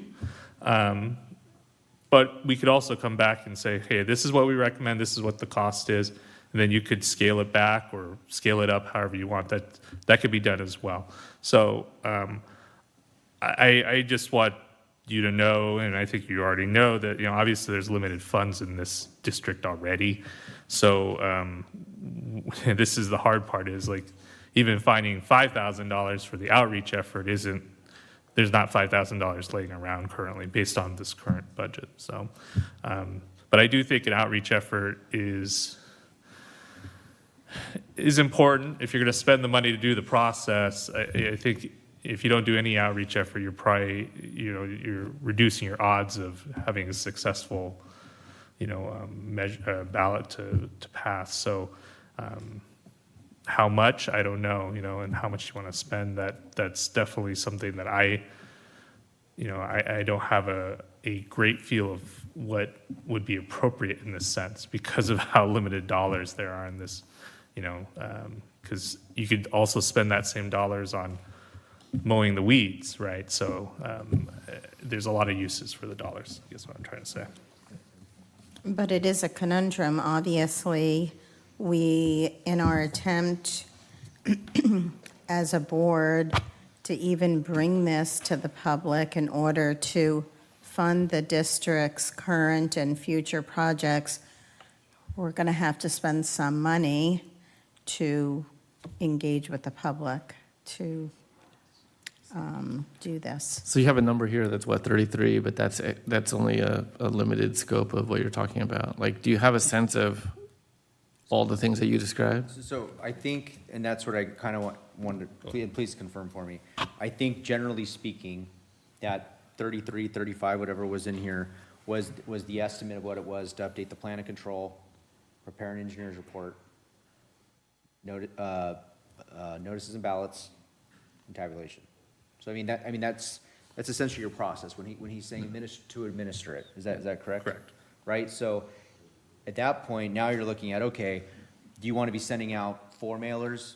I mean, are you bringing in a PR team? I mean, I think we know like we're not doing that, right? But are we What doing, PR like, team? Oh no, but I mean, I'm kidding. Yeah, but I I'm mean, I just- think yeah. it's like, okay, when we talk about outreach, it's like, all right, maybe it's setting up a web page. We're going to have these town hall meetings. I think that's kind of more the scope and magnitude that we're probably looking at that's not incorporated Correct. in this at all. And that's why I want to be clear, is right now, the only dollars that are budgeted in the current fiscal year for the 33,000 is just administering the process that was just described by Brian. I think, feedback that would be helpful for us tonight is if the board feels the 4 outreach meetings in person is a good way, or a mailer. What are the, some feedback on that element of what you think would be effective? We can then start pricing those in, just not the cost of the mailer, but, the time to prepare it, those type of things. So that would be helpful if you think there's certain elements that will help this be a more successful vote. And that 33,000 includes the engineer's report? Yes. Okay, and what else did, The updating the plan of control, so that's. updating, okay. With that, so that's more the geotech. And then the geotech will also, as part of the plan of control, help provide estimates for the cost of those, going out to the, semi-annual inspections, or if, depending on what the board wants in that plan of control, is mowing this area, or, all those things should be covered. They'll estimate it. Then we give those numbers from the sort of myself and the geotechnical group to Francisco and Associate, and they put that into the engineer's report, which you have an example already in item 4 tonight. And they break it down, because we'd also talk about, there's 3 different tiers in the GAD right now. Do you keep those 3 tiers? Do you want to make it all homogeneous in one tier? Those elements would come up as part of the engineer's report. Okay. Any other questions? One. Since we have some ARPA funds left over, could we use a portion of that to help with this? So it's going to be important that the city doesn't commingle funding related to the GAD, and that's, I think, an area we want to be very, very, very cautious about not doing that.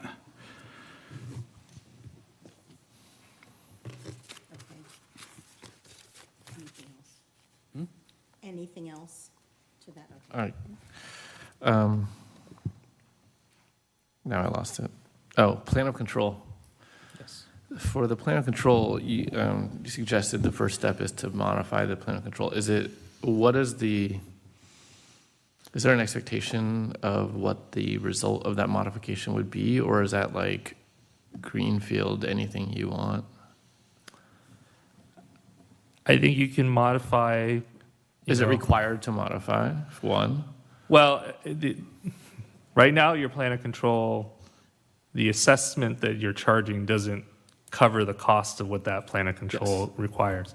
So you could certainly downgrade the plan of control to make it much less costly, or vice versa. You could, either keep the plan of control, try to get the assessed amount what's appropriate for that, or something in between. I think it does warrant an update. It's from 91, I think, and to a certain degree, it's a little simple. So I think it could provide a little bit more detail so that everyone's clear as to the areas of maintenance, the level of inspection, those things. And it's also easier to estimate and also easier to convey to the members of the district what services you're paying for. Now, there are some basic components of a GAD that I think you still need to achieve, but that's something I would work with the city attorney on. Like what is the responsibilities of the GAD, I think is key. I think that's a fair question to have discussed as part of the plan of control. So then just by your comment, I would gather that you would have the plan of control reflect a lower level of service than is currently stated in the current document? If that's the desire of the board, I think we just want to be clear on what is going to be done out there. Like we discussed at the prior GAD board meeting, how do we potentially change the number of inspections out there because we don't have the money? And that's sort of reflected in here that it's only one site visit, but the plan of control still says twice a year, right? So we could change it to just once a year as an example. So are you then, so you said that you, as the GAD manager, in conjunction with city attorney, would work to update the plan of control, and then would that come back to the board? The plan of control would come back for your approval. So in terms of just general feedback, it'd be helpful if you do want, as a board, to lower sort of the level of service in there. That's fine. We would try to say, okay, this is what we think should be done based off of the desire to keep the assessment relatively low. Is that a question that's before us tonight? No, that's not. Okay. I think that's a discussion point that we would bring with a plan of control. Tonight, the discussion is confirming that you'd like to still go for a ballot so we could start working on an adjustment to the plan of control. It does read in here that the board is asked to discuss and provide direction on how the plan of control should be updated, and the desired manner in which outreach and education efforts with property owners should occur. And then we also need to designate a funding for this effort in the annual budget. So I think we do have to give direction on the plan of control and whether or not. Because that's a very specific document. Yeah. It is. You said it was not that specific, but it's like 1,000,000 pages. No, it's actually only a few pages from what I found, but it can be more detailed. I would be happy to take feedback. I think, like I said earlier, if the board desires to keep the sort of level of service that's identified in the current plan of control, I believe you need to raise the assessment. Mm-hmm. It's very clear to me if you're only collecting $49,000 and it's roughly $27,000 right now to we're burning dollars right now, right? But having the annual meeting once a year to just send out the assessment, you're not doing anything in terms of weed abatement, inspections. We've gone through this before. There's like $20,000 left for everything else. So given that it's clear that there's not a lot of engagement, community engagement, I know we have Mr. Miller, who's definitely been very involved. We have to figure out how to spend money to do outreach and education with the property owners. My concern, though, is how much. I'm almost thinking we might do Zoom more than in person, maybe one in person, the other two Zoom if we do 3. That way people can join from home, work, et cetera, during the day. You're about to jump in and say something. Well, I was just going to say, I think if I can get a sense from the board, or Larry and I can get a sense from the board that more is better than less, yes. I think let Larry and I can then sit down and go, okay, how do we do this? Do we do a Zoom? Do we record to that Zoom and then put that out to everybody in a mailing thing via email? Do we, there's a lot of roads this can go. I think if you guys give us that barometer, pardon the pun, relative to all the stuff we're talking about here. Or piezometer. Then I think let Larry and I work on that. Yeah. Then I would say, I'll just jump in and give my 2 cents. more is better than less, obviously. The more, the better. And I think pulling what we were given, I think it was in March when we had BSK, was it, that came out and did their presentation? I really do think that you have to kind of go back to that so that everybody understands, because that was the first time any of us, and I live in the GAD and I've lived there for 20 years, first time that I had heard a lot of that information. I think the more detailed information we can give residents that are living up there, the better. And then I also think that we have to be very, as they were in that meeting, very honest and truthful about what was, for lack of a better word, neglected, and because we don't have the funding to do it. The assessment was too low to begin with. So I think that we have to be very direct and factual in what we share with everybody. A lot of times. That'd be my feedback. I'm just kind of curious, the plan and control itself, I mean, to define a scope for that, you kind of need to know how much money is required. So, I mean, if we know this is what we have now, and this is what really we should be doing is this, and the delta is this is what we should be asking for. I mean, that's the conversation that needs to be had. I mean, doesn't that assume that, I mean, that you have two factors, right? Your assessment and then your plan of control. The delta only holds if they remain static, right? So, like, I think the question presented is, or how much do you want to modify the plan of control, and that effectively shrinks your delta if you reduce the plan of control, right? Well, again, but how effective is doing? I mean, if we reduce it to do as little as he's talking about because we have no money, I mean, it's really. Well, no, I'm not saying. We have to do probably more than we do now. I'm saying it's hard to figure out how much effort it is. We know what they want to do, but there's no money for that. That's the conversation that needs to be had. That's what the outreach is about. It's again, it's a little chicken and egg. I get that. Yeah, I feel like it's somewhat circular. Exactly. Well, and also, where does the money for the outreach come from if we don't have any money? Yeah, I mean, we say more is better than less, but at the same time, I think more is only better if we could pay for it. Fund, So we would look to Larry to do, I think there's $25,000 in inclinometer, piezometers next year. We'd have to take it from that. Yeah. What we can't forget either is the city attorney has to review this, and we have to consider that cost in there as well, that 25 grand. And so that's where I get, if it's more than less, that's great. It's a relative scale, so more relative to 20 grand means Larry and I figure out how to make the most out of 20 grand as far as public outreach goes. I think the more operative question is not more versus less, it's what are we willing to give up in future years of service to, like, essentially you're making a bet now and you're betting the future funding because that's what we would have to do, right? So no, we're betting next year's budget to do anything, and if it fails, then you go back to $48,000 a year and what we can do and work plan for that moving forward. But then in 24, in the following year, you don't have any money.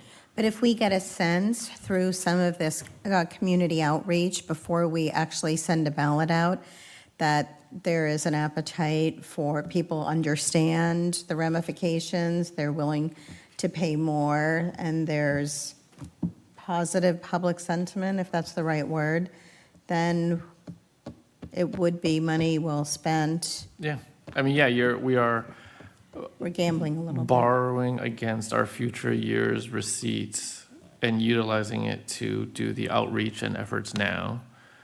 In order to fund the district properly in the future. With the intent that it'll yield some greater amount going forward. But just to clarify, we're only using 23-24's $25,000 in inclinometers. 24-25, you'll have that money back if it doesn't pass to do whatever simple maintenance can be done with that. But yeah, it's only this current fiscal year we're in. We're basically adjusting no maintenance, for lack of a better term, to try to get this passed to set up the future. Right. But that's to the extent that you limit it to the funding available in 24. Because if you ultimately say to be truly successful, you need to, let's say that number is 25,000. If you say, well, I actually need to spend 50, we can do that, and then you're essentially. So we cannot end a negative cash in a fund. We would have to do a loan from another fund that I would, again, advise. That's what I'm saying. I would advise this board not to do right now under its current state. In simplistic terms, I think this the simplest thing would be to reallocate the 25,000 for the inclinometer piezometers, which we all understood is important, but it might be more timely to utilize for outreach efforts for this fiscal year. And then there is engineer inspection services for 30,000 for this upcoming fiscal year. I would say leave that for now, but if we do find hey, we would like to use another 5,000, or, we're talking about that kind of scale, I could try to scale down sort of the inspection services as well. But I would say the 25,000 is probably a good start. I don't know exactly what we'll work to get what we can get, but I think that's probably for the purposes, without having every of the details that we would like to have. I think that's probably what I would ask at this time, based on our discussion tonight. Okay. Yeah, my only feedback would be the plan of control should reflect a level of service that's sustainable. Okay. Whatever that is. Yeah. It can't be unsustainable because that just doesn't make any sense. So it needs to match the availability of funding. I think I have an understanding. Look, reality is we're probably not going to get the Cadillac version of the SCAD. That's not the intention. I think, we need to find some relative medium in there that we feel comfortable we're going to operate the GAD the best we can, and that it's an achievable assessment amount. I don't know what that dollar amount is, but certainly I know there's going to be a sliding scale. So I think we take that into consideration. We can look at,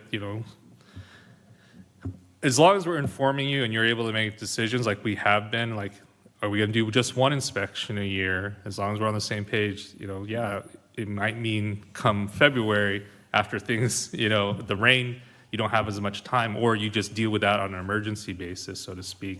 Then you understand, okay, that's the typical process, and then maybe leave some reserve for, hey, this year there was worse storms, we're going to go out again. Right. So that kind of level of effort. Well, and that would be important to talk to the public about that too. Like, here is the 10 or 15-year plan, and this will include, and I don't know if there'd be options, but, inspections, equipment, engineering fees, administrative costs, just so it's clear.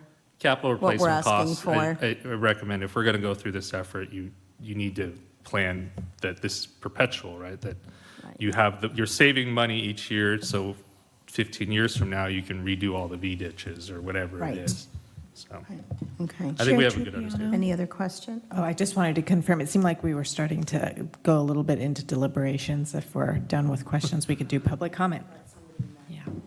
Well, that was, Any other this is questions? 5A, right? So Yeah, we're in 5A. So we still do need public comment on this.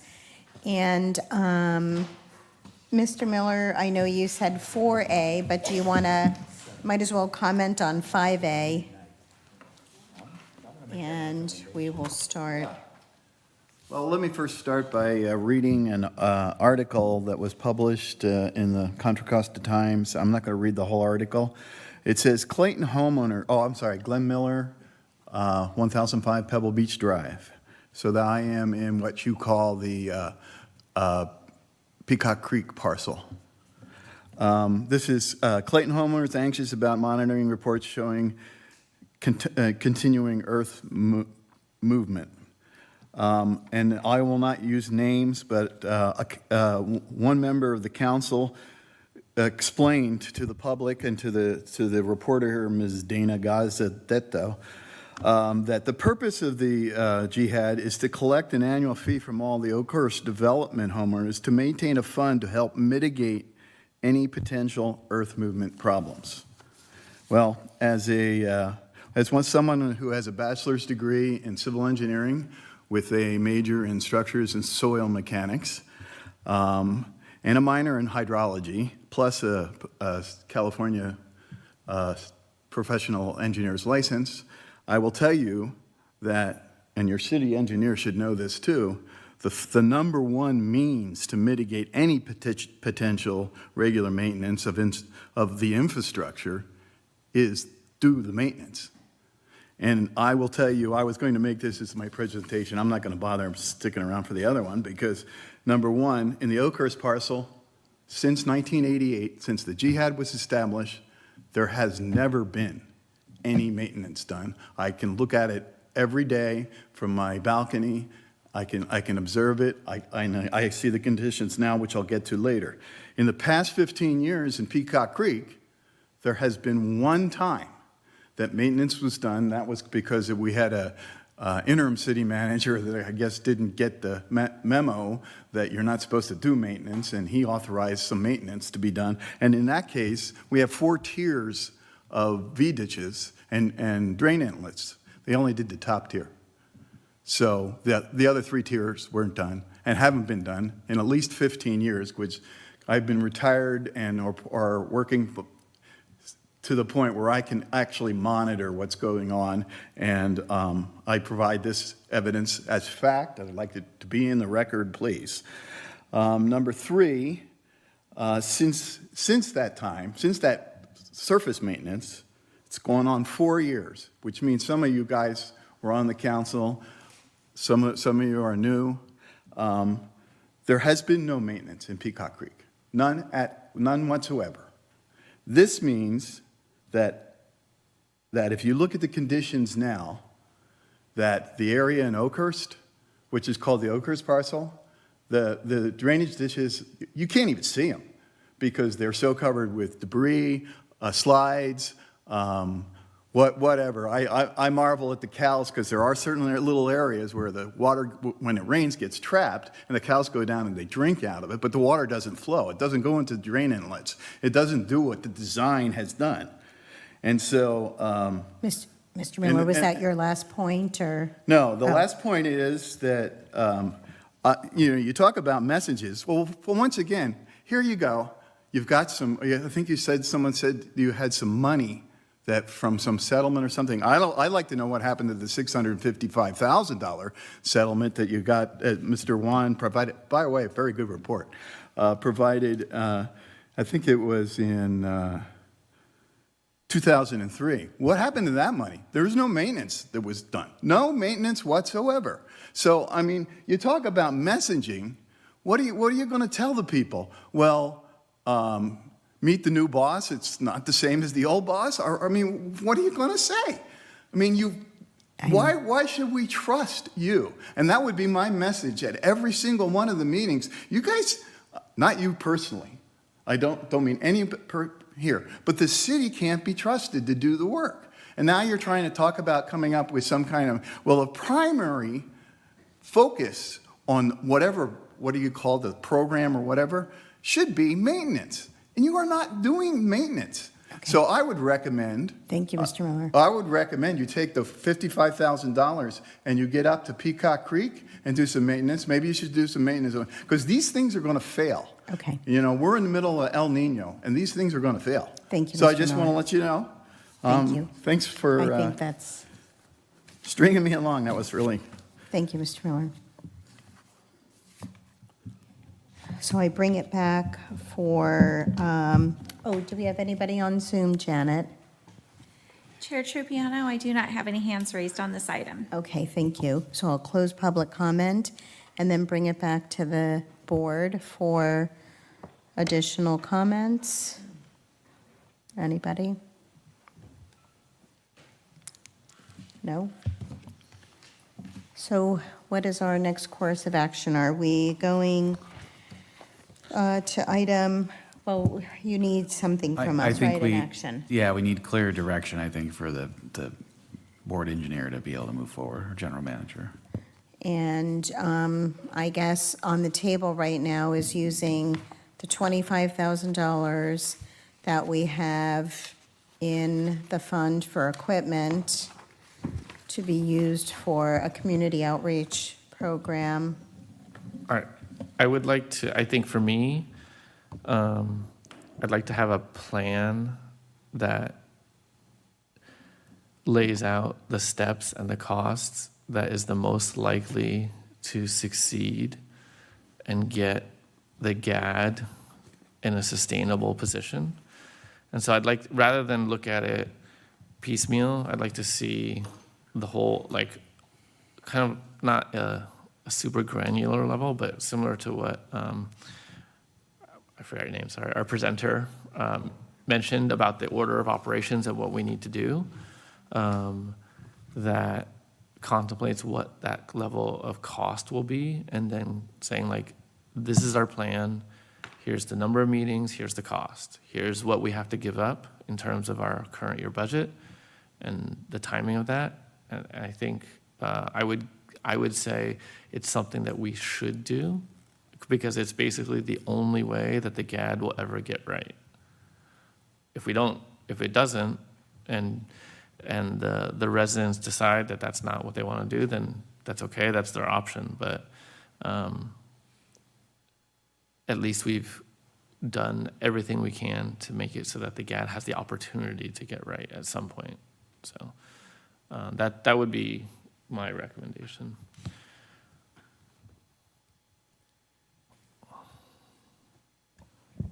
I hope you all take this with the thought that I'm trying to convey. This is such an important issue, and here we are knocking on the door at midnight again. Why is the jihad always the stepchild to the city council? We should schedule a regular day meeting at 7 o'clock, make it a special meeting, because this is too important of an issue, not only to the residents, to the city, to the staff. I mean, you gentlemen are here again to midnight. I respect your time. I don't know if the rest of my colleagues do or not, but we should not make the jihad meeting a stepchild to the city council. It needs to be done at 7 o'clock, stand alone.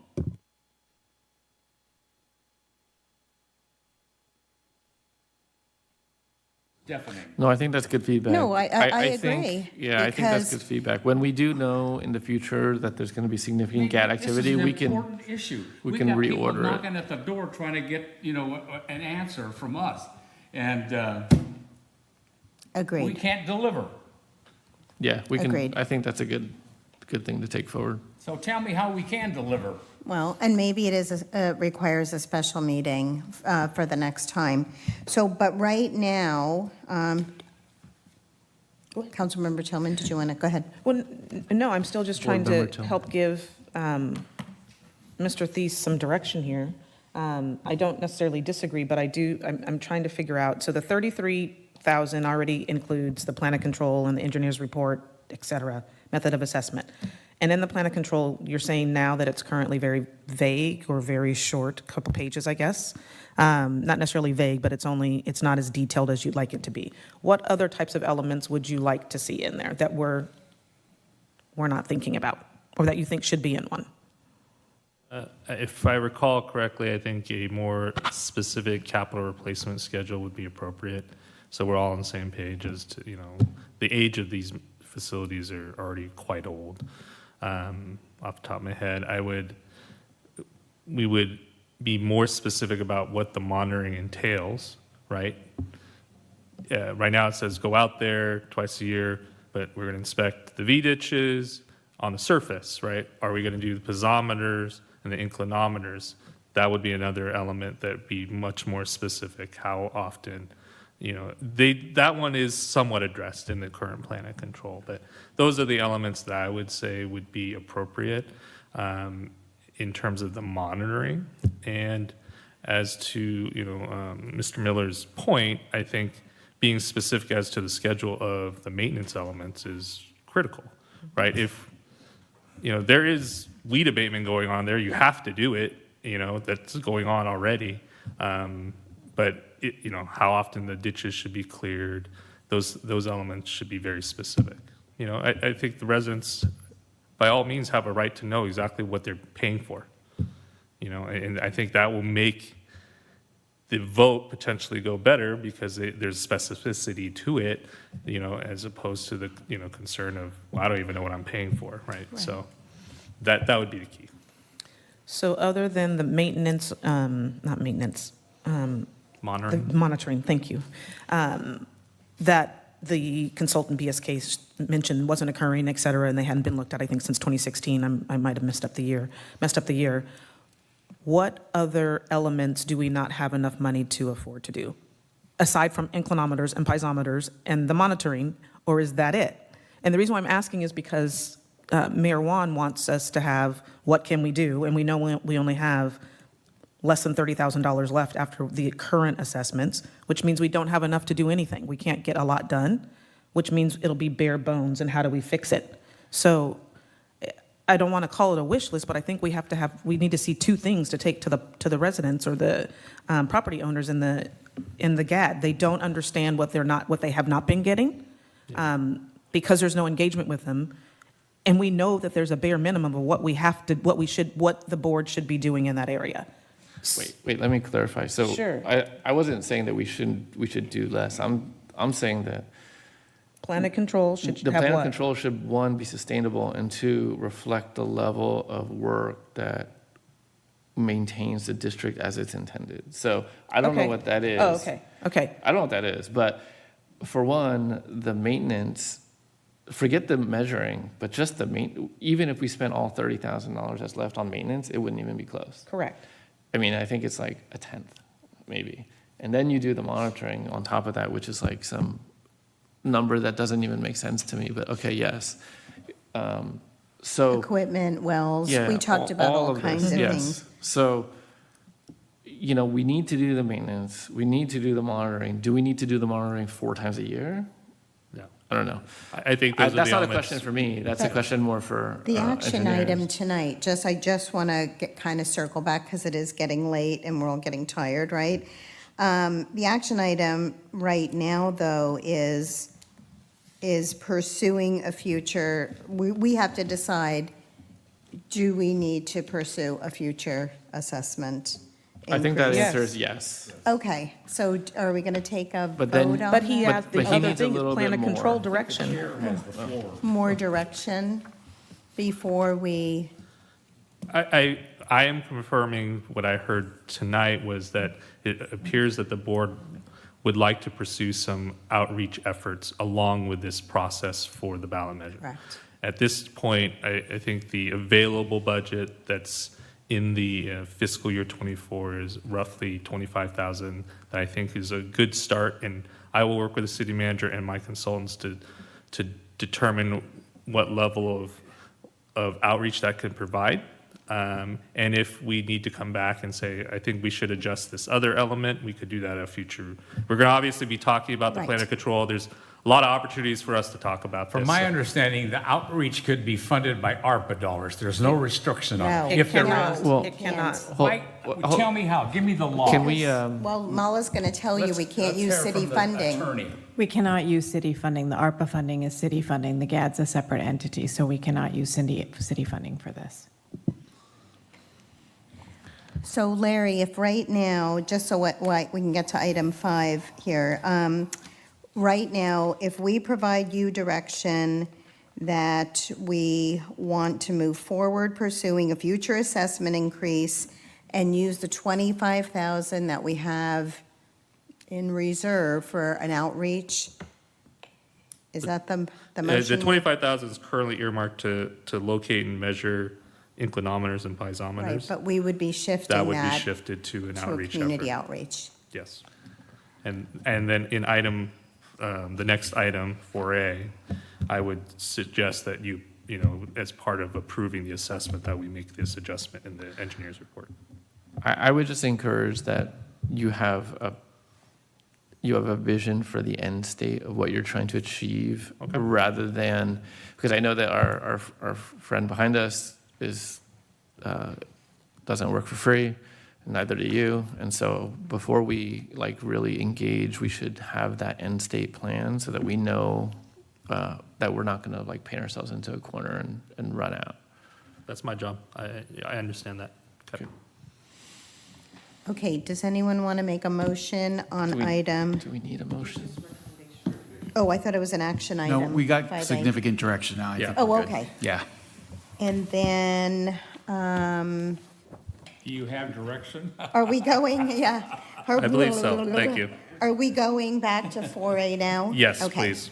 Which is the resolution ordering improvements and confirming real property assessments in the GAD, not the Jihad, the GAD, the Oak,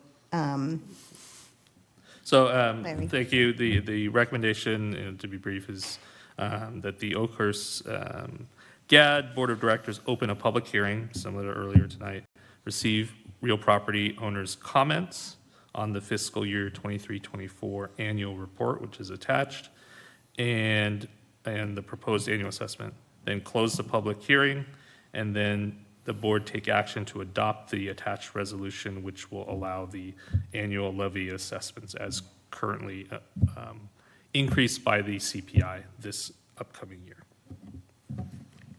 That concludes my report. Okay. And then are there any questions on 4A?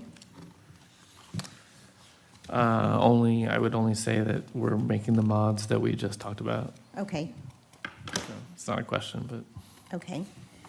And then public comment, or no? You'll need to open the public hearing. Yeah, open the public hearing. Sorry, not public comment, public hearing. And Mr. Miller. Yeah, Glenn Miller, 1005 Pebble Beach Drive. So I just want to clarify. You've just now recommended to spend jihad money on non-jihad work. Since basically the inception of the jihad, you've spent jihad money on primarily, and I think that some of the estimates that I've looked at, looking back at some of the audits, looking back at some of the engineers' reports, zero, many, in fact, maybe all of the years on maintenance. Zero. That is the primary function that you should have used the monies for, and I know it's not you guys, but the money should have been used for. How do we get that money back? Why should we, you're talking about, and you've just taken money that you sort of kind of found, and you're not spending it on maintenance. Once again, you're not spending it on maintenance. You should, I don't think the engineer has looked at physically looked. In fact, I know it's impossible to get to some of the areas now. I'm sorry, didn't mean to point. Some of you council members have come up to the ridge with me, and I've been able to show you. I can't even show you some of those areas now. They are so clogged. The drains are so clogged that weeds actually sit on the top of the drains, preventing water to go into the drain inlets. How are we going to fix that? And you know what's going to happen? There's going to be, I was not kidding. The El Nino conditions have started. Last year was the transition according to the U.S. Farm Report, but and I know I'm a nerd because we watch it every week, but it's going to get worse. You're going to be, messing around with trying to get a message out, and the message is going to be you're going to wind up with a slide because the evidence is clear. You haven't not been doing maintenance. You've taken some settlement money, and I don't think none of it went to maintenance. You may have done some monitoring. Monitoring's great. That just tells you that stuff's working. But if you don't do the maintenance, it's obvious. That's the V ditches, the drain inlets, the tiered systems, they were all designed to keep the slopes from going down. And you didn't do it. I just don't understand how you could sit there and spend money and not even attempt to correct the situation. Not even attempt to correct the situation. And I want to know, last point, some years I've looked at some of the audit reports, and there was money left over. And then that was like in the interim audit reports that you get before you do the final budget. And then when you looked at the final budget, that money disappeared. Where the heck did that money go? Larry Kudlow has a great term about when government agencies do that. It's called grift.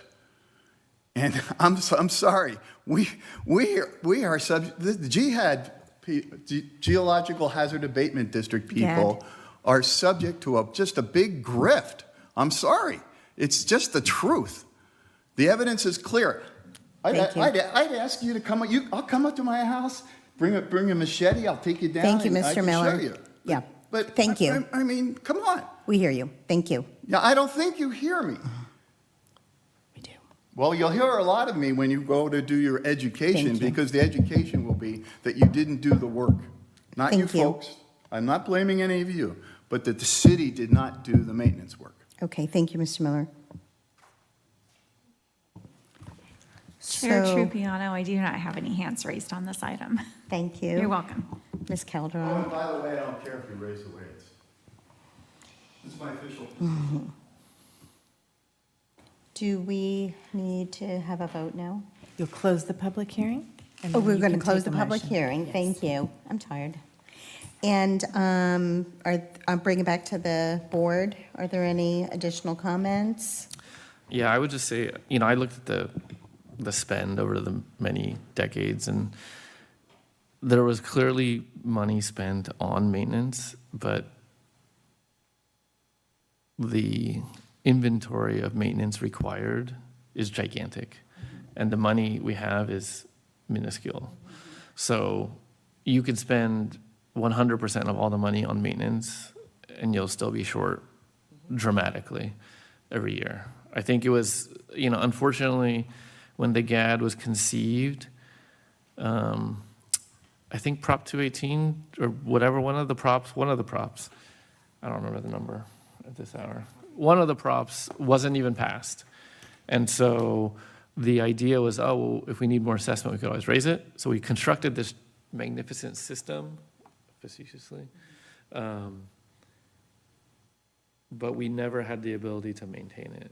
And so we did not create a system. We did not create a sustainable system. So what I hope at some point we are able to get to a level of sustainability so that that can be actually maintained in the way that it's intended. Right. The residents can get the benefit from the district that they signed up for, but we just have not collected enough. Severely underfunded, and it needs to be funded now and in the future to do what needs to be done.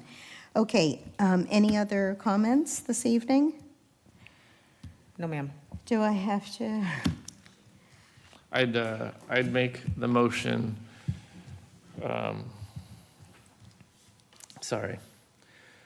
to adopt the attached resolution with the modifications that we discussed, consistent with item 5A. I'll second that. Janet? Board Member Juan? Aye. Board Member Tillman? Aye. Board Member Diaz? Is there a second? Who seconded that motion? Board Member Clover. Thank you. I abstain.